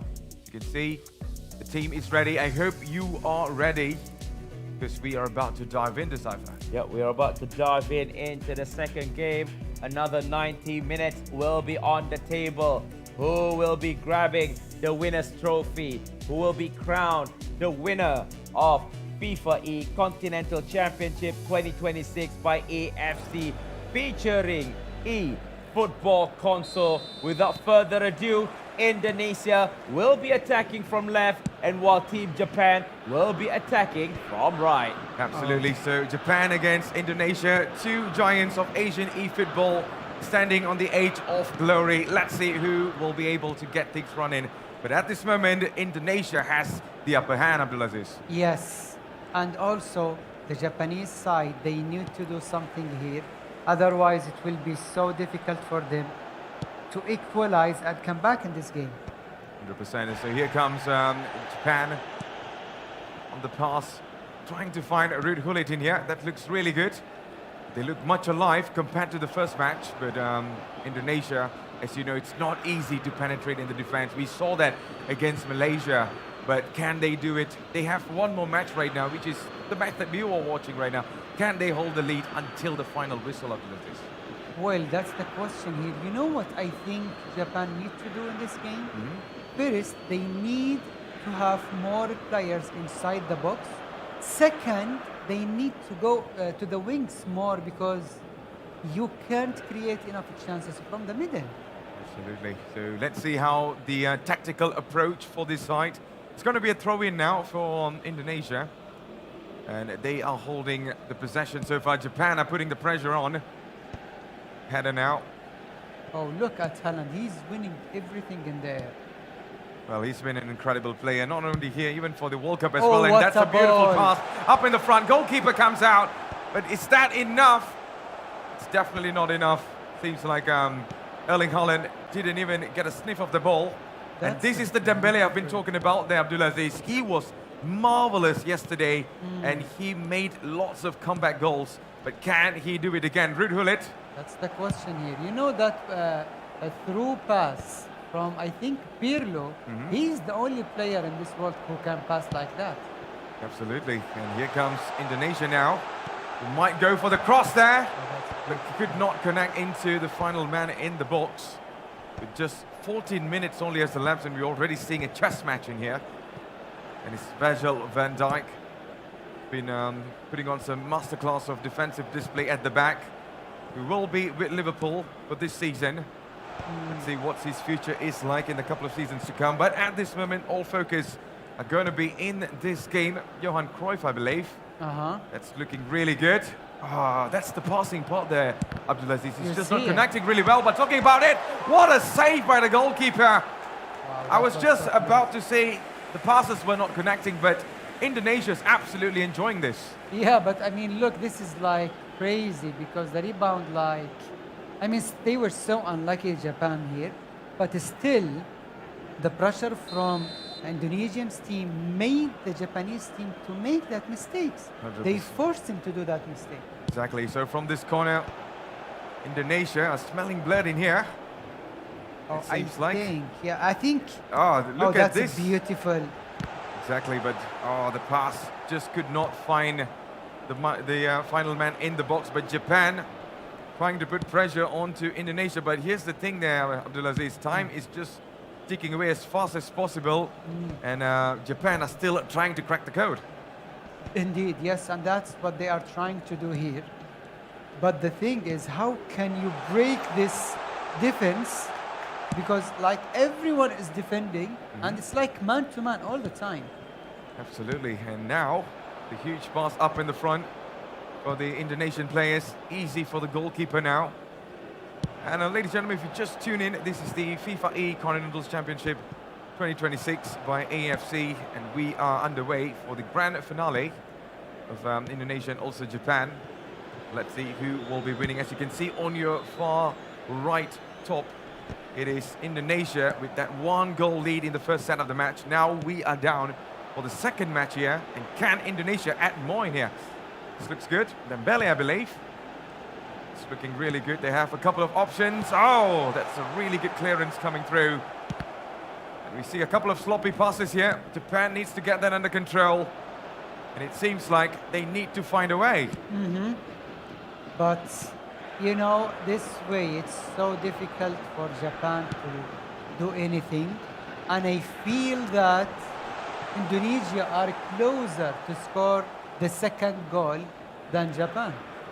Yeah, they are definitely doing something in here, and it's surely special for Indonesia at this moment, because that second goal will definitely end a couple of momentum for Japan, who are currently trying to get the equalizer, but seems like all the walls are fully built, super solid, and no way through so far. But Japan are trying. They're a team that doesn't give up so easily. You've seen that throughout this tournament. And can they repeat history again, especially in this second match? Well, that's the question here. And also, it is so difficult to replicate what you did yesterday against Jordan. But still, it's something possible to do. You know, Japan need to do so many things in this game, because I feel they need to make the game is a little bit faster, because the rhythm of the game is like totally controlled by Indonesia. Look, Indonesia are playing very comfortably. They pass it around. They take their time when they have the ball. There is no need to rush anything off. Absolutely. So with just 4 minutes left in this match, Japan are still yet to find the goal that they need. Meanwhile, Indonesia are enjoying this footballing we are seeing here, especially keeping up in the air. And this looks really promising for Erling Haaland, but Haaland got 3 defenders to deal with. Nothing new for Erling Haaland, even in real life as well. But here comes Dembele. That looks deadly now. Could this be the moment for Japan? And still Japan on attack, but the final piece of pass is just not finding the man there, Abdulaziz. It seems like a very close match, especially in this first 45 minutes. Well, what are your thoughts so far, man? Oh yes, I mean, in the first half, we didn't see much from Japan, not because they are not trying, they actually do, but how good Indonesia are in the air. They try to keep playing high and long balls to Holland, so they cannot lose many players in their positions. So that makes it so hard for the Japanese side to try to build up from the scratch and try to attack. Because how can you attack while you have like 3 lines in front of you? That's why it is so difficult for Japan to do anything at the moment. Certainly there, of course, but how about for the mentality, you know, especially going with that 1 goal down in there in the first game? Well, Abdulaziz, I think this is where everything is put into a test, and Japan are so far trying really hard, but it's just not happening. No, it's not happening so far, but still, they have a chance. They have 45 minutes to do anything magical here, and why not? Maybe they can get something. Yeah, talking about something, we are underway for the second half between Indonesia and also Japan. This is the finals of the FIFAe Continental Championship 2026, and this looks really good. Japan could surely need to do it, and yes, they do. And that's the equalizer. Nice. Took long enough with the roll. Yes. But it has finally landed. It's 1-1 on aggregate. And game on. And it's surely game on from now. Well, I mean, that was really nice movement without the ball. You see the player here, look. When he passed it to Ruud Gullit, yes, here, look to the movement from the player. That's beautiful. He didn't shoot directly, he took his time, and then he shoot, and he made sure that it's going in. Yes, that was really nice ball. Actually, they surprised all of us here because nobody expected that. That's what I talked about earlier today. They had to do something so quick in order to break the defense of Indonesia. 100%. That is one of the fastest goals I've seen so far, especially after a kickoff in here. It is 1-1. It is game on, and it is showtime for all of us in here. Indonesia, Japan, nothing to separate between these two, but Indonesia with Erling Haaland now. Haaland!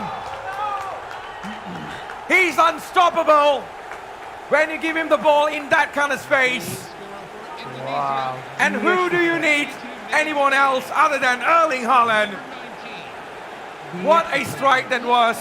And Indonesia are up in the air again. What a goal, what a movement, what a fake shot.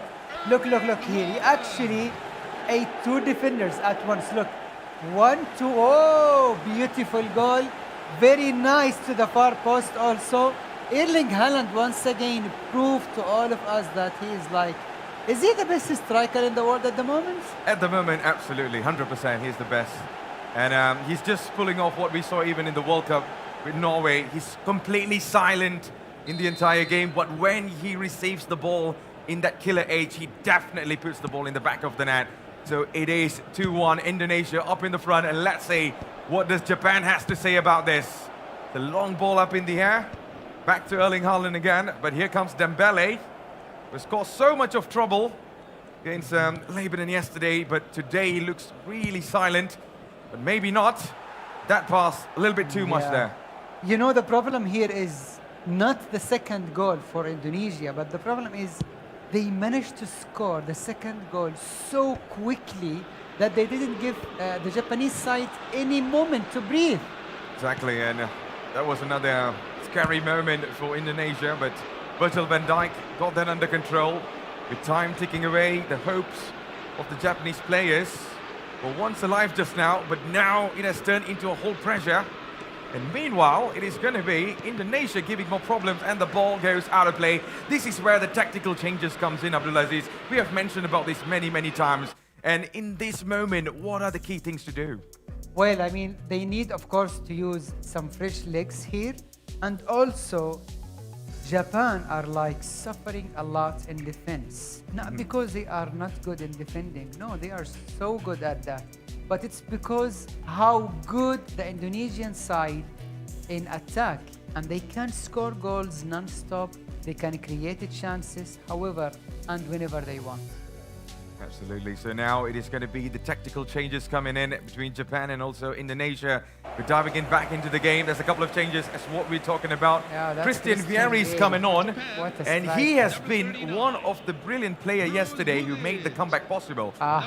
So he and Dembele's combination has been worked on so far. But let's see, with this 30 minutes to go, I'm really not sure what's going to be happening, but Indonesia has the ball for now. And from this throw-in, it's going to be a long one towards Erling Haaland. He has a chance in here. Haaland just needs to find the space. Indonesia is still lurking inside the box.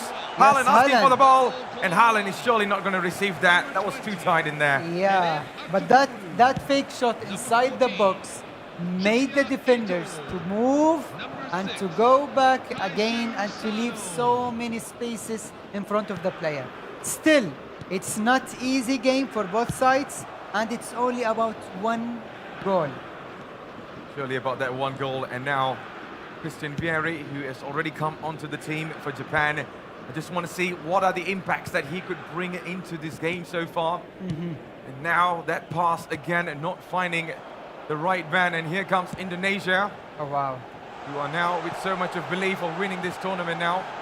Still, I believe that is the number if they 13. manage to go for the third goal. Yeah, the third goal is going to be the one that could finish this off there, Abdulaziz. And here is Haaland inside, but the defender read that cross really well. And this is going to be a corner. And I can still see Indonesia smelling something in here. Yes, and this is what Indonesia team are really good at. It is very important tool to use the corner kick in your favor. And we saw many goals in this tournament through corners, Matt.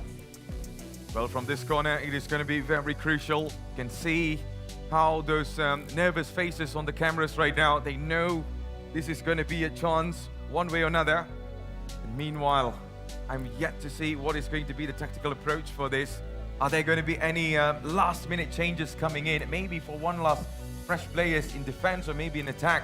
But of course, it's going to be defense for Indonesia. But for Japan, they need that goal right now. Of course, and it's only about one goal. You know, if you score the first goal, you can definitely score the second goal here. Exactly. So this is going to be the corner now. A couple of options waiting in the box. Indonesia floats one in, and the ball goes out of play again. Again, corner kick. Kagawa is on the pitch as well, and this is another chance for Indonesia here to add more problems to Japan. Ball goes in and hits the post! That was so close! Yeah, and that was new. I mean, totally new for us. We all expected that it will go to the first post, but probably this is the first time we see the corner kick to the second post. Right now, the dreams of winning this is slowly fading for Japan. Meanwhile, Indonesia are doing their very best to defend this. Here they come again. Can see how good they are on the defense and even on the build-up in here. But the pass thing just not landing into the right man. But here they go again. Superbly solid even in the midfield. With 15 minutes to go, Indonesia are trying to close the match right now itself. Meanwhile, Japan are struggling to even get the ball. Now, this could be another chance. Oh, that's a mistake! And Indonesia could end this once and for all, but no! Oh my God. The defenders saw that coming, but how about for Japan now? This looks promising. Japan, this is the moment, but no! Again and again, with time is being the biggest enemy. They are still yet to find the net, Abdulaziz. Oh yes, and it's all about one goal, is that it? Okay, now we have a corner kick. Japan, this is the best possible way to probably score the second goal here. This is surely going to be one of the biggest chances, but what a strike that was. And the goalkeeper, Gigi Buffon, this is the 2006 Buffon, I believe. But now, this is what matters. What matters is the ball being in the back of the net for the Blue Samurais in here. They need this so much. Where are you, Van Dijk? Yes, you're looking for Van Dijk. I'm looking at some of the other tall players in the box now. A corner floats in, and it's not finding the net at this moment. And there you go, the defensive display from Indonesia has been spot on so far, but it's not ending anytime soon. Japan comes again in the box, and that was too much. Yes, it was indeed. It's only about 6 to 7 minutes in game time, and Indonesia probably are going to win the FIFAe Continental Championship 2026 by AFC, unless there is something in this game. 5 minutes left on the box right now. 5 minutes left in this game at this moment, and it seems like it's going to be a foul. Oh, yes. Surely going to be a foul. Could this be a chance? And who is it for? It is surely... Ah, it's going to be for Indonesia now, man. Yeah. At this moment, Japan are running out of time. Their biggest enemy right now is not going to be Indonesia. It is the time. And hopefully, they are able to find a solution. But with time not on their side, it is getting impossible. Talking about impossible, it is mission impossible so far. They need Tom Cruise on the line, but he is not available. He's not picking up the phone. And now... Japan needs to do something about this. If it's not Tom Cruise, you need someone right now, a hero at the final moment. And now! So close, yet so far again. What else do you need, Abdulaziz? Well, I think Tom Cruise is not helping here either, no? Ah, he's offline. Well, I mean, Japan, they did try to do something here. Yeah. But that was not enough. Because Indonesia were playing very realistic game, very slow gameplay. They controlled the game. They came back when they needed to score a goal. So it's like they know when to show up and then when and how to control the game. That's why they are like 2 or 3 minutes in game time to win the whole thing here.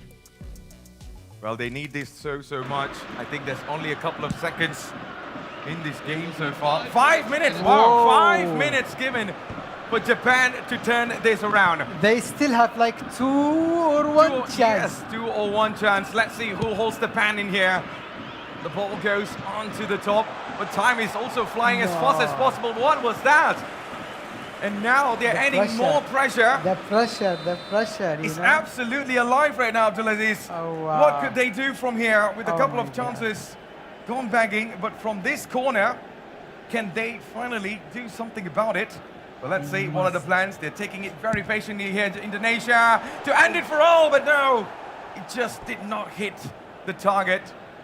And with just 2 minutes, I think it's pretty much... Yes, there is one more chance here. There is one more chance here. Yeah.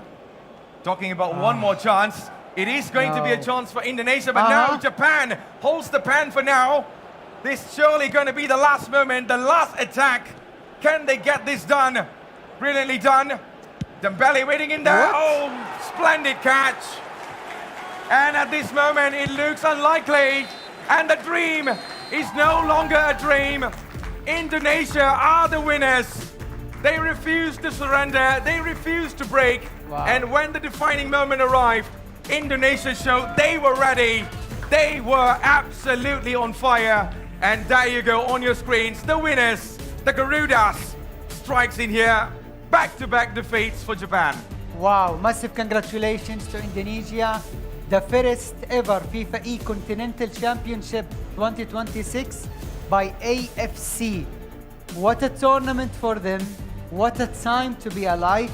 And also, this is the the best do for the console. They managed to prove it year after another. And here they are, winning everything. Exactly. So now we're going to be with our amazing, lovely hosts. And let's see what are the things in the main stage right now. On to you guys, on to you gentlemen who are on the stage. All right, ladies and gentlemen. We are here once again with the winners of the FIFAe Continental Championship 2026 by AFC, featuring eFootball console, the team that's going to bring home the winners a trophy tonight. Ladies and gentlemen, we're still leaving them to celebrate the victory at the moment. Muaz, as we can see, especially during the second round of the game, it was how do we say it again? I'm at It was loss for hot words. stomping lah orang kata. You know, like the game itself, the match itself, it's truly amazing, especially right here for the grand final.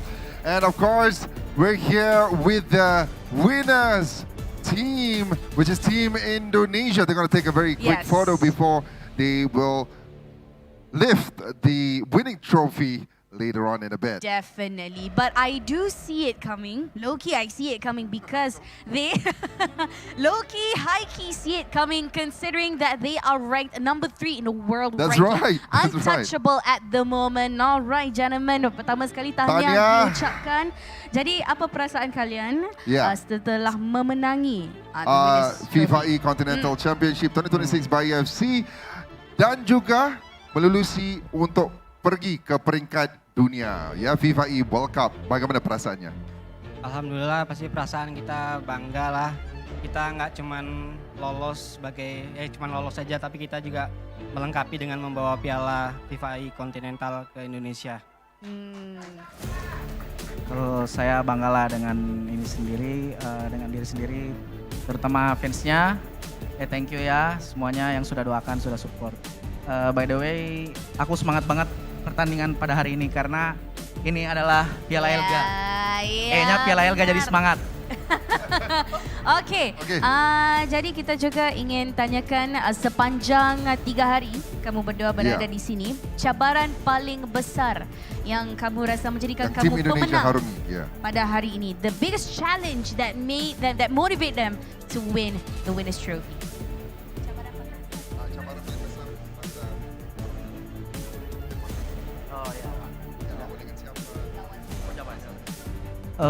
Menurut aku lawan sepanjang kontinental ini yaitu Jordan, terutama Jepang lah sama Jordan. Karena kita di babak grup nggak draw sama Jordan dan kalah sama Jepang.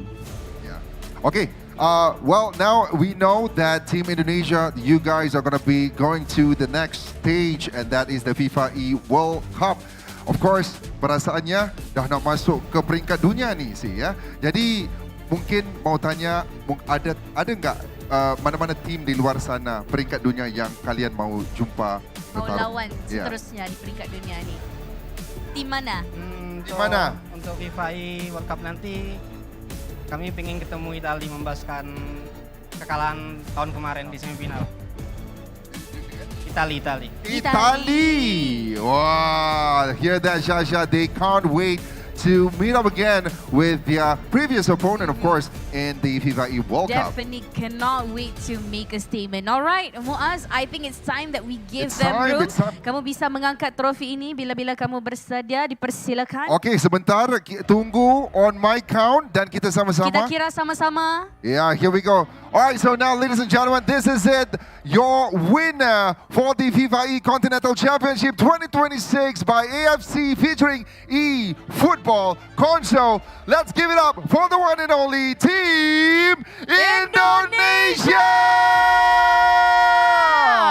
Congratulations once again to the winners after 3 days and numerous crucial rounds. Battles against the other 7 nations. Very, very crucial indeed. It's a sweet victory, but not victory just yet, as they are now just one step closer to the FIFAe World Cup Finals 2026. Tahniah sekali lagi diucapkan kepada Timnas Indonesia. Ya, jadi boleh bisa angkat ya lagi sekali. Boleh bawa balik. Boleh bawa pulang trofinya. Bisa bawa pulang trofinya. Mungkin agak sedikit berat ya. Boleh angkat. Ya, timnya kata bawa turun. Okey. Oh, lagi berat. Bisa. One more time guys, Team Indonesia. Itulah dia Timnas Garuda. Ya, iya. Timnas Garuda kita ya yang baru saja menang. Have a big smile right there. Okay, so Muaz, we leave them to continue enjoying the winners' trophy. That's I think we are looking forward to hearing the full analysis. You know, I myself am looking forward to hearing and listening to the complete analysis. Yeah, that's right. That's right. Of course, we're going to pass it back again to our incredible casters right there. So, ladies and gentlemen, again, please tune in. Please do not go anywhere. And let's pass the mic again to Decipher Matt as well as Abdulaziz. Take it away. What a win, what a match, what a final. Again, we would like to say thank you and congratulations for our winner, FIFAe Continental Championship 2026 by AFC, featuring eFootball console. Indonesia takes it home with a stunning game plan against Japan. Guys, I believe that was a stunning match indeed. You two were on the commentary table. What was the outstanding performance by Team Indonesia, Matt? Oh, I think Indonesia were absolutely on the top of their performance, man. And defensively, I would love to highlight, especially after when Japan scored, they were super disciplined. They were super disciplined. They do not want to concede a goal. Beautiful. And this goal from Erling Haaland just broke the entire thing in there. And after that, that's why I was, always talking about discipline. They were so disciplined after, scoring the goal, not to concede the next goal. Abdulaziz, how about the attacking game plan from Team Indonesia? It seems like their plan was solid. They had a good idea, and it also makes sense, would you say? Of course, I mean, they played really well, they know when to score and how to score. That second goal shows the quality of these players, the composure, the fake shot, and then the finish to the far post. It shows the quality of these players. And honestly, Indonesia is like totally worth it champion. Japan, sadly, they lost 2 finals. Back to back, Abdulaziz. Yeah. What?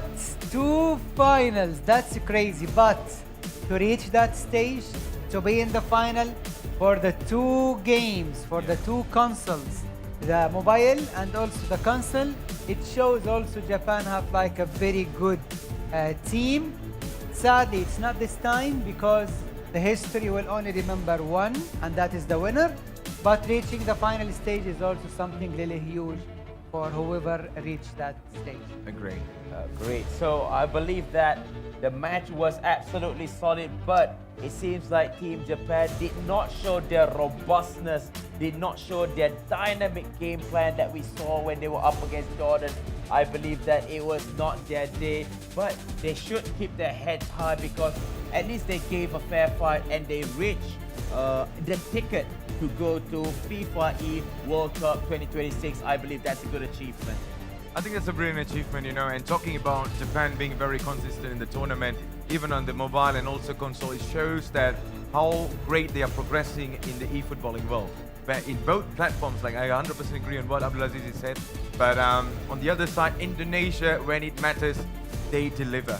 And they have been one of the very consistent, one of the biggest giants in Asia, of course, when it comes to e-football. So that shows the quality that we have in this tournament.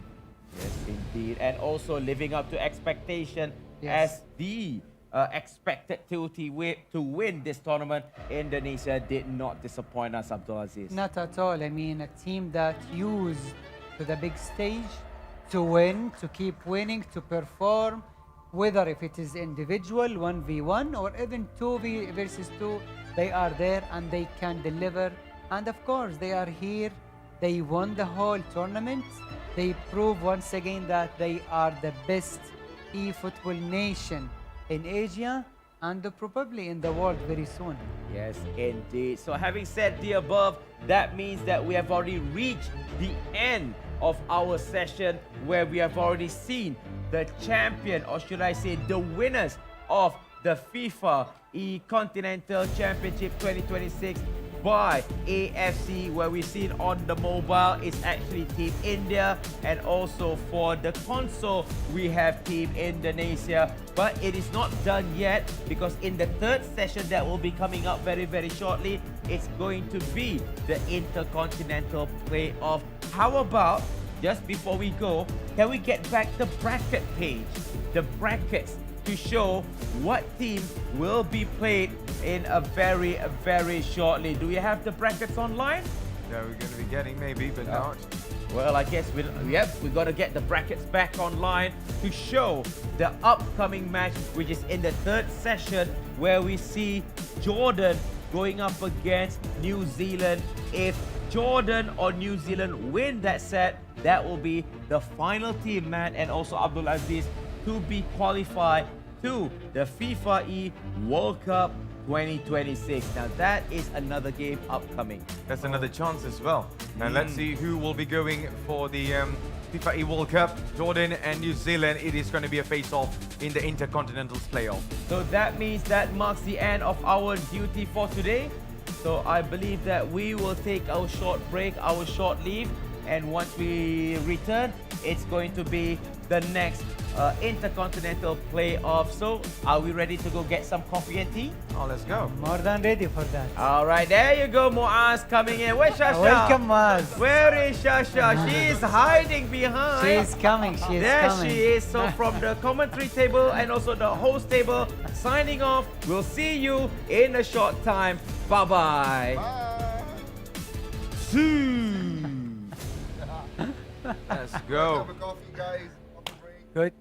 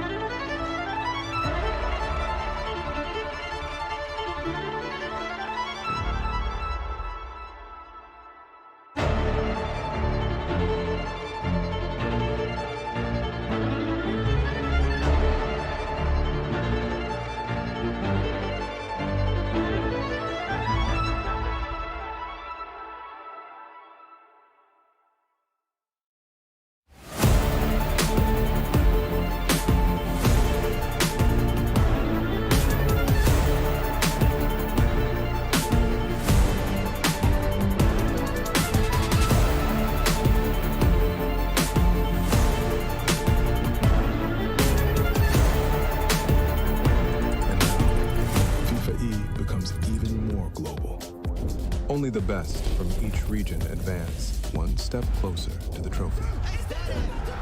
Welcome to the FIFAe Continental Championships. Kuala Lumpur, Mexico City, Rio de Janeiro, Casablanca, Oeiras, Lisbon. 5 cities, 5 events, one dream worth chasing. The road to the finals.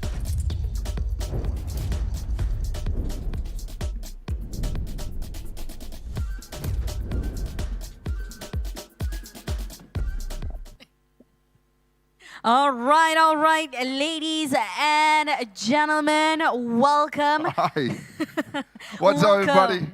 Welcome. How are you, Muaz? I'm good. Thank you again to everybody who's still tuning in right here with us.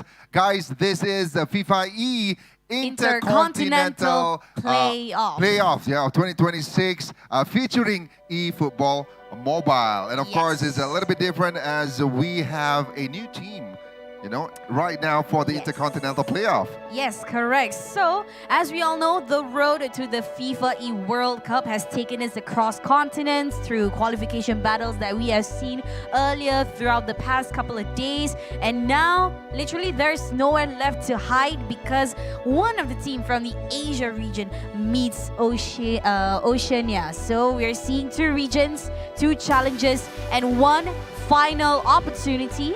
And at the very end of it all, Muaz, only 1 nation will walk away with a place at the FIFAe World Cup Finals 2026. So wherever you're watching from, whether you're live with us live in Kuala Lumpur or you're watching from the comforts of your own home, this is the FIFAe Intercontinental Playoff 2026. So, Muaz, do you happen to know who the contenders are for this round? All right, for this round, for the FIFAe Intercontinental Playoffs 2026, we have 2 nations.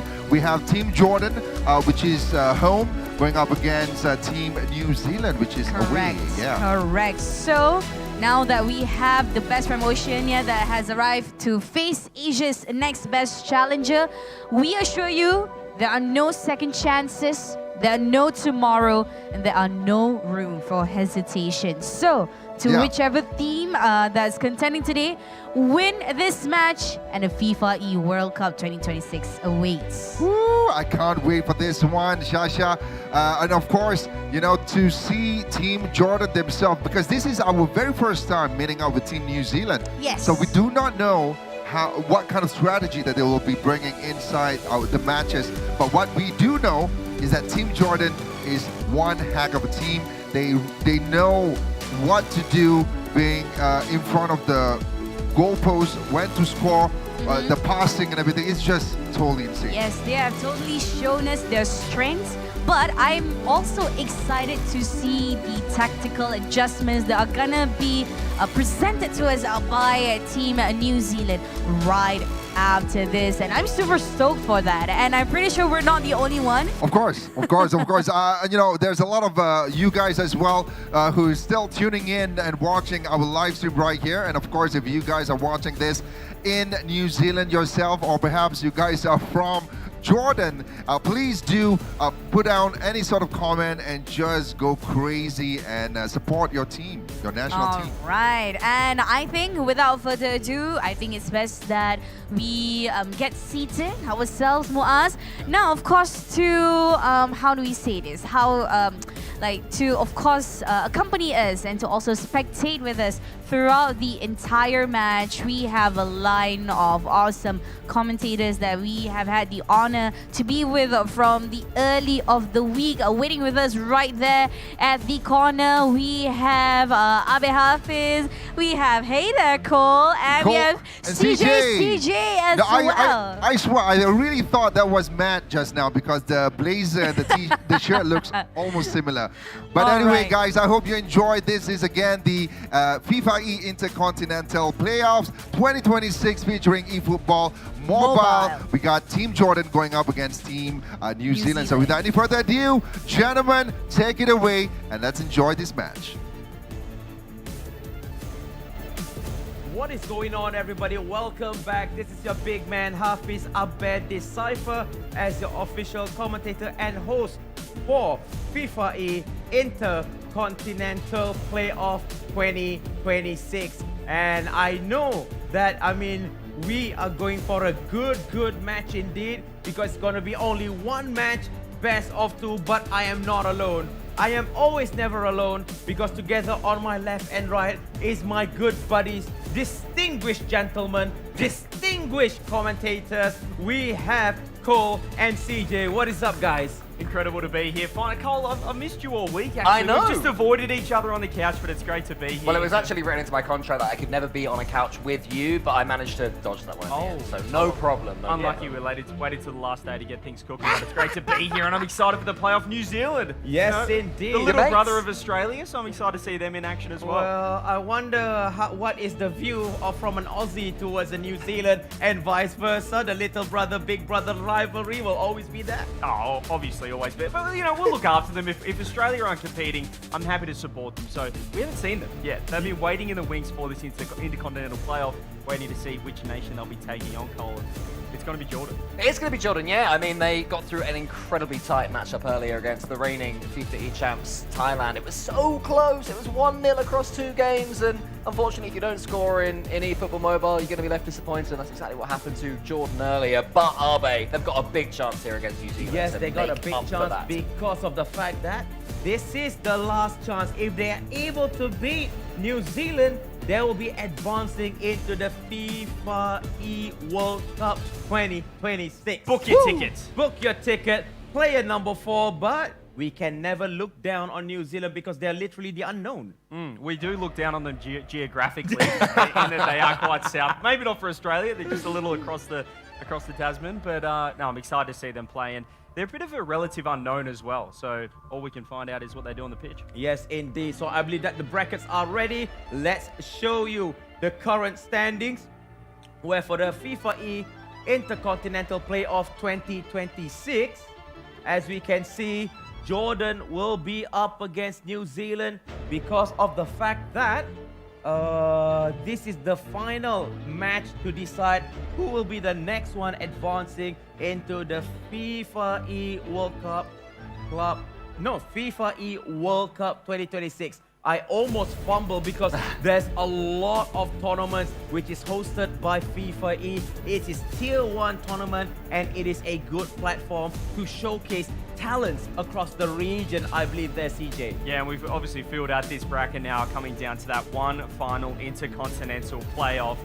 New Zealand, as we said, waiting in the wings, but Jordan, they've got to bounce back here, Cole. It's all about that, the momentum that they've lost, that 1-0 loss on aggregate over those 2 games against Thailand. They've had a chance to reset, perhaps some dinner as well, just to get things going. Yeah, they've had a few hours away, and I think that's going to be good for Jordan. I think these 2 players are certainly capable of taking down New Zealand right here. New Zealand ranked around 60th in the world, so certainly not a team that people look to when they're studying their eFootball Mobile.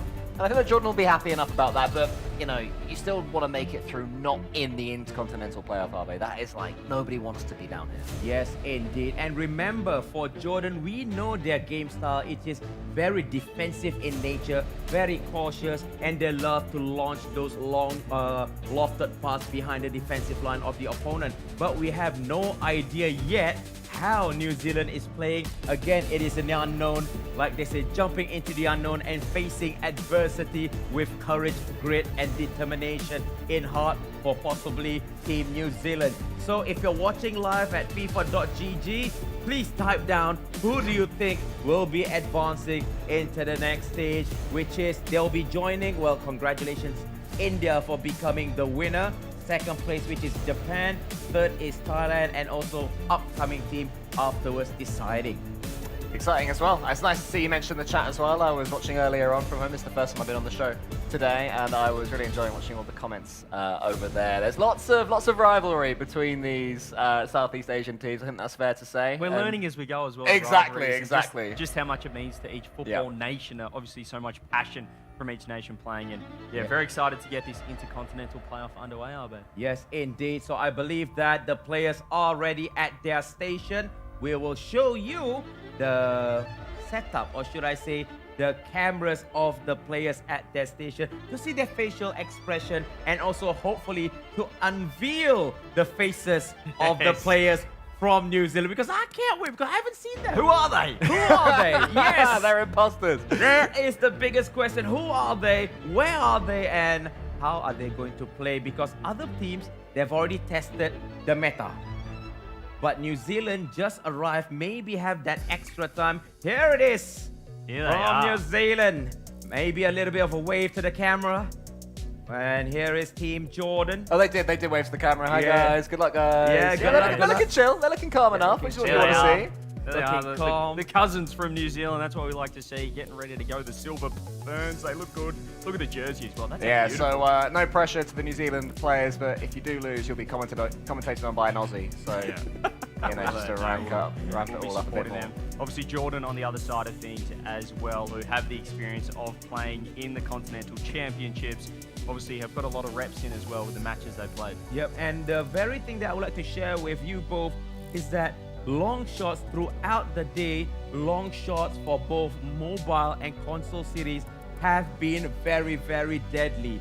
India won the game with long shots. The game before that, in the lower bracket finals, is another one which is long shots filled. So possibly, maybe for the team that is playing today, might as well try more long shots. No, definitely. I mean, I'm sure that Jordan will be able to feel comfortable enough coming into this one. Now they'll sense that they should be able to take this one, but we'll see what New Zealand can offer. You know, we'll see how they play. If they've got a slightly different play style, they'll know they're coming up against a defensive team. They need to CJ not get sucked into being counter-attack, which is what Jordan wants to do. Yeah, the interesting thing as well with mobile is the implementation of 2v2. It kind of left us thinking, what will happen? Will it be more a defensive style? And I just think looking over the course of the Continental Championships, it has been a lower scoring mobile edition compared to what we saw at the FIFAe World Cup last year. You're usually thinking that the mobile, it's just an absolute goal fest. If you get the ball on the edge of the box, it's in every day of the week. It's top right, it's top left. We're not quite seeing that because the defense, just having that extra player, and I think it can play into the advantage of New Zealand that everyone else is relatively new to the 2v2 at this level, and these guys are coming in. No one really knows how they're going to perform.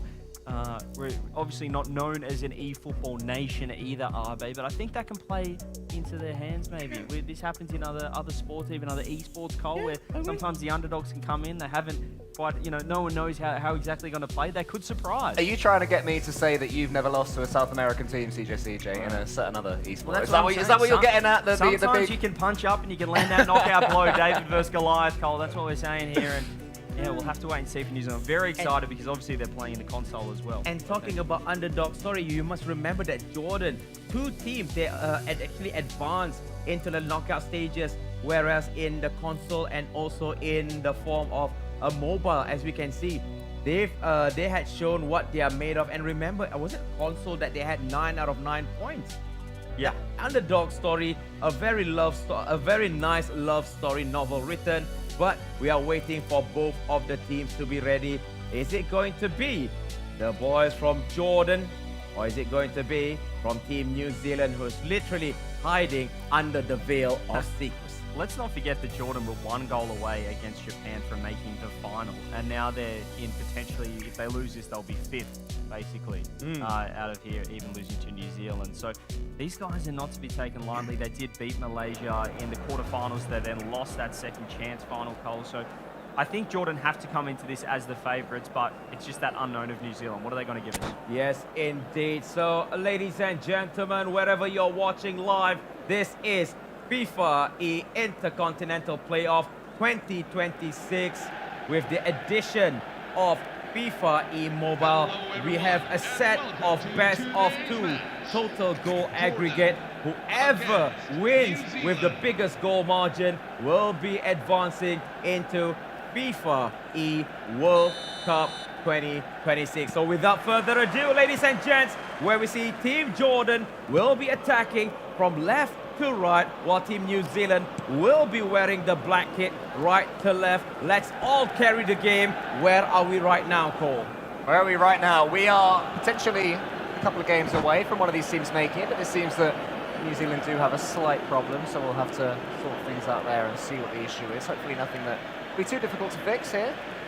You see there, swiping through the mobile, just trying to make sure all settings are Step correct. one, launch. I mean, it happens across all esports, right? There's always going to be something. There's always going to And be in the biggest issues. games, I feel we see in other tournaments as well, where there's no issues, and then we get to the big one, the Intercontinental, the big playoff, and then we do see some tech issues. It's just, it's nearly the beauty at the same time of that live esports as well, that you do, you have to deal with, these sort of issues, little tech errors as well, tech pauses. You just have to stay focused. Does this benefit New Zealand maybe? Because Jordan, they're very locked in, they're a very focused team. They're not as chatty as the others, and they're not necessarily there having a laugh, either of the Jordanian rosters. But when something like this comes and sort of pattern interrupts their minds, I do wonder if New Zealand, they'll be actually slightly better at dealing with that, because they're not going to be bothered by the pressure much. Yeah. The lights up, they seem like they're very at home, very comfortable here, and having a chat. And they're not showing their hands of cards yet. So it's just the first start of the game. We have some technical issues, but I'm sure the Marshal will be on top of it. But looking back in this 2v2, again, communication is key, because too many times we've seen players miscommunicate with their partners, especially when defending, making mistakes. Sometimes the AI automatically just went haywire and there is an opening behind. And I believe, would that be the case for Team New Zealand, because this might be the first time offline? I like it. Just keep throwing them off as well, perhaps, Cole. I like from New Zealand, if things aren't going their way, you think they might just throw their phone across the room. Better not be. Yeah, we should say we don't officially approve of that as a tactic, but of course, in the beautiful game of eFootball, you can use many tactics. It was such a as mere hypothetical, that one, I Cole. see. I don't know what you... Being hypothetical now, do we? Exactly. Yeah, we'll have to see. Oceanians.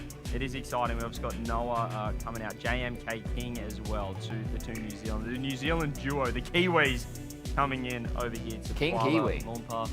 King, yeah, the king from the Kiwis. Love that. I think my main thing that I'm wondering right now is, can New Zealand defensively deal with the Jordanian threat? Because we've said that Jordan are a very defensive team, but I think when they come up against New Zealand, they will be looking forward to maybe putting on a bit of a show. They want to make a statement going into, if they do manage to qualify, FIFAe proper.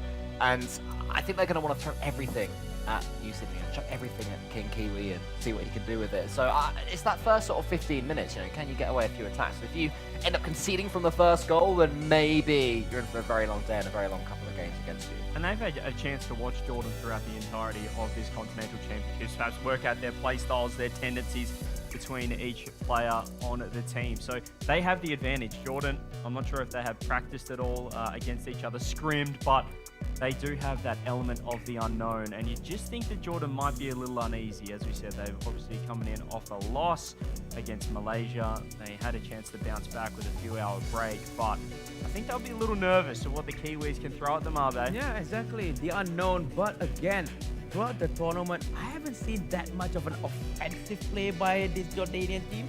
Most of their attack is from counter-attack. So is it they have been ingrained to let the Kiwis, let the New Zealand have the ball first, come and absorb as much pressure as possible, and then send that counter-attack, send those lofted passes behind the exposed backline. But what happened if suddenly these New Zealanders are not even attacking?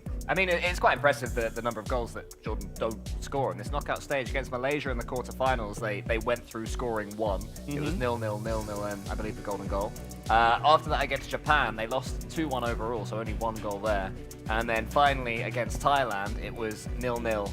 And then 0-1 as well. So incredibly tight games from Jordan. But they always, well, I'd say they always seem to find a way to be on the right side of them. But obviously in the qualifiers, they didn't up to this point. But we'll see if New Zealand can pressure them and can stress them in the same way. And CJ, when you were in these situations and there were tech calls, I'm seeing that Jordan are very silent, quiet, and stoic, and New Zealand are keeping themselves chatty, keeping themselves awake. Which one did you go for? And did you ever have teammates that wanted to be silent just in these situations, just sit there and just soak it all up? I think you just want to keep the vibes high, keep the energy up as well. You don't want to overcomplicate or talk about the game even too much, I'd say, because these guys have been prepped. They're ready to go. Anything that had needed to be said has already been said between the players, are they? So I think at this moment. Just keeping the vibes high, making sure you're relaxed and you're not overthinking any of the tech issues that are happening. But you know, you've got Jordan, as you said, they were struggling to score, but they came into this Continental Championships 25th in the world. We've got the 63rd team in the world, New Zealand, and we are underway in our Intercontinental playoff. Yes, indeed. So Jordan will be attacking from left to right, and while Team New Zealand will be attacking from right to left, and instantaneously Jordan looking for options. However, the ball does fly wide. That is the first signal of intent, Paul, that they want to go on the offensive. Yes, it is, but Noah watched it go just past the post. In the end, it was enough done by New Zealand there, and they have survived the first 4 in-game minutes, but already a sign of the threat that Jordan have. The passing was crisp, and the shot wasn't a terrible one. But CJ was saying earlier on, you know, when we've seen eFootball Mobile in the past, those are the sorts of shots that are flying in the top corner. Maybe the meta of the game is led a bit more towards these passing plays. We've got here, Ruud Gullit into the...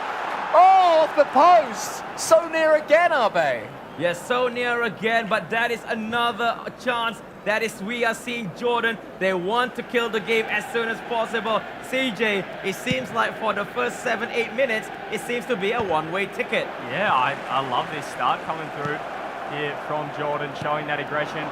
New Zealand just trying to settle themselves. Wearing the black, Jordan in the white. They get a chance here.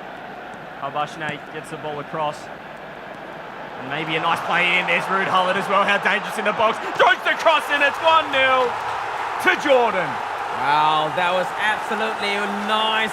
Without being challenged, without being pressured by the Kiwis, the Jordanian has full authority in going into that penalty area with a nice over, or should I say lofted pass, good header by Ruud Gullit. Ruud Gullit seems to be the favorite of all the teams in this tournament, Paul. Yeah, I think it's going to cause New Zealand some problems here. Look how much space he's got. Number 7, Dan Burn, I think it is. Didn't know where to turn.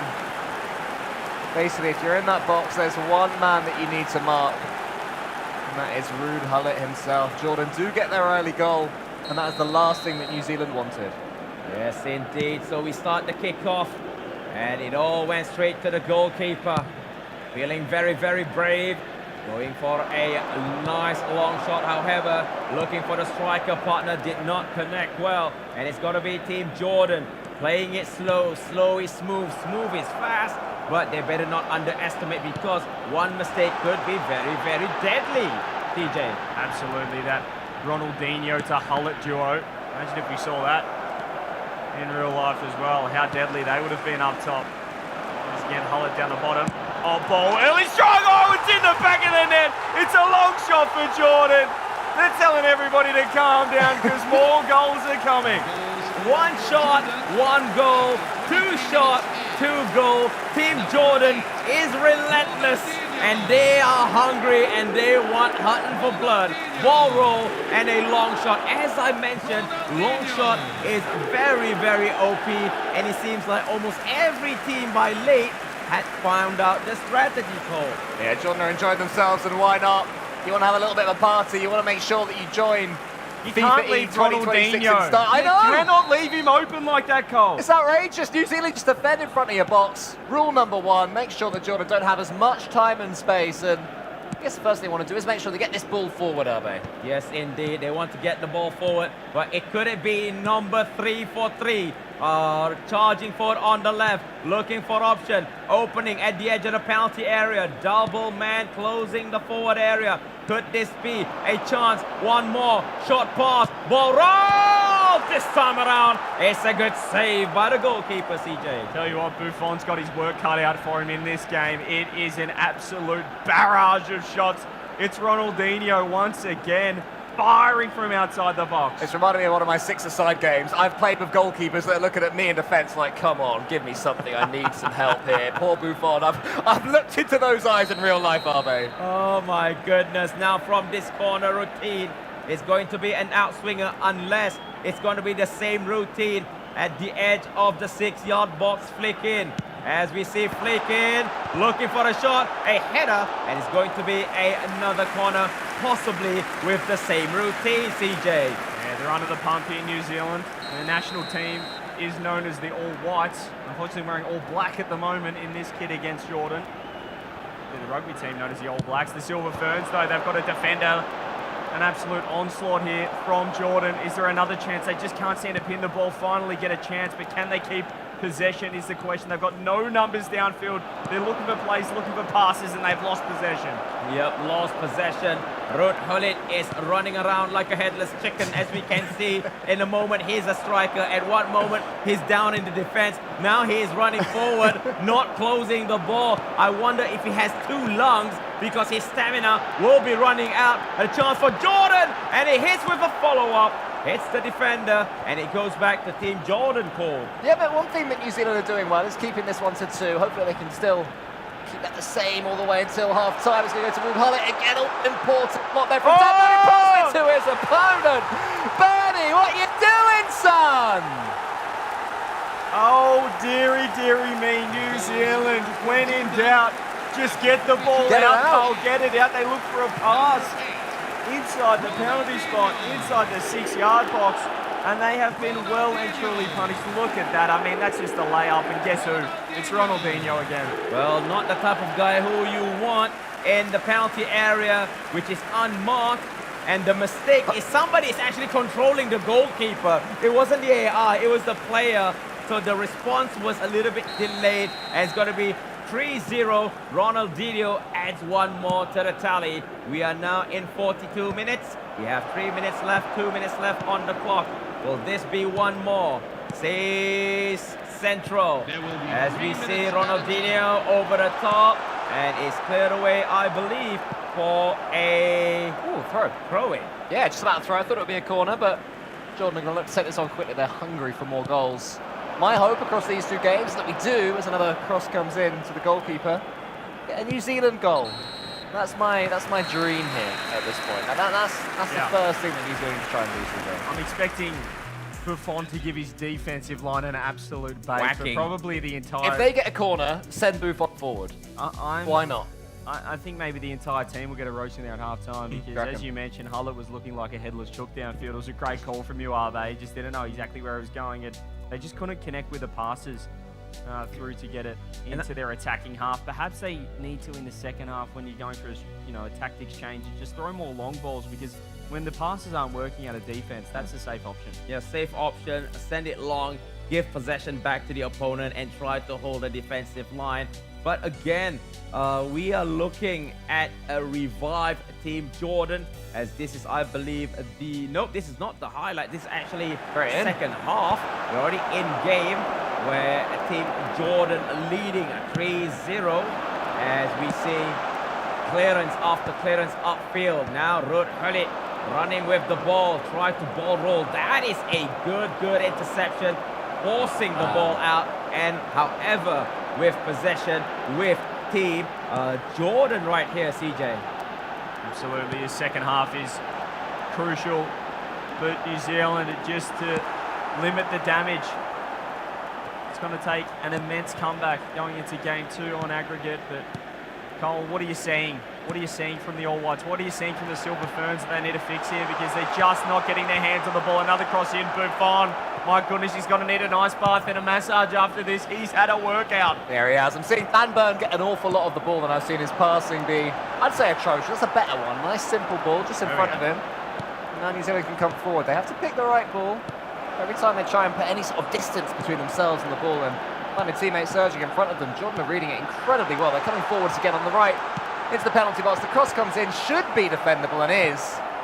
They're so dangerous, are they? And you can see the quality gap between these two teams. And again, the pass goes right to their attacker. It's the last thing you want to do. It might be 4. Dan Burn gets his head on it again. Yes, indeed, but we are not out of the woods. That's a mistake. Ronaldinho! 1, 2, 3, 4. Wahid Isnani Salesa Arba. 4 goals by the Jordanian international.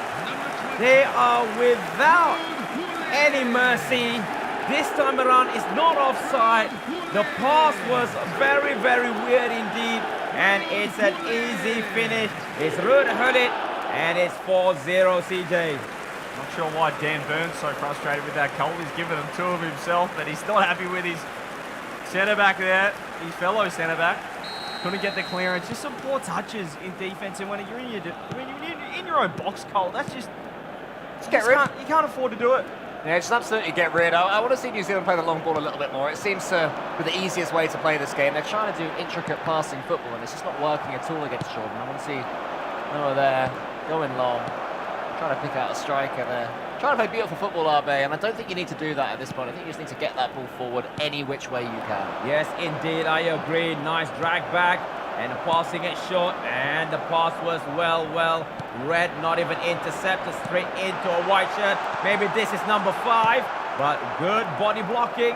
However, is it going to find another striker partner? No. And now it's going to be Rod Hullet. Well blocked, but a little bit stoned, I would say. That player didn't expect the ball went in front of him. They're going for the long balls now. The clearance is down the line, but there's just no one there. They're trying to find one of their attackers downfield. I don't know if it needs a formation change or something, Cole, just to try and get a body, trying to win it a challenge just on that halfway line. They're looking for these passes, but every single time it's finding a Jordanian midfielder. They've got another crack here. It's a beautiful pass through. It's goal number 5 for Jordan. And they're letting us know all about it. Dan Burns looking like CJ out there. He can't get in the right place at all. No matter where he goes, it seems to be incorrect defensively.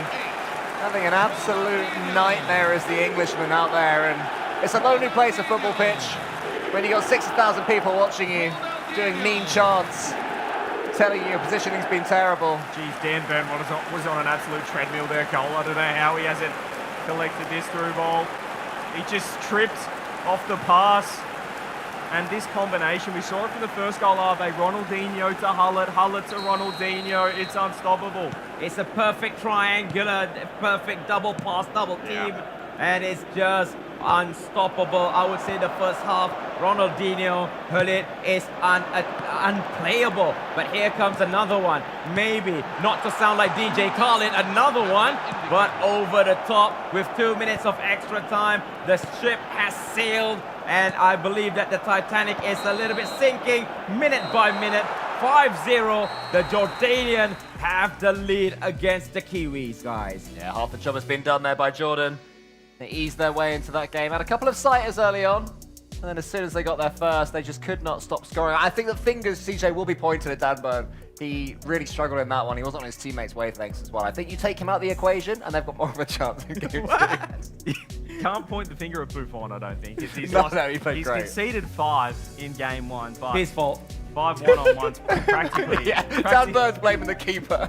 Practically open nets coming through. Jordan just showing their quality. We came in mentioning this was Jordan being 25th in the world, but that ranking is going to well and truly skyrocket, I'd say, based on this Intercontinental Championship. And then New Zealand, fairly rated, 63rd in the world. We didn't know what we were going to expect from them. Obviously not as competitive of an eFootball nation, but I think this game too, although it's a 5-goal aggregate, which is probably out of their reach, it's about pride now, and perhaps just minimising that scoreline and, you know, just leaving the competition on a better note than what that game 1 was. Well, you may remember our fellow FIFAe co-host Chris Tunn, the big Newcastle fan. He's always excited when Dan Burn is on the pitch, and I think that hopefully somebody can DM that match to him, because I think that he's going to be picking his performance apart there. But 5 is not the 5 is the most goal scored in a match. Are we going to see an aggregate beyond 5? Maybe, possibly, who knows?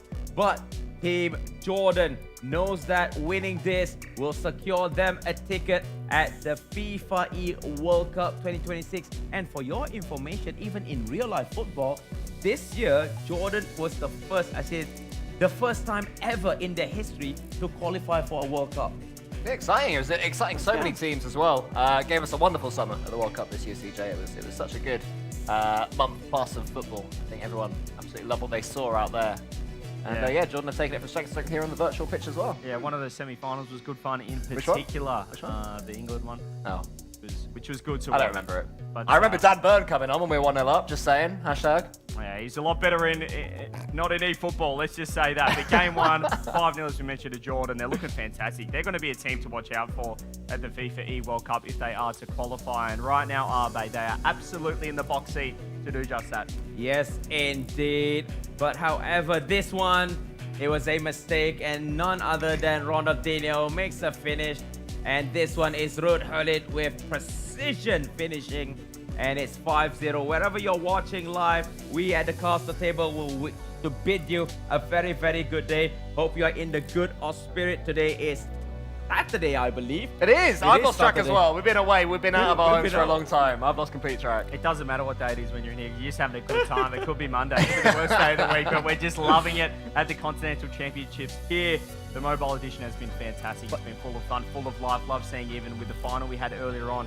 Daniel, what an absolute superstar he is. Great to see him. And with a duo, 2v2, 1v1, it doesn't matter for Dan. He's getting the job done. Yeah, he gets the job done. Yes, indeed. And if this was a Monday, I mean, I don't mind because I'm having fun with my two buddies right here. Absolutely. And sharing my time with you guys is absolutely an honor and pleasure.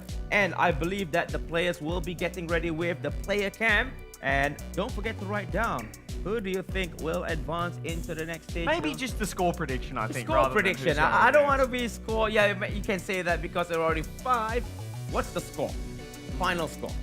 Final score, Cole? All you can do is do better. If you're New Zealand, in all seriousness, all you can do is do better than that. That's set the target. That is the par right now. So you're thinking, okay, let's make sure it's not 5. If we lose by 4, that's an improvement. If we can get a goal, that's something we can really take forwards as eFootball mobile players for New Zealand. So I think that you have to be realistic with your targets, but you can't just be despondent and feel sorry for yourself. There is a target you can take when you're up against an opponent that clearly is a better team than you, and that's fine. They'll learn from this as well. Yeah, I think it's a great experience, as you said, coming to a live event. It's so much different than just sitting on your couch playing from home. So you learn a lot. It's very rare that new teams or even new regions, new nations come in and just dominate from the get-go because they haven't been exposed to the top-tier competition.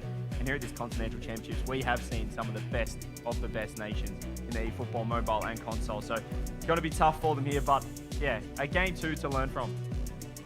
Player cam, are we ready? Yes, the player cam is ready, and see what will be in the discussion between these two teams.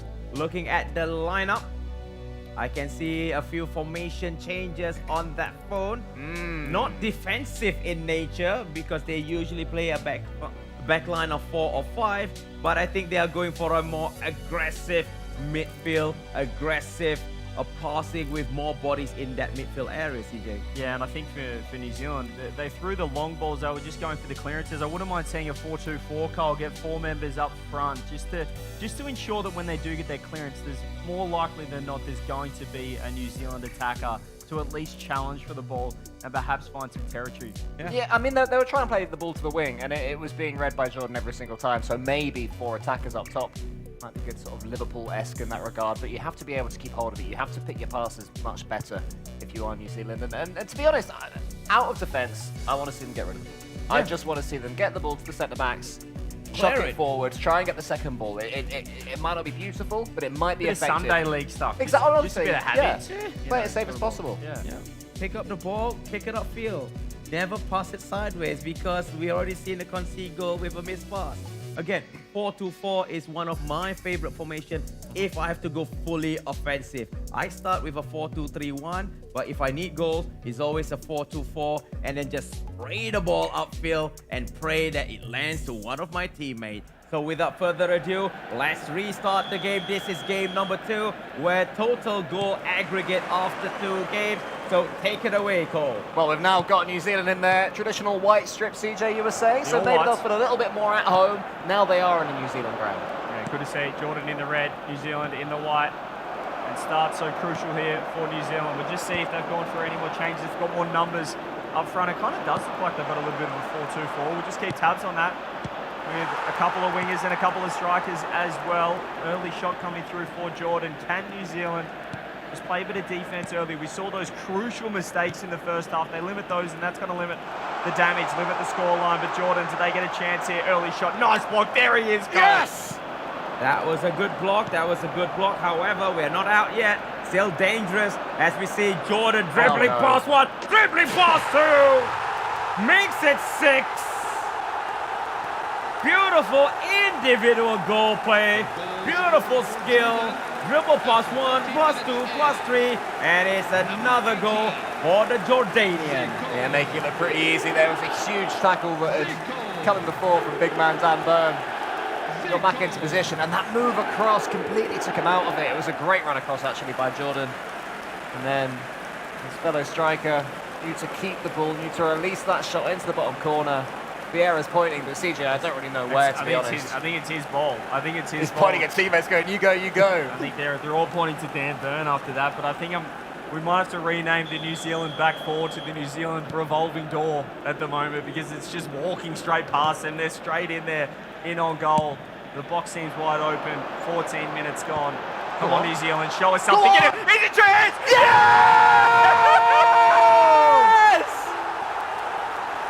The crowd erupts! Exactly what everyone here wanted to see. Production around me are on their feet. New Zealand have got themselves a goal and an equaliser in game two. The most biased commentary team you've ever heard. We just wanted to see him get one, and what a finish it was, top left.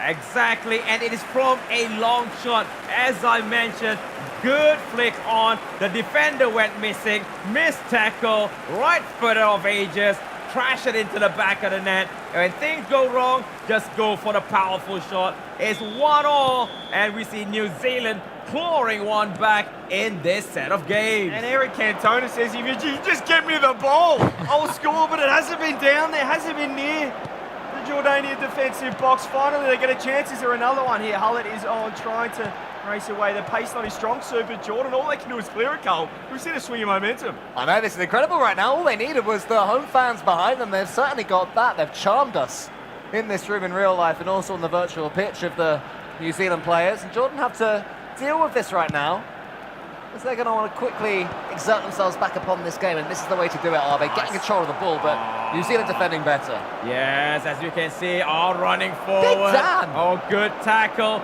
Now New Zealand coming in numbers. As we can see, cheers going up. We turn around, taking it slow, taking it short. The aggregate is 6-1, but no matter. It's time to attack. Go, Kiwi, go. Pass the ball forward. Battle touches, and it's going to Jordan and try to attack this ball. Nice through ball. Could this be goal number 7? And looking for a bicycle kick. That did not go through, CJ. Yeah, went from go Kiwi, go to no Kiwi, no right there with that poor pass. Almost on the attack, Jordan. They've done well here. Hullett was just been instrumental just to be that connecting piece into the front third. Can they find the ball? It's nice patience. There's a beautiful through ball. They're looking for the cross. It's the early cross as well. Potentially offside. Flag goes up. Good effort from the wide areas. And now it seems like Team New Zealand finding their mojo, finding their strength, and bringing the game towards Jordania, the Jordan team. Is it enough?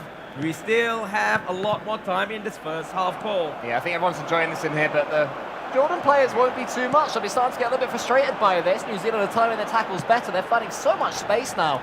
And the ball over the top is looking incredibly inviting for them. Yet again, there's a player behind them as well. Keep it on that left wing. Then in the centre, can they find Ruud Hullett? He's nearly there, CJ. New Zealand right now, they're knocking on the door. This is unbelievable. Sabatana's shot! Saved by Peter Schmeichel. Schmeichel gets there. Habashne with the clear, but New Zealand pressing. Vieira lost once again. Needs to just find his compass. Must have left it in the locker room. Pass cross in the last 2 minutes of injury time. Can New Zealand attack? Do they get one last crack at it? You know, the referee isn't too kind. As soon as that 2 minutes is up, he calls it. Seen enough. 1-1. What a response, Arbe. Yeah, what a response. What a venomous shot with no antidote in hand. Thus, it's 1-1.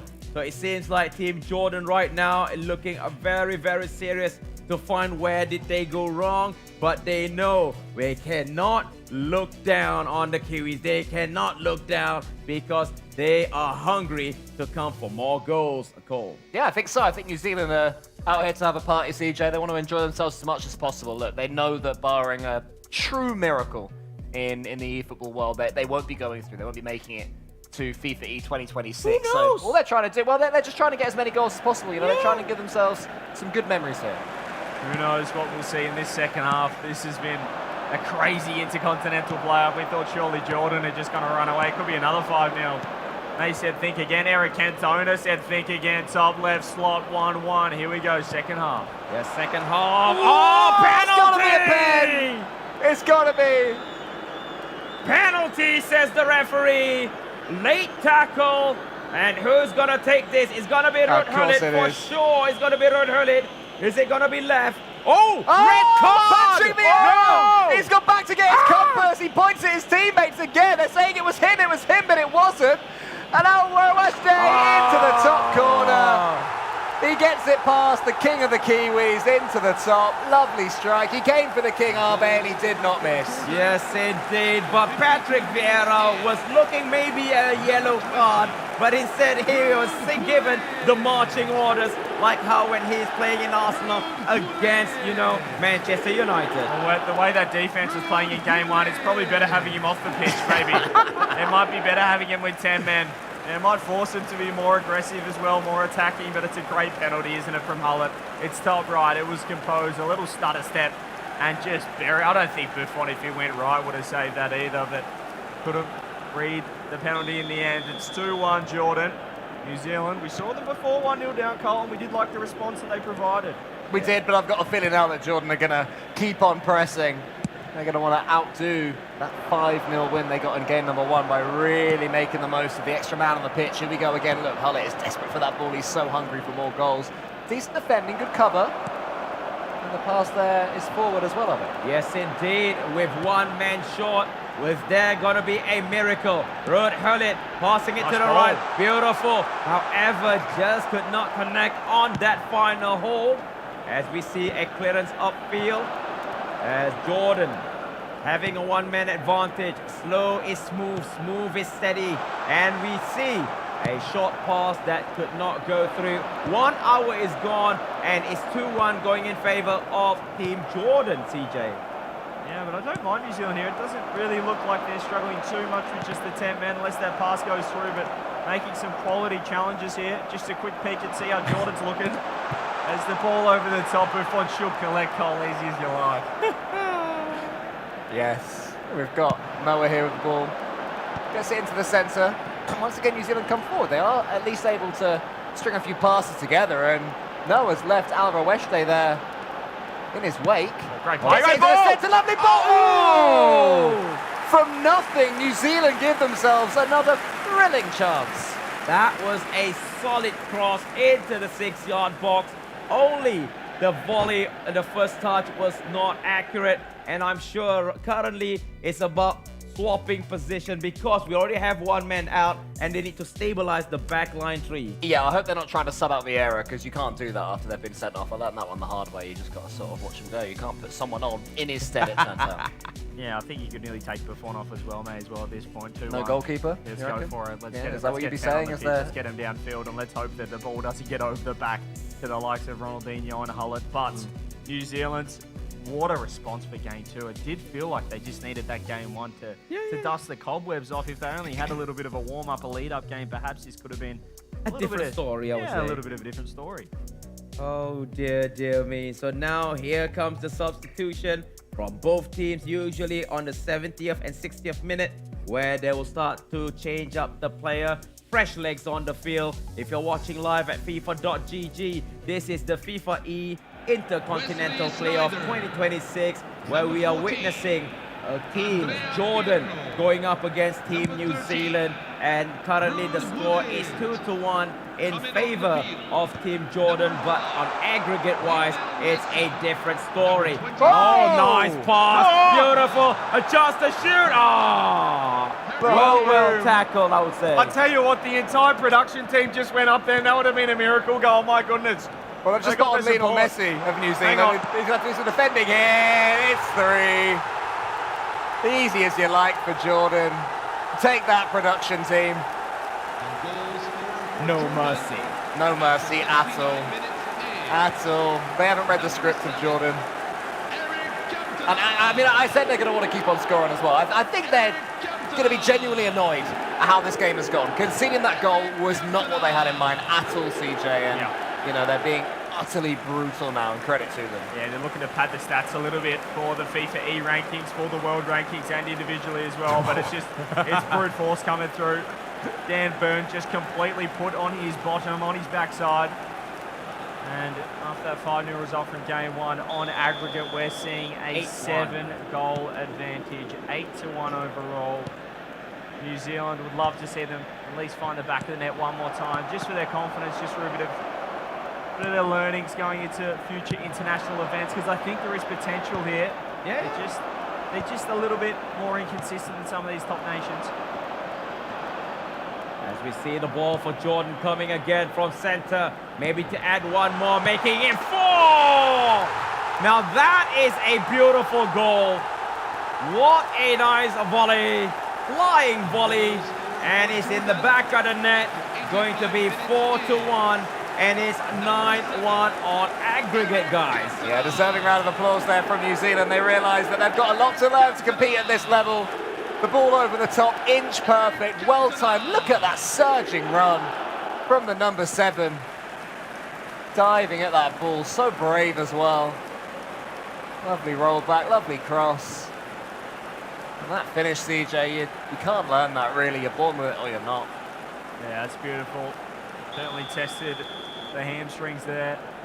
A nice little dizzy kick finish off that pass, which was exceptional as well. 4-1, that red card certainly hurting now in New Zealand. That's been the difference maker. Yeah. Bring a man down, absolutely, but it was a wild challenge in the box. I'm not sure what they were thinking. It was a little loose for my liking. Referee had seen enough from New Zealand. What can they do in this final minute with injury time added? 5 minutes of extra time given by the match official. This time around from the left, tried to cut it in, but decides to go for a straight pass clearance. Oh, that is a very, very dodgy clearance. Oh, punched it away. It needs to clear the ball away. And it does clear the ball away. Jolly good show. And it's going to be a straight kick over the top. And there you go, ladies and gentlemen. For the FIFAe Intercontinental Playoff 2026, it's going to be Team Jordan who wins it and will be qualified for the FIFAe World Cup 2026. What a match indeed. Yeah, we found our 4 nations now qualified for the FIFAe World Cup. You can see the respect as well between both teams. New Zealand, they're just swapping a little bit of their emblem, a little bit. Yeah. I love that. Love a little gift for Jordan.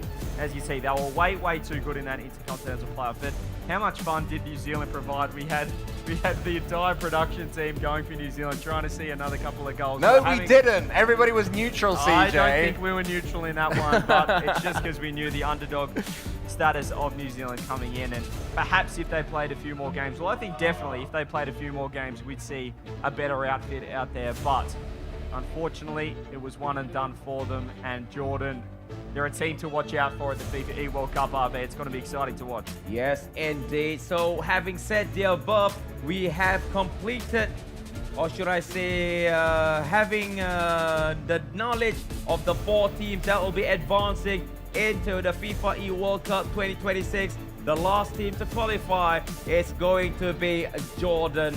Congratulations for Team Jordan for advancing into the next round. What a match, and I believe that is the biggest aggregate score in this tournament overall. That is a stat to be remembered.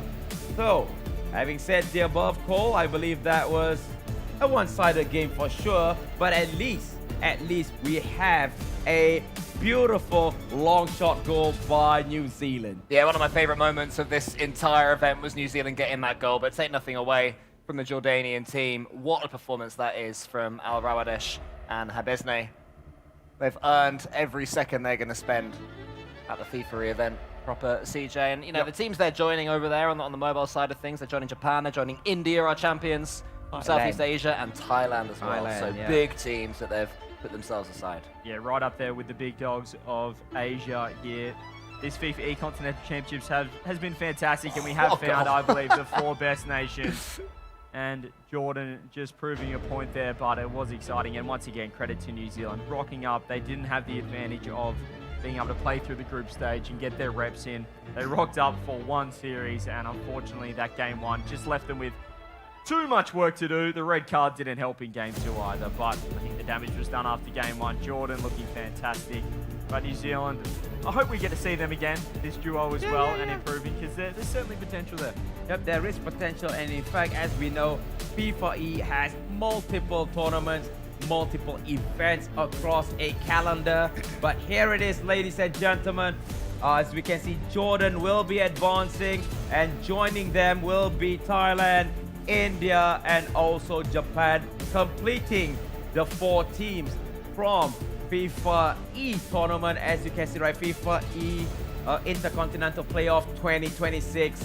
And what a show have been played for everybody watching live at FIFA.gg. It's going to be huge. It's going to be absolutely massive once we are really there. And Oh, yeah. these Southeast Asian teams are joined by the big dogs from South America, thinking of Brazil again. What a team they are on mobile, and in Europe as well. All of the brilliant regions that we've got here. It's a great thing to have a worldwide tournament, and I just know that Jordan are going to add so much to that event as well. Yeah, they're looking, and finally we're kind of seeing with Jordan show that offense as well. 9 goals here against New Zealand. You mentioned that they were kind of struggling to score just the singular goal throughout that upper bracket, throughout the playoffs, the knockout stage, but they really came into their own today in the Intercontinental playoff. And as you can see, Japan, India through the upper bracket. India winning the final 1-0 on aggregate. Thailand, Jordan down there up to Thailand. Took down Jordan in the second chance final, and then as we just saw, Jordan got to work 9-1 overall against New Zealand. But it's been fantastic, and I love the fact that we pretty much got 3 different finals today. We had the final, we had the second chance final, the Intercontinental playoff as well. So had a fantastic day of eFootball mobile action. All right.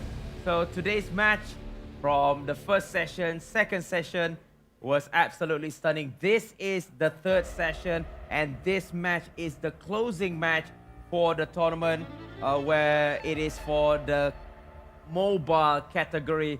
I mean, I'm actually lost for words because I'm thinking about that long strike from New Zealand. It was absolutely beautiful because it was at today, most team realized that long shot is actually OP. Yeah, and we saw it last year at the FIFAe World Cup. We saw Sonny on every team just absolutely blasting shots at top right, top left. I know you outside missed the him box. this year. But I am missing him. He has been subbed on a couple of times for a few nations, keep an eye out for Sonny. But yeah, fantastic day, and we do have another edition here with the console coming up. So it's a fantastic warm-up of it. Yes, indeed. So any last word, because this will be my last appearance for today, because it's gonna be the end of my shift at the commentary table. Well, take it away. This is exactly. Not our last words.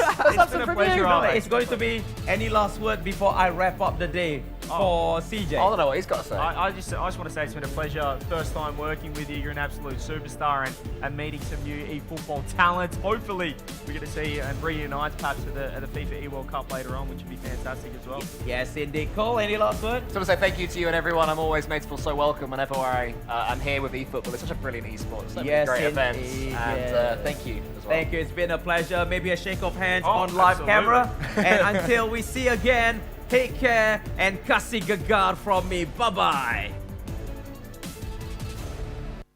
Every dream starts somewhere. From home to representing a nation. Over 120 nations, one path to ultimate glory.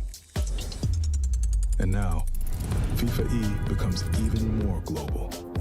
Only the best from each region advance one step closer to the trophy. Welcome to the FIFA E Continental Championships. Kuala Lumpur, Mexico City, Rio de Janeiro, Casablanca, Oeiras, Lisbon. 5 cities, 5 events, one dream worth chasing. The road to the finals.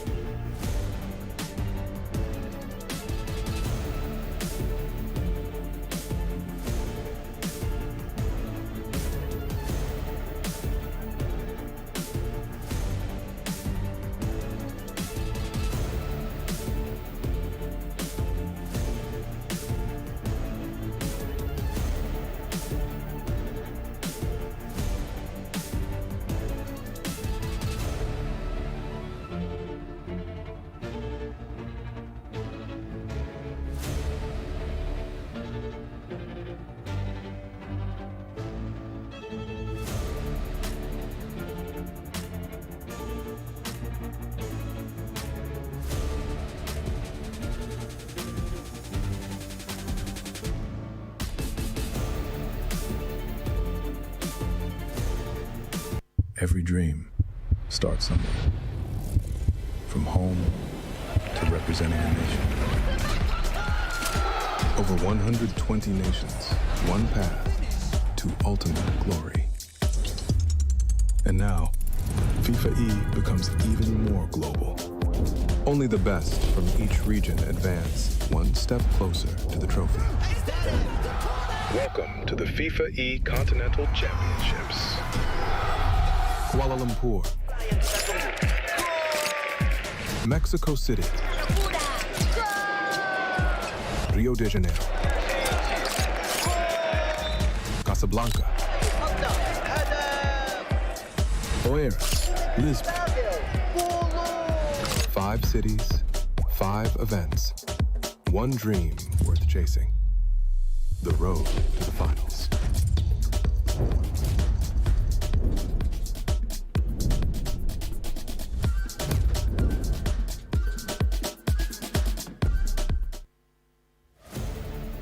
Ladies and gentlemen, welcome back again right here with us, especially when it comes to our FIFAe Intercontinental Playoff 2026 featuring eFootball console. Of course, you guys are still with us. My name is Moaz. And I am Shasha Madhu. Now we are down to the final match of the day. We have been through countless rounds, countless of matches, and mixed of feelings and emotions along the way, and at the moment we're going to unwind with one final match. Of course, this because it's intercontinental one. That's right. So these nations are coming from separate continents, one from Asia, one from Oceania, and both of them are competing for that one spot in the FIFA one ticket.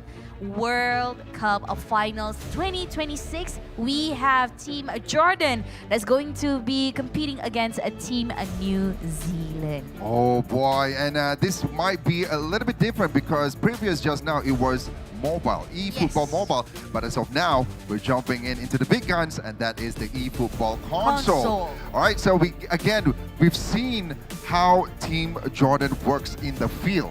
But of course, I've never seen, just now was mobile, now it's console, so it's a little bit different here. But of course, I would love to also check out on Team New Zealand and how they play against Team Jordan, Shasha. Yes, because all of our players looked very, very confident. So we are pretty much looking forward to what gameplay they have for us, whether they're going to turn the tables, and which continent is going to make it to the FIFAe World Cup Finals 2026. But of course, without further ado, we're going to begin the final match of the day, and to spectate, to commentate on this round even further, we're going to leave it to the experts. That's right, that's right. Our job is to really just observe and spectate and cheer along the way. So, who do we have on the couch for this session? All right, so again, ladies and gentlemen, please do enjoy our last and of course Intercontinental playoff right here from Team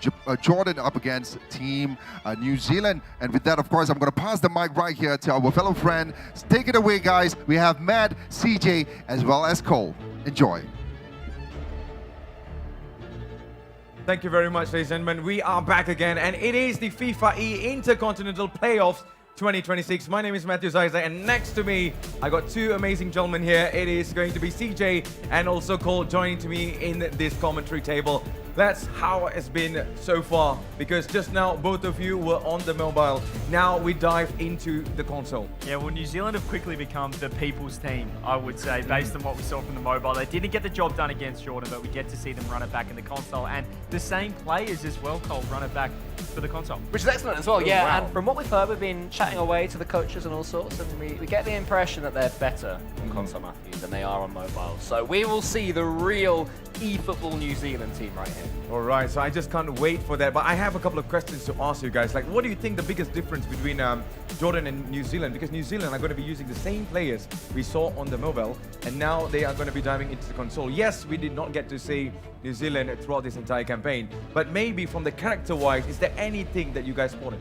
I mean, if they say the console is their main game, I'm going to trust them on that. I think everyone has played a lot of the football games on console. That's the primary platform from a lot of players worldwide, not just here at the FIFAe Continental Championships. But I'm looking forward to it. I think they kind of just got to the stage experience whilst not being in their primary game as well, Cole. So I think that that was the best possible start. Start with the mobile. You already know you're probably going to take the L there and then focus on the console. Yeah, I think the fact they got that goal as well is absolutely massive. I mean, it was our favourite moment, but for them, for those guys out there experiencing that rush and feeling that feeling, I think that's going to be something that they're going to be desperate to make happen again. You know the place was like blowing up when they scored just now, right? Oh man, it was so loud. The people's team. Maybe we'll see what happens here though. Perhaps they might come out of the gates a little bit hotter. I'm expecting them to be more competitive. And Jordan, quite an inconsistent team. They had that flurry of runs through the group stage where they collected 3 wins in the second day, all 9 points, and then they faltered in the knockout stage. So I just don't know what kind of Jordan team we're going to get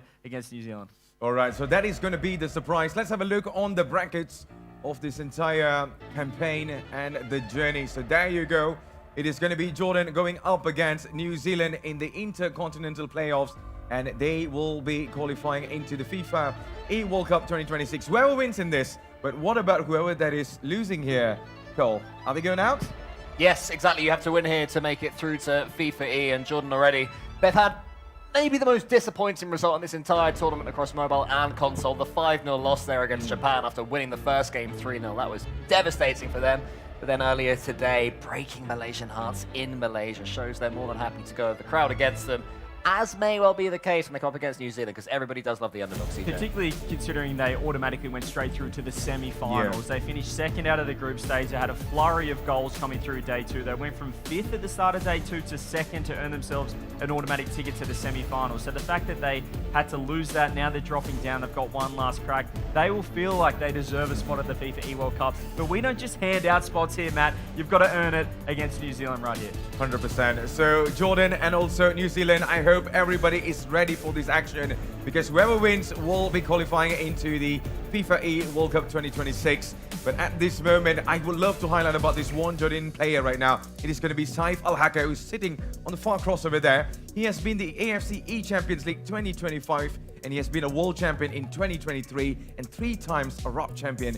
Meanwhile, for Guide, he's a top 4 in eFootball Open 2022 World Finals. So we got a huge back of experience for Jordan in here. Yeah, oh, absolutely. And the other side of things is New Zealand are relatively unknown, where we do see the exposed form for Jordan here, currently sitting on, they came into the Continental Championship sitting 14th in the world as a duo, so we know that the caliber of players that we do have, we'd expect them to be there, Cole, at the FIFAe World Cup, but as we said, it's not that easy. They need to win this. They lost their previous qualification match against Japan and now have a chance.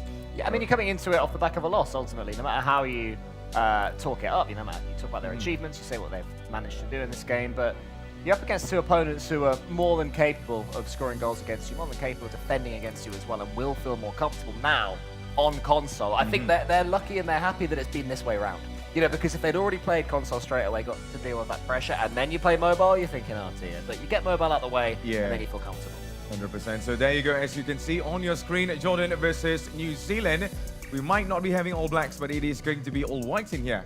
All Whites in here. They're wearing the All Black kit in that graphic, though, looking quite I'm telling fantastic. you, the branding. Come on, New Zealand. It's all over the place, man. I was telling you off of this before. It's the same with Australia. Just every different sporting team has to have their own name. Obviously, got the Socceroos, the Matildas, things like that. It's the same with New Zealand, and it's great to see them here representing their nation for the first time at the FIFAe Continental Championships. And as you said, same form. Actually, they've got a different manager stepping in those. That's a little different than what we saw in the. That's true. Yeah. They sacked the manager. That's harsh. I thought they played quite well. You got to make it so brutal for what now?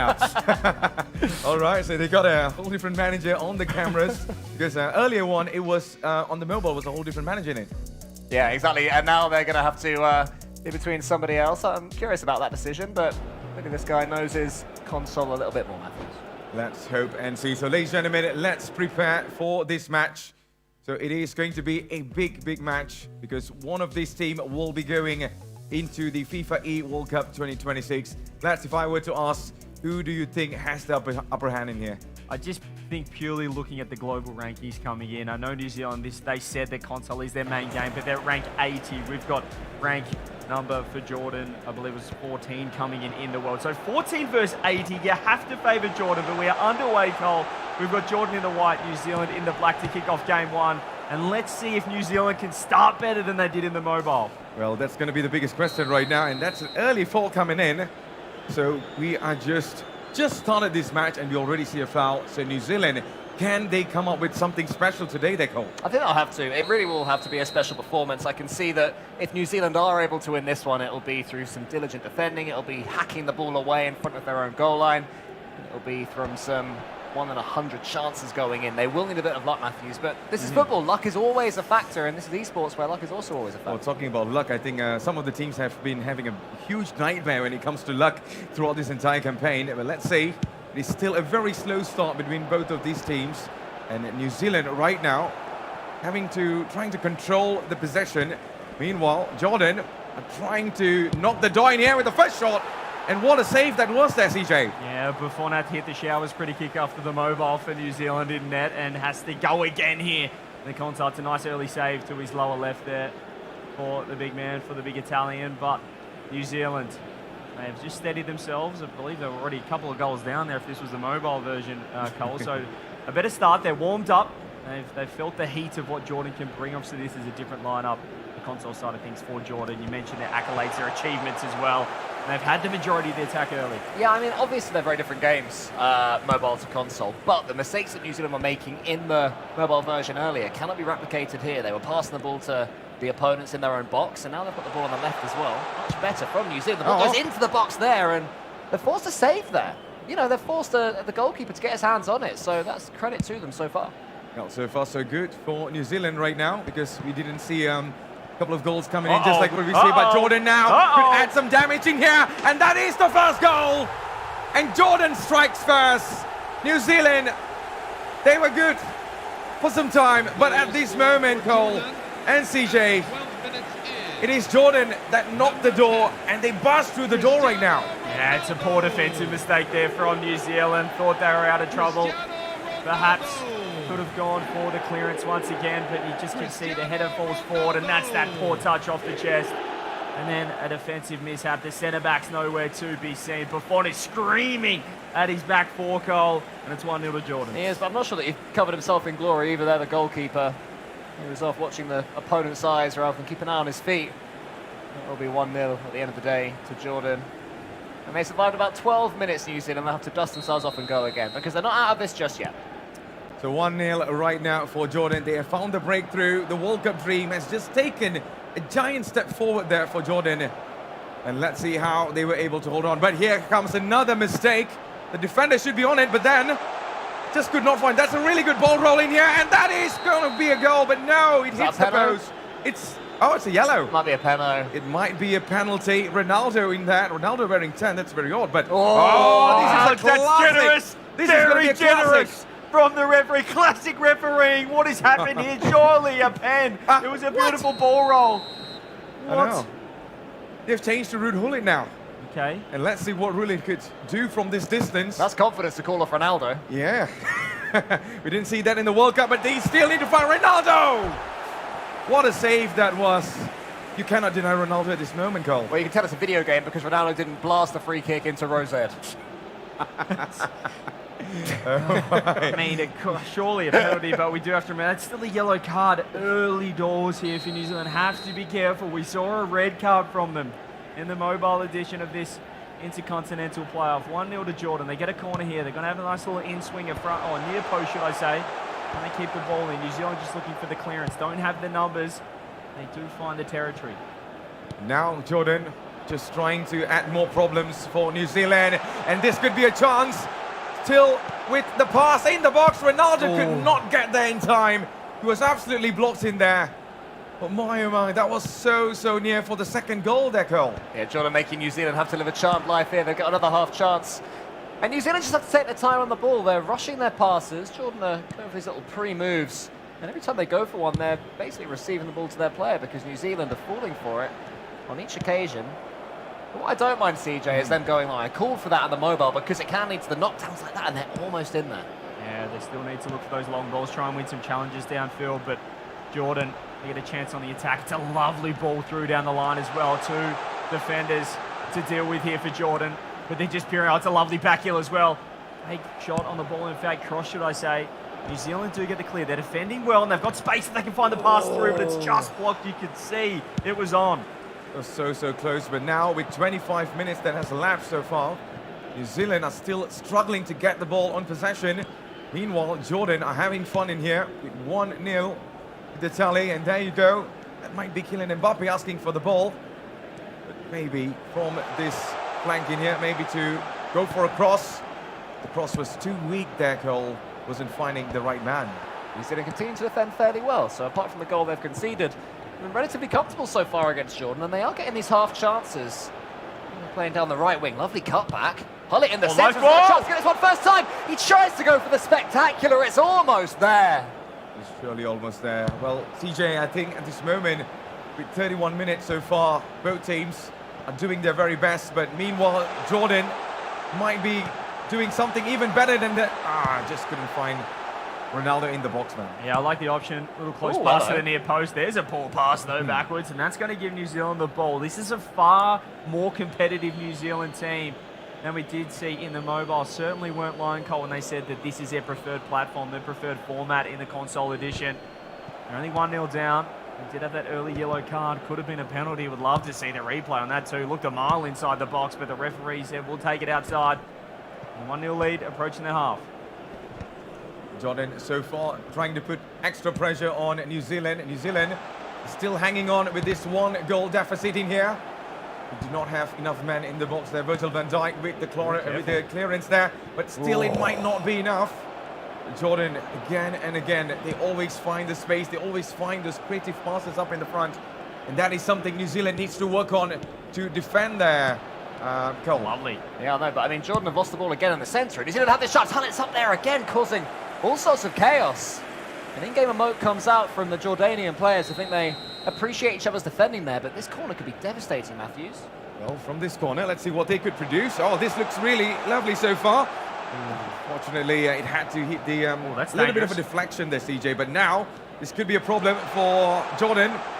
New Zealand are looking for the equalizer, and Ruud Gullit, who else do you need in defense in those kind of moments there? Yeah, you need him in attack as well for New Zealand off this corner. They look like they're really happy to be positioning and attacking from a set piece. Another in-swing, a near post does find a head, but it's cleared to the side by Jordan. New Zealand first on the ball. Do they get one more cross in? It's an early shot. Not sure if that was the right option there, Cole. And we'll be able to walk it out, Jordan. Yeah, not at all. You can't be shooting from there, not against Peter Schmeichel. He's going to be swallowing that up all day long at the near post, but I don't mind it. New Zealand getting a shot on target, taking something into the second half of this first game. Remember, it is a 2-game aggregate. While everything was lost in the mobile 5-0 earlier, so far, if they can survive this attack, then at least we're into the second half with some relative comfort. It's a big save coming in. I wonder if we'll have time for the Jordan corner.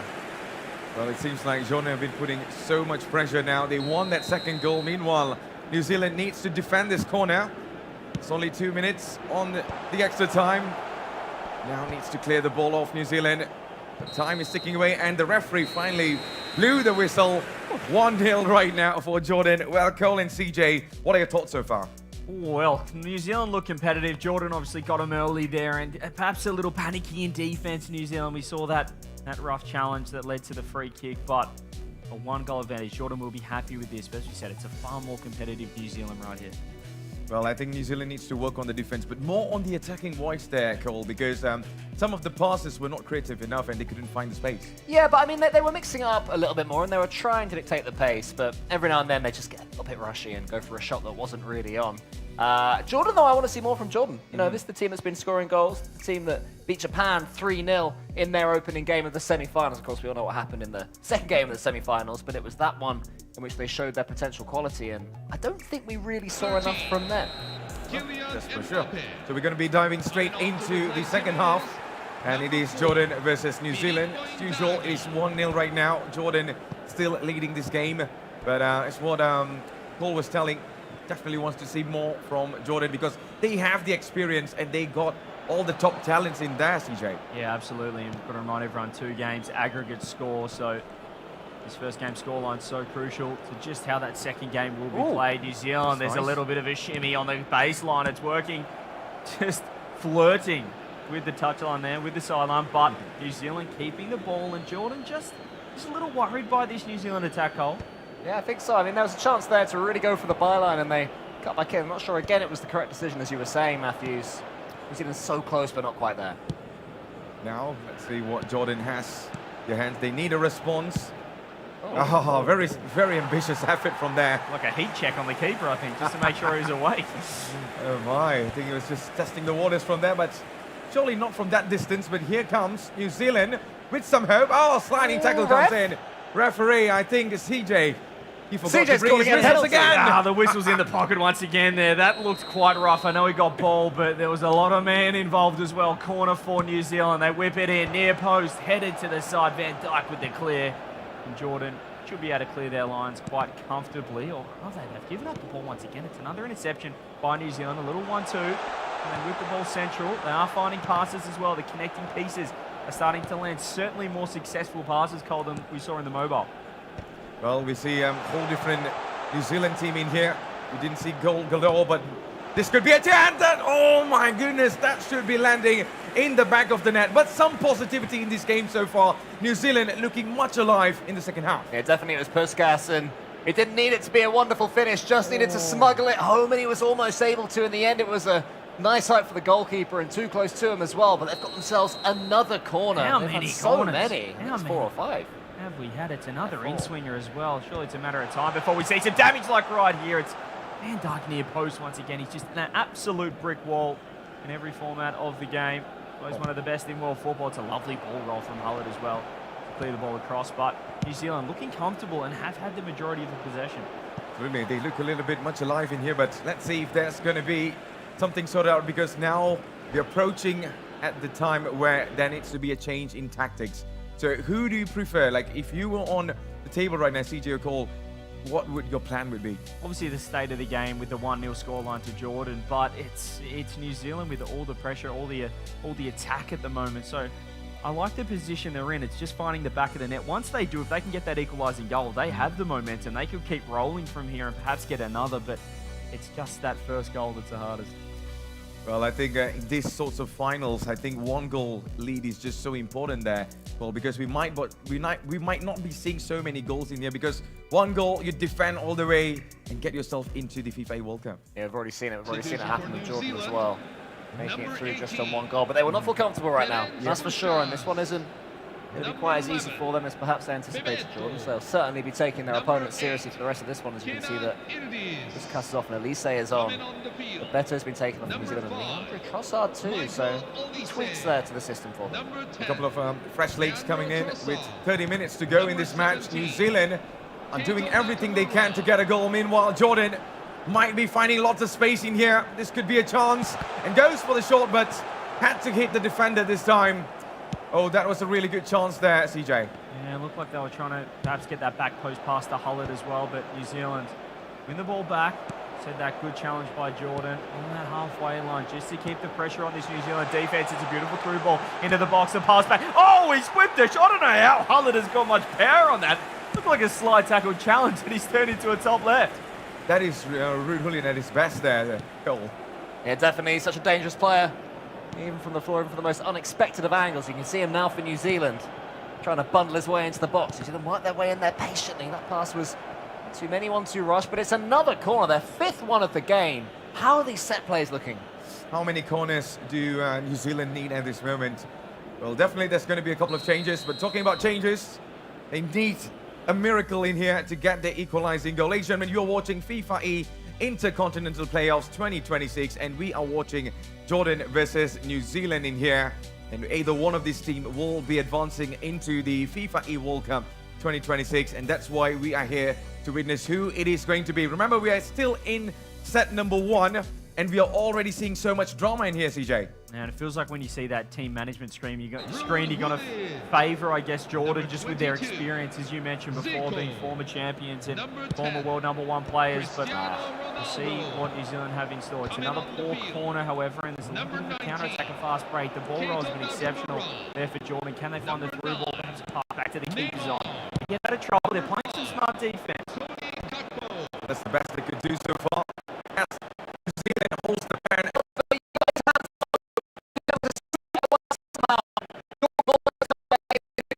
On top of his form today, going full stretch of saves. I would really love to have him in my own team. Yeah, I think so. He's incredibly safe right now for New Zealand. We knew they'd have to make a lot of saves. We knew they'd have moments go against them. We knew they'd have some corners to defend as well. Corner comes in for Jordan. Is anyone there to follow it up? Van Dijk near post as well. He does get that header, a really advantageous header as well. It's finding the number 9 there for Jordan, but New Zealand cleared their lines, and they've got a little fast break here. They've got a big fast break. Avoids one tackle here. Oh, Ronaldinho just getting nudged off the ball.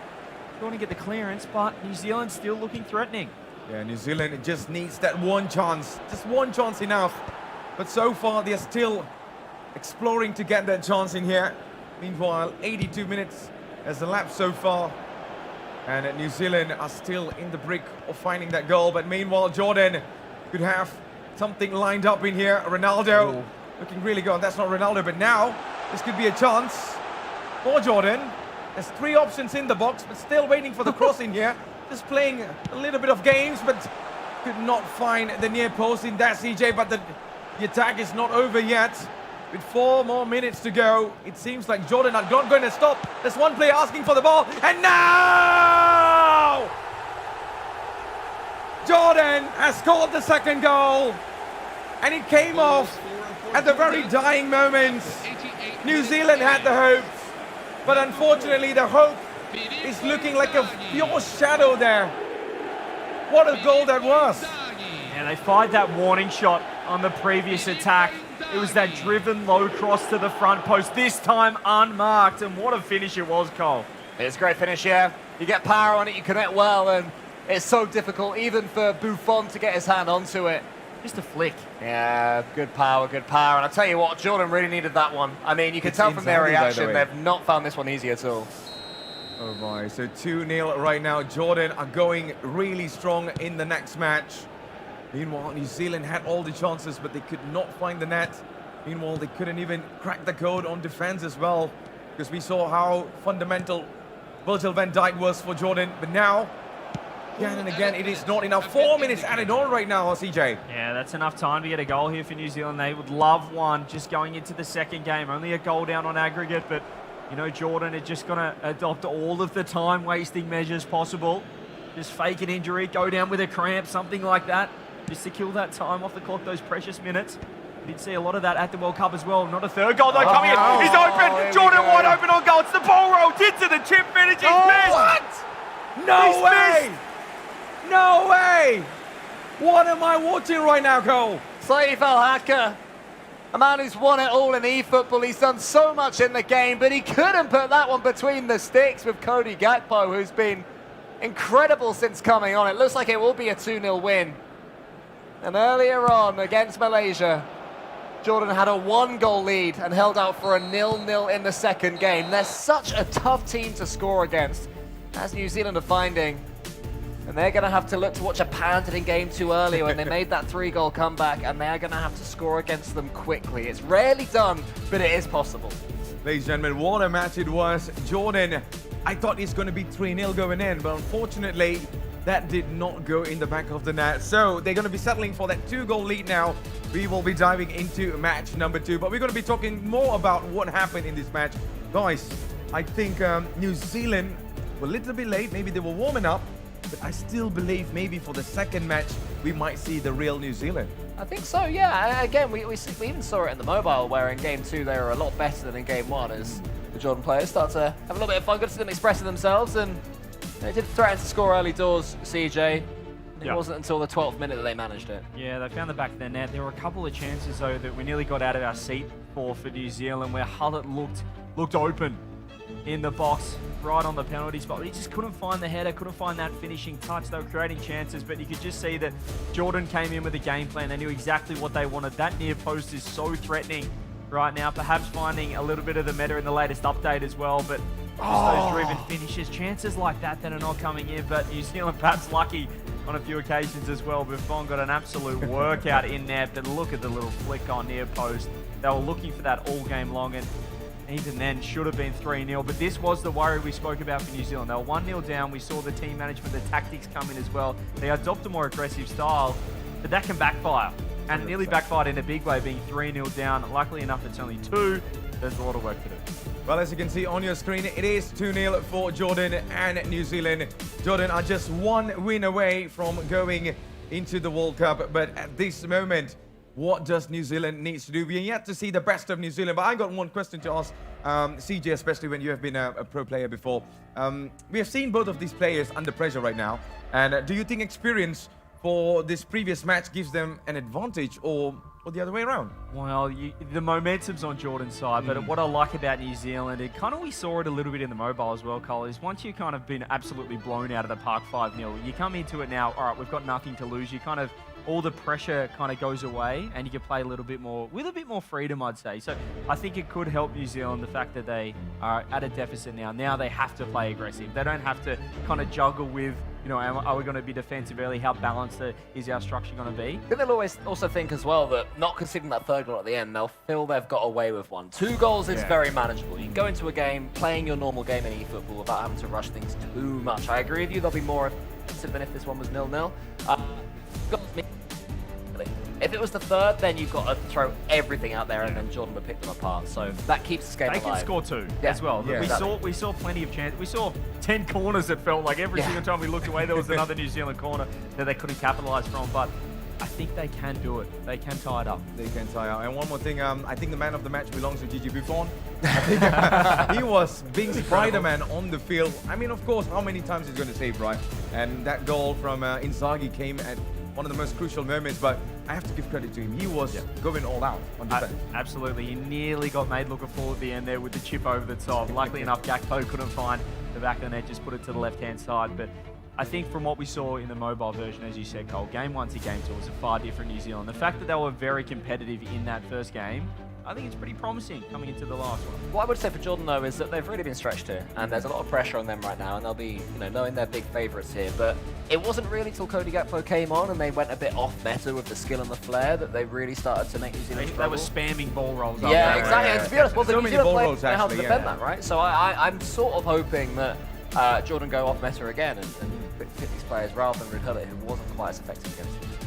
100%. So I think we will be going into the match very shortly. We're getting all sorted out on the mechanics and stuff, but I just can't wait to see what New Zealand has, because they only got one more chance right now. Yeah. They gotta make it in this match, or else it's a goodbye. Yeah, and I really hope they can at least make this competitive and give themselves, maybe not, force that third game, but at least give themselves a look at it. Get the first goal of game 2 and think, all right, it's game on. We can get on the edge of our seat a little bit more. We need some fight. Well. Yes, that's what you're talking about.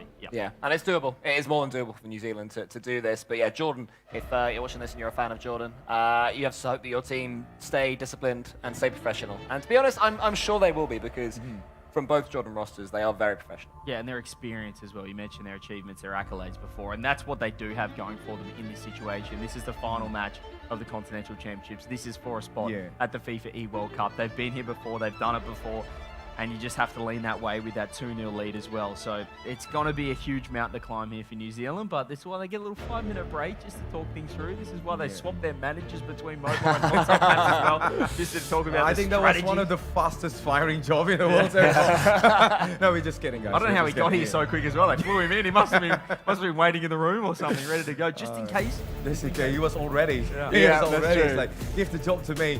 But anything, I think, is there anything, Cole, that you actually saw in this match that viewers, or maybe me and CJ, didn't get to see, especially for Team New Zealand?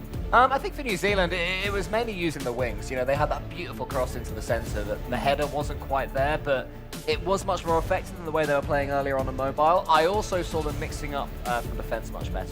They weren't messing about the ball. They were getting rid of it when Pass the time back to was the right. keeper, get it out. Exactly, and that was a lot more effective. So they have to make sure they're sticking to those new principles. They have to make sure that they are, when the chance is coming, shooting well. And corners, CJ, there's so much more they can do. I think it's So many important to not, opportunities. as you said, the crosses looked effective. They didn't find the back of the net, but I think it's important for them not to be discouraged from going for those chances just because it hasn't been as effective as what we saw with Jordan down the other end. So I think if they can just keep attacking those wings, they're finding space, and I think the more confident Jordan get, it could play against them a little bit, that they might just overcommit a few challenges, and then we might see more space for New Zealand.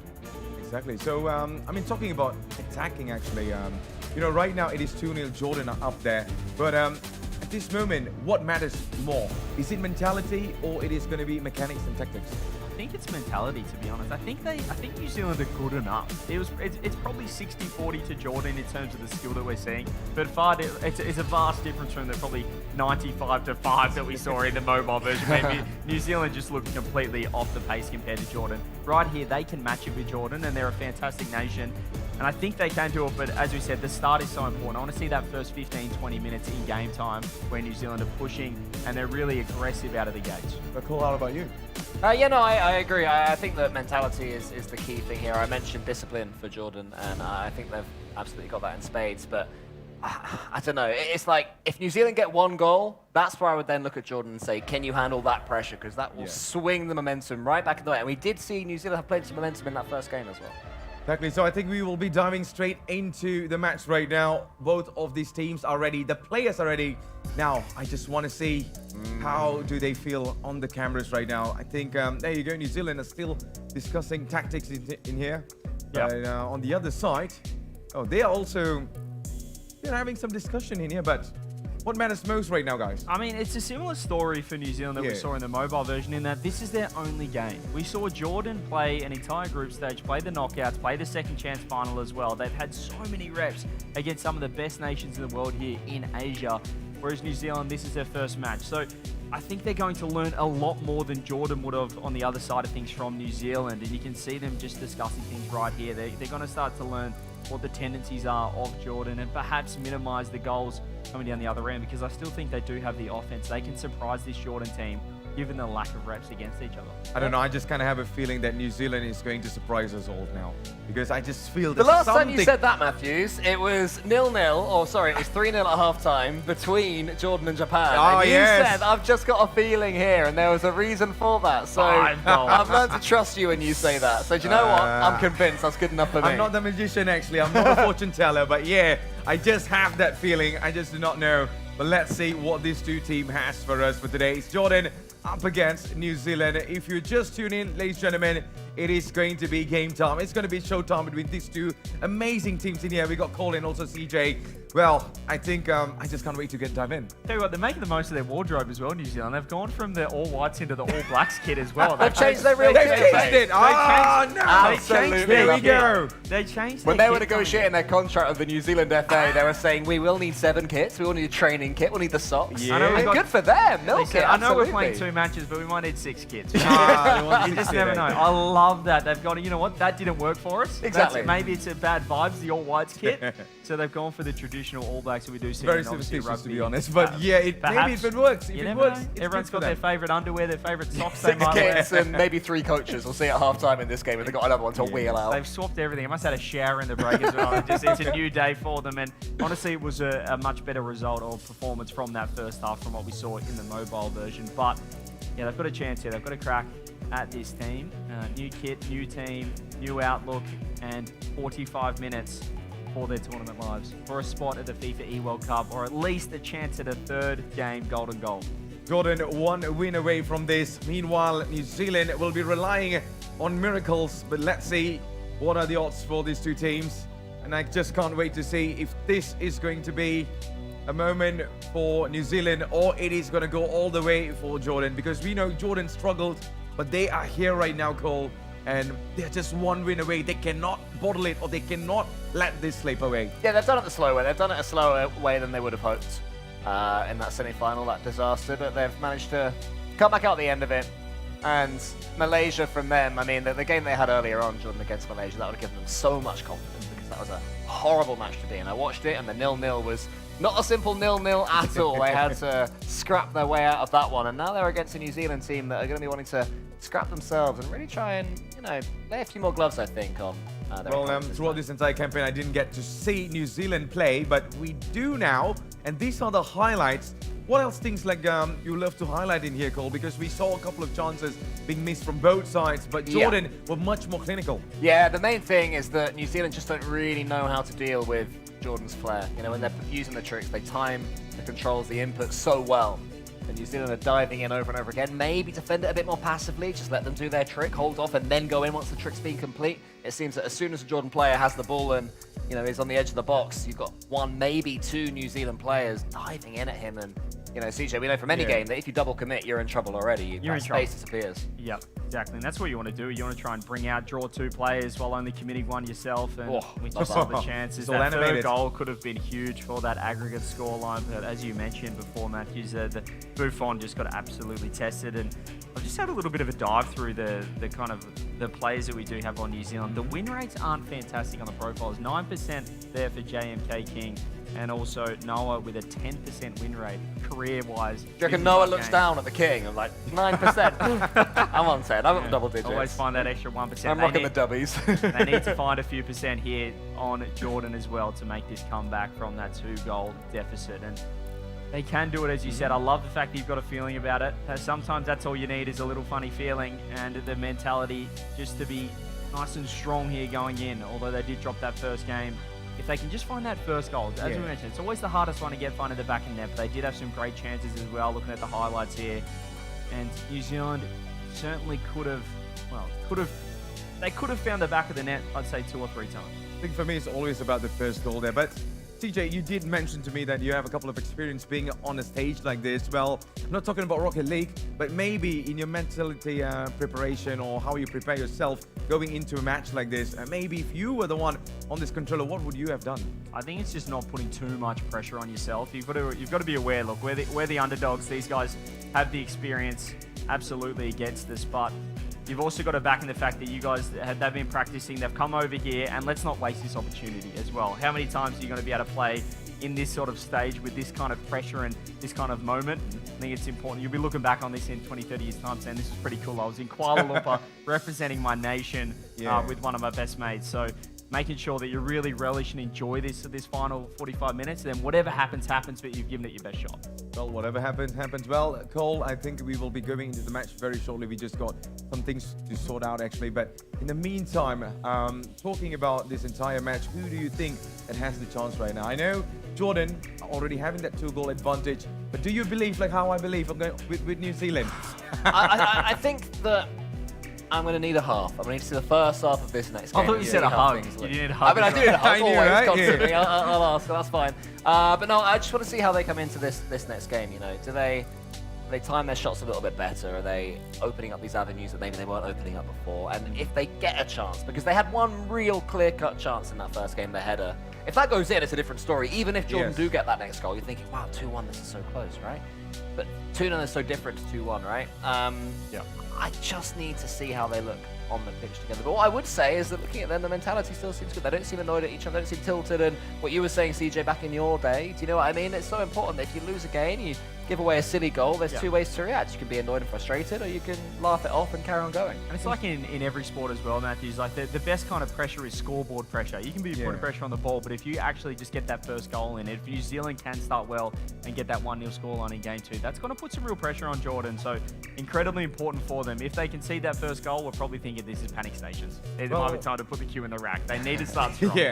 I think we have actually seen that with Japan, actually, and we were commentating at the time. They were 3-0 down, and they made that miracle possible. They scored 5 goals. And remember, Dembele, the way he they started, had a star man. Yes, the way exactly. he started, within the first couple of seconds, he was able to score, and that was the breakthrough. That was the changing moment. And they put 4 more on. It took them 90 minutes. They couldn't score, but as soon as they got that first one, they piled it on. Exactly. That was the X factor for me. Yeah, I think so. And I think it was about, in the game as well, the in-game universe, having a player that, the form is working, the morale goes higher, and suddenly the shots that are just going past the post curl their way in at the last second there. I think that you want to see the in-game players and the real players in tandem like that. And Dembele was certainly that player on that occasion, and hopefully New Zealand have maybe got an ace up their sleeve that they're going to use and put on right here, because, who is going to be their star man, and can they find that star man coming out on the front foot as well, as you said, just being really positive. And I think that's when you are being the more aggressive team, that's when more often than not those challenges, the ball starts rolling your way a little bit more. You're winning those 50-50 heading contests as well through the halfway line, and just keeping the ball in that attacking half. Keep Jordan pinned, make them worried early in that first 20 minutes.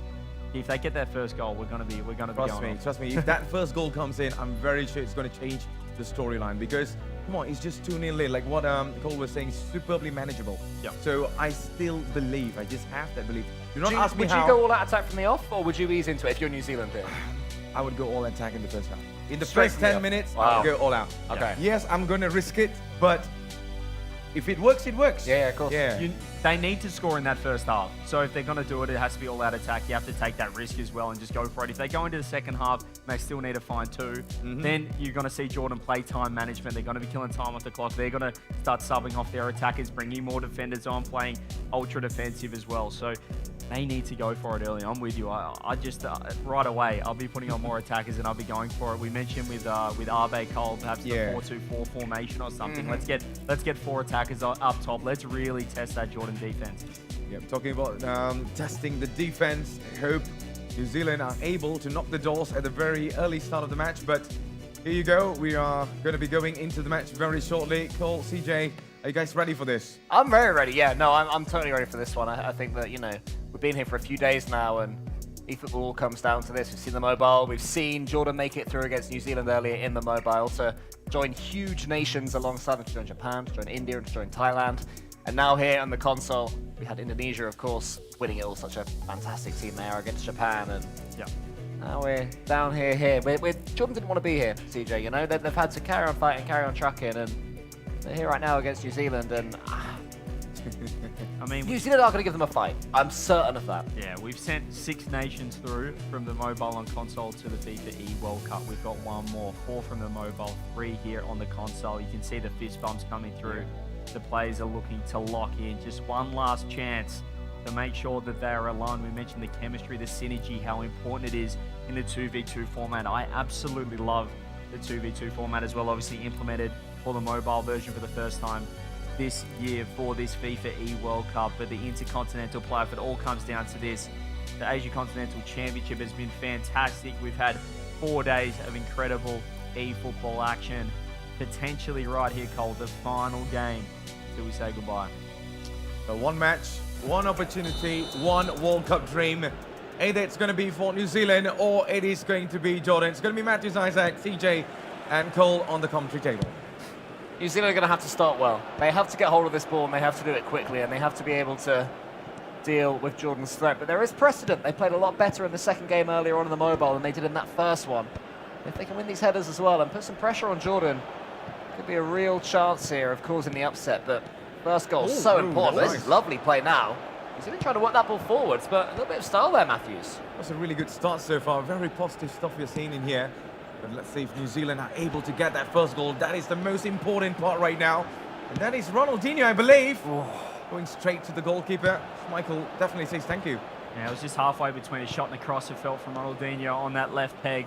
A space up top for Jordan to get to work. And you can just see he just ran up top just to give himself a little bit more grass to run into. Here's the low-driven pass. It's going to be a shot. It's a fake shot to a back heel. To the strike, Buffon.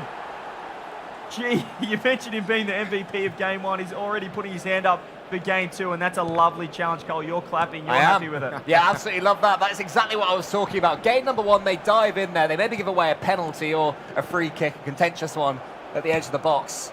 Let the player do the skill. Wait for your timing and then get the prod away. And more good defending right there. So defensively, they've certainly stepped up. Can they get hold of the ball and attack? Well, now Jordan is on the ball. That's almost a mistake. New Zealand could have passed through, but there you go. You can see the frustration kicking in. Meanwhile, Jordan are locking in, but we were very early in this game so far. And now Jordan has an opportunity to attack. Ronaldinho coming in, sliding tackle. 3 players marking 1 player there. And that is how Jordan has been defending this game so far. Tries to find someone in the middle. This looks very good. But the defender read that move there, Cole. Yeah, lovely pass on the outside of the boot earlier, but New Zealand have the ball now on that right wing. Which of these New Zealand players are going to be the one to really take this game and make it their own? Now it's New Zealand. Simple skills, but they're effective. Into the box they go. There's the cross and the far post! Come on! The shot goes high. Another chance goes begging. Great patience as well from New Zealand. They found their back post. They found their first shot. That could have well been a goal just over the crossbar, as you said, Cole. And I love this New Zealand. We mentioned them adapting on the fly from that first game. They're starting to read Jordan. They're starting to play that teasing distance and just bait them into passes and look for the interception. As the ball across for Jordan just goes over the top. New Zealand will be first to it. I think it's going to be a very 50-50 game in here because both teams looking really balanced out. We've got Kafu in there now. It's going to be a throw-in for Jordan. Jordan might be adding another goal in here. They got two. Oh, they're going to make a change in here. They're going to switch the player to make the throw in. Meanwhile, Jordan still in the front, and now he might be going for a long one in the box. But Ronaldinho, he did have a little bit of an impact, but now Jordan are not resting anytime soon, going straight to the goalkeeper. Gigi Buffon yet again with a superb performance. Yeah, it's catching practice for Buffon the way he's playing, and he's pinged out Ruud Gullit to get the ball to Ronaldinho, but the ball is lost to Jordan's Gullit. Chance for a turn and a strike here. This is messing about again, CJ. I'm not liking that. That's something they got to get rid. You just never want to see them kind of try and do a 180, turning around and facing up to the striker there as a centre-back. So deadly. What we saw in that first game was impressive, just passing the ball back to the keeper, getting it to Buffon's feet and finding that clearance downfield. 25 minutes gone, no damage done, but New Zealand, we mentioned it, they love to get a goal before half-time. They've had a couple of opportunities, one very impressive one. They almost just faked it out. That's a nice play though, just to force the goal kick. And just force the goal kick. They need to do something about it. They need to score that first goal in the first half, or else it is going to be the other way around. And meanwhile, for Jordan, I think they don't really need to do anything here, Cole and CJ, because they just need to hold possession, play some defensive football. But knowing these two players, they don't really do that. And they always want to attack. They're always hungry for goals. And maybe they might be going in for goal number 3. Yeah, certainly much more attacking than their mobile counterparts, and you can see why with the skill and the achievements that they have on this team. But it can backfire and it can leave gaps in defence. New Zealand will be hoping to try and exploit those as they get the ball into the centre. Ronaldinho involved again. It goes to Jordan, and at the start of this game, New Zealand were taking a touch when the ball was landing on them. Now they're trying to rush those headers, and it's into Jordan coming forward, getting all sorts of space into the box. There you go, the pullback is on. That's going to be 3. That's going to maybe be GG's past Gigi Buffon. The manager's happy with that one as well. Jordan with the first goal again too. 3-0 on aggregate as well. And once again, Matthews, it's just that driven low cross to the front post that is so effective, does so much damage. Well, goal number 3 for Jordan right now. The light in the tunnel is slowly fading away for New Zealand. But they can hope. They can surely try again because there's plenty of time in here. But Jordan have just done the damage in here, their goal. Yeah, it was that side swipe that opened up all the space. And the pullback, as you mentioned, so effective for them. That's their identity. And it's lovely to see it working again. It's Ronaldo with the assist again Ronaldo with wearing number assist. 10. Yeah, he loves it. Ronaldo 10 is a different beast, and Mbappe, he's teaming up really well with his Portuguese brethren. I don't know where he found the selfie camera from. Yeah. He's picked it up and he's looking good, and Jordan are feeling good, as you mentioned. 3-0 on aggregate. You can see the game 1 score, the top right-hand corner of your screen for those watching at home. But approaching half-time now, it's New Zealand who need to find 3 to mount the climb. It's going to get tough from here. Well, Jordan is surely can have fun in here because they are already having that 3-goal difference. Meanwhile, New Zealand are the one that is under pressure with 36 minutes so far has elapsed. It's going to be a throw-in again for Jordan. Well, Jordan has been superb in holding possession so far, Cole. Yeah, they're such a horrible team to score against. You can tell why. Devastating on the counter-attack, and they defend very well. Rarely do you see 2 players going for the same ball. Rarely do you see a defender diving in, giving away anything they don't have to give away. And when they come forwards, they always have that spare man. It's those little side swipes. New Zealand just can't read. Another shot comes in, it's saved.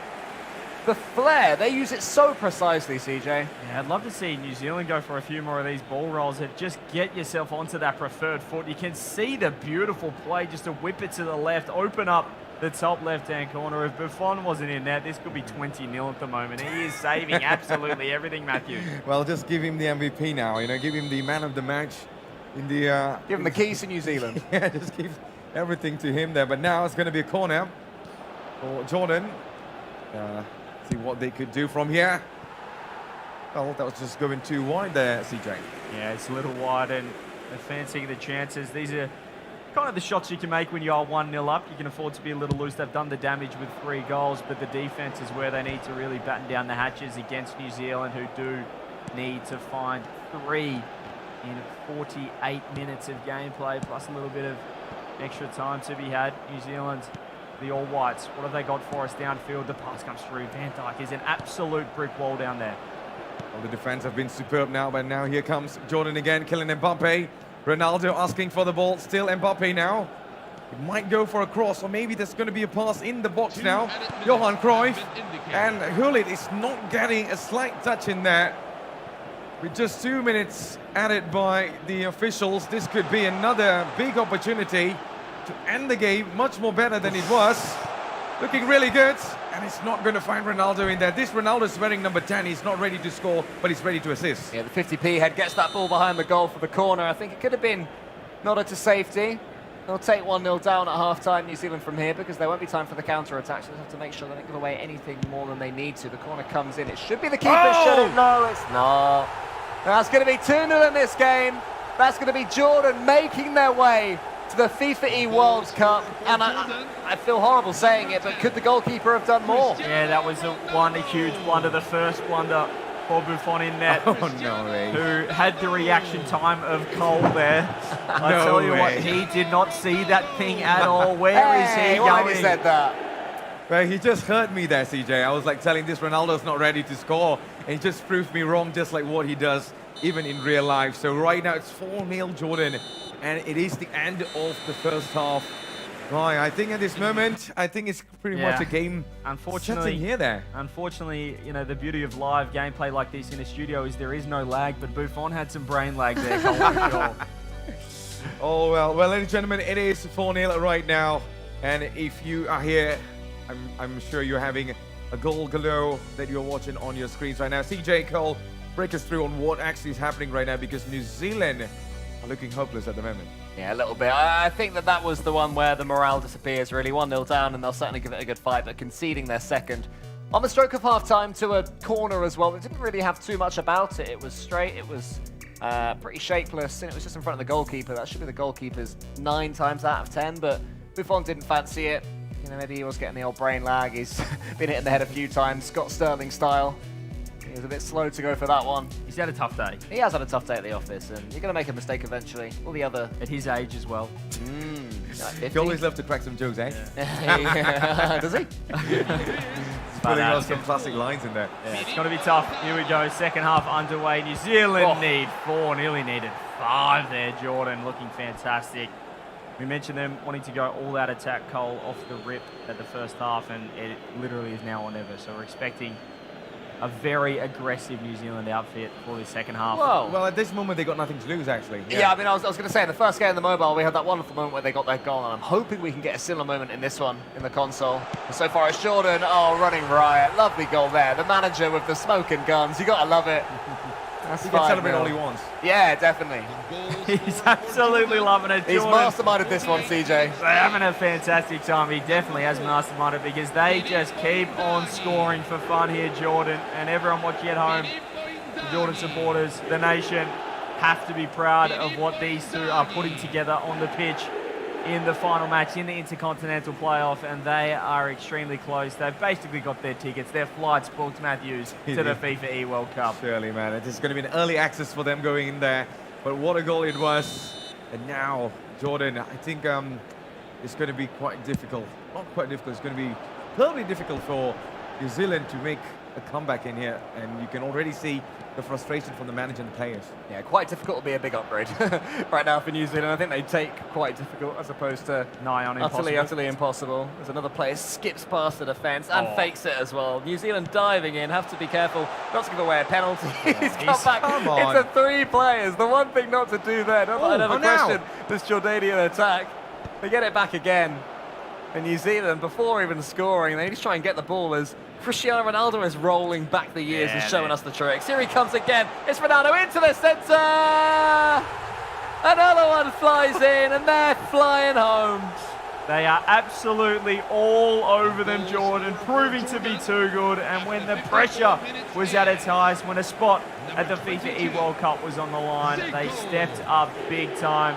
And you can see them now having fun with it. It feels like every play, Matthews, they've got plan A, B, C, and they're going for plan D. They're going for the unexpected, and it's working. They got all the alphabets ready for them, man. And I want to see more celebrations from the manager actually, compared to the in-game players. I don't want to see this. I want the manager doing all those fancy moves in there, but I think at this moment it is mission impossible for New Zealand. And what I love about this, though, is it shows the levels in this game. You know, this is the 80th ranked team in New Zealand, and they're being put to the sword right now by Jordan, who are in that top 20.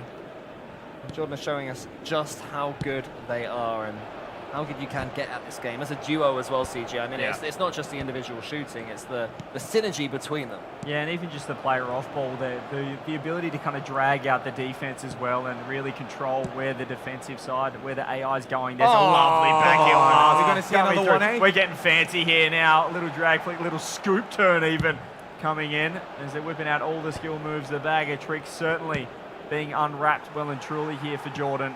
And why not with the last 30 minutes, just 6 goals up on aggregate. Yeah, you can have fun at this moment, you know. And now it's going to be a huge pass up on the top, only to go to the goalkeeper. 61 minutes at this moment. New Zealand right now might be wondering, you know, when is the match is going to end. Meanwhile, Jordan are ready and preparing for their next celebration, CJ. Yeah, they're having a good time, and I think that's all the manager's thinking right now. He's probably not even watching the game. He's just currently watching videos on different celebrations that he can do if they do find the back of the net, the back of the onion bag. One more time as Buffon tests his right hamstring big time and launches it past halfway. I mean, that is a scary way to get a half volley, bouncing off this turf in the hot New Zealand sun.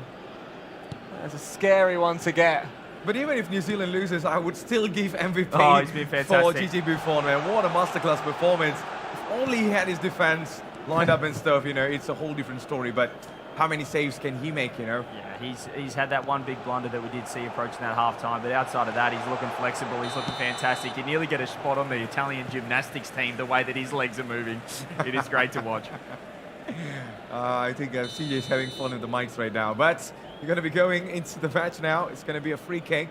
It's 68 minutes so far on the clock, and New Zealand can just play for consolation goal or something at this moment, but for Jordan, they are ready to add even more. But maybe I would celebrate that one goal scored by Jordan if it lands in the back of the net, mate. I'd say about the free kick that New Zealand just got. I'd be happy enough of that, even though I'd say it was pretty generous from the referee. I think I saw JMK slide about $50. Wants to give him something. There was something happening there. It was definitely not a free kick, I'll tell you that for free. There's a light touch, a brush. It's gone to VAR. They've said, no, stick with on-field decision. New Zealand trying to break their way through, and the ref needs to stop this right now because the in-game players are getting fiery. That was violent. That was violent. He finally learned how to use the yeah, that's got to be a card as well. Surely, that was quite an overzealous challenge coming out from Jordan, and he has been booked. Van Dijk's in the book. He is in the book, but it won't matter because there's 16 minutes left. And he will be well and truly available at the FIFAe World Cup. They'll need him as well. Whenever I've played a football game, this is the time where I'd be going for red cards, trying to get the biggest challenge I can get. You're playing for the wrong reasons now, Cole. Yeah, exactly. So credit to New Zealand for not doing that. They're continuing to play with integrity, unlike me. Cole trying to get down to one man on the pitch. Yeah, exactly. I only lost because I got loads of reds. He's just trying to get disqualified at this moment, eh? So Jordan are trying something in here, and maybe still no way through the Jordanian defense right now. And give us last 10 minutes to go, CJ. Please, one goal. Just one a goal would make us all happy in here. I tell you what, we'll have the biggest celebration. The entire facility here will go off. We will go off with New Zealand score here. 10 minutes goal. Can they do it? New Zealand, just one for the road. Give us what the people want. The final match, the final game of the Asian Continental Championships presented by AFC. Please, New Zealand, show us something. Did you say, please, Jordan, score a fifth? Is that what you said, CJ? He's already scored now, you know? Because CR10 does have the ball, but for once, his pass is imperfect. The right wing go New Zealand. I'll get this on again. Jordan, they want one more. They want to take it for the road themselves. They want to steal everything from New Zealand. Look at that, dancing on it. Asking so many questions of the defence. Lovely. That's really good. What a tackle. That's all we They've got numbers for too. They've got a lot of numbers for here, New Zealand. It's a lovely through ball. We just start to stand up perhaps as New Zealand if they can whip the ball in, if they can find the cross. Instead it's a fake, it's a delay to get more numbers in. Whipped into the box, no one there. Right on, nearly an own goal. Did they get the corner? Almost an own goal, guys. But now this could be another chance for New Zealand. Let's just treat it like the winner's goal. And This is it. This is the moment. Why don't they bring the keeper up? Buffon is desperate to come forward. He can't walk, Cole. He can't walk. He's got no legs He had you. He had you, Cole. Big challenge. You love a challenge at that moment, innit? But it's going to be a yellow. I think we're just moments away. And at this moment, we already know Jordan is going to be going through. And we are just waiting to see how many minutes. 3 minutes. There's no hope in here for New Zealand, but we need that one goal. Give him one. Can we see that? Looks really one. good with the build-up. Looks really lovely in Come here. on. Maybe now. Ref! No! Referee's not helping at this time, the lads. How can the ref give that free kick earlier but not give that? Now they're diving. One more, And maybe. that's about it. That is about it, ladies and gentlemen. Jordan are through. They came through the continent. They survived the pressure. They stood when everything was on the line, and now they are World Cup bound. Wow. The journey began with a dream, Jay. And now, tonight, I think it has become a reality. What a result. What a result for Jordan. They win both playoff matches, both Intercontinental playoffs against New Zealand across eFootball, mobile, and now console. They do it in commanding fashion as well on both platforms, and hey, I mean, they have done their nation proud right here. Yeah, what a day it's been for Jordan overall. First going through in the mobile earlier, and then Saif, Al-Haka, and Gate, Farhat making it through to wonderful performance from them. Oh, we can hear By the celebrations far the best now. team against New Zealand on both occasions, but New Zealand made them sweat. You know, there were times in that first game where they weren't that comfortable, Matthews, and in the end, they did make it through with a little bit of style. They were trying in there, but unfortunately, there's only going to be one winner. And this is the team that will be qualifying. They will be playing in the FIFAe World Cup 2026. How does that feel, being in there? CJ and also Cole. Yeah, it's incredible, and that's what the goal was coming into this. Obviously, you'd love to be the winner of the Asia Continental Championship right here, but at the end of the day, you're trying to be one of those 3 teams heading to the FIFAe World Cup for console, and they got the job done. They got the chocolates against New Zealand, able to find their way through. That means they'll be joining as well, Cole, Indonesia and Japan. All right, so could we all agree Gigi Buffon is the MVP? Oh yeah, I think so. Absolutely, that's a stretcher him off. He'll get a New Zealand citizenship as well. They might name a mountain after him or something, whatever they own over there. But Jordan, the floodgates, once they open in that second game, but it took a while in the first game. I'd say that was the first game certainly more impressive from a New Zealand perspective. But once the goals opened up, once the back of the net was found for Jordan, the floodgates well and truly opened. The manager was just spamming emotes. Yeah, I mean, I'm not sure what was more impressive, the Jordanian performance or their coach's repertoire of dances. All right, so as you can see, there is going to be 3 teams that will be advancing here. Indonesia, Japan, and also Jordan for the FIFAe World Cup 2026. So 3 of these nations will be flying in there, but let's see how that will be happening over there. We do not know when it's going to be happening, but for sure it is going to be really good lineup that will be coming into that. Well, CJ and Cole, I think it's been a huge pleasure sitting with both of you guys, and we were cracking some crazy jokes today. It was good fun there, but a fitting 3 nations qualifying as well coming in. They were the 3 highest ranked worldwide coming into the Asia Continental Championships. Outside of Syria, who were 9th ranked, but they did send a different roster through here. So outside of that, you'd have to say that the 3 best teams made it, and that's what it's all about, finding the best teams to represent the continent at the World Cup. And I think we got really top teams going in there. Yeah, I think so. I think that if we'd have sort of picked the teams that we're going to be making, we would have picked those ones for mobile and for console as well. They've all earned it, they've all worked hard to be there, and we look forward to seeing them at the World Cup. Well, looking forward to see them in the World Cup. Well, I just can't wait to see what is going to be happening for tomorrow, because I'm actually pumped up for Rocket League, to be honest, because I know both of you gentlemen are going to be in there. You guys are going to be bringing the action that will be happening on the virtual pitch with cars in there. Is that how it works? Yeah, we'll be there. We'll be on the virtual pitch. We'll be on Champions Field and all the other stadiums. Okay. We'll be there, absolutely. It's going to be a cracking day of Rocket League. We obviously had 4 days of eFootball action. 1 huge day of Rocket League is what we have. So make sure you don't miss that. It's going to be fantastic. But overall, to round out eFootball, Matthews, it's been fantastic just to be here and hang out, see the best nations here in Asia, go at it. And we have found the 3 best teams and the 4 best teams from mobile. 7 nations, 7 teams going to the World Cup later on, and we'll be cheering them on.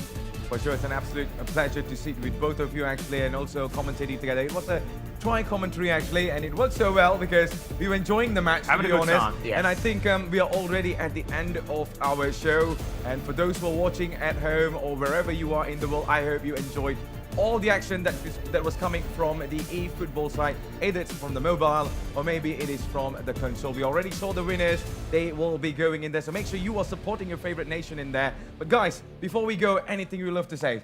Oh, just incredible. Can't wait for the other Continental Championships. Obviously, we do have, I believe, the Brazilian. We have the South American Continental Championship happening as well for eFootball. So 5 of them. We've rounded out the first one. What a way to kick things off, though, here down in Asia. Absolutely. It's perfect. What a place as well, Kuala Lumpur. Shout out to everyone involved. Shout out to the production team that have helped run the eFootball. And one more day for Rocket League, Cole. Yeah, for me, it's shout out the little moments as well. We had the teams that qualified, but I remember that Myanmar last-minute winner. I remember the New Zealand goal earlier on for mobile. You know, they're the bits that will stick with my memory because they mean so much to teams who maybe won't make it and maybe aren't as decorated in eFootball as well. So many teams out there, so much passion, and it's been a fantastic event. Amazing. So we will be definitely seeing guys for tomorrow for Rocket League with these 2 amazing players and also a commentator, players. But you were a player before, right? I was right. I was right. But maybe you might be a player for a whole different reason. I'll team with him next time. I'll get him one day. All right. So thank you so much for those who are watching on the live stream and stuff. I hope to see you all tomorrow again. But I'm not going to be here. It is going to be a whole different host that will be here bringing you all the action. So thank you so much again, and hope that these 2 will be entertaining you for the rest of the day. And I just can't wait to see. There you go. There you go. I have my co-commentator coming in and joining as well. Well, from here, from the commentary table, Decipher, Cole, and also CJ, Matthews Isaac, we see you all again for tomorrow. Do not go anywhere because these 2 are about to blow the show. Till then, goodbye.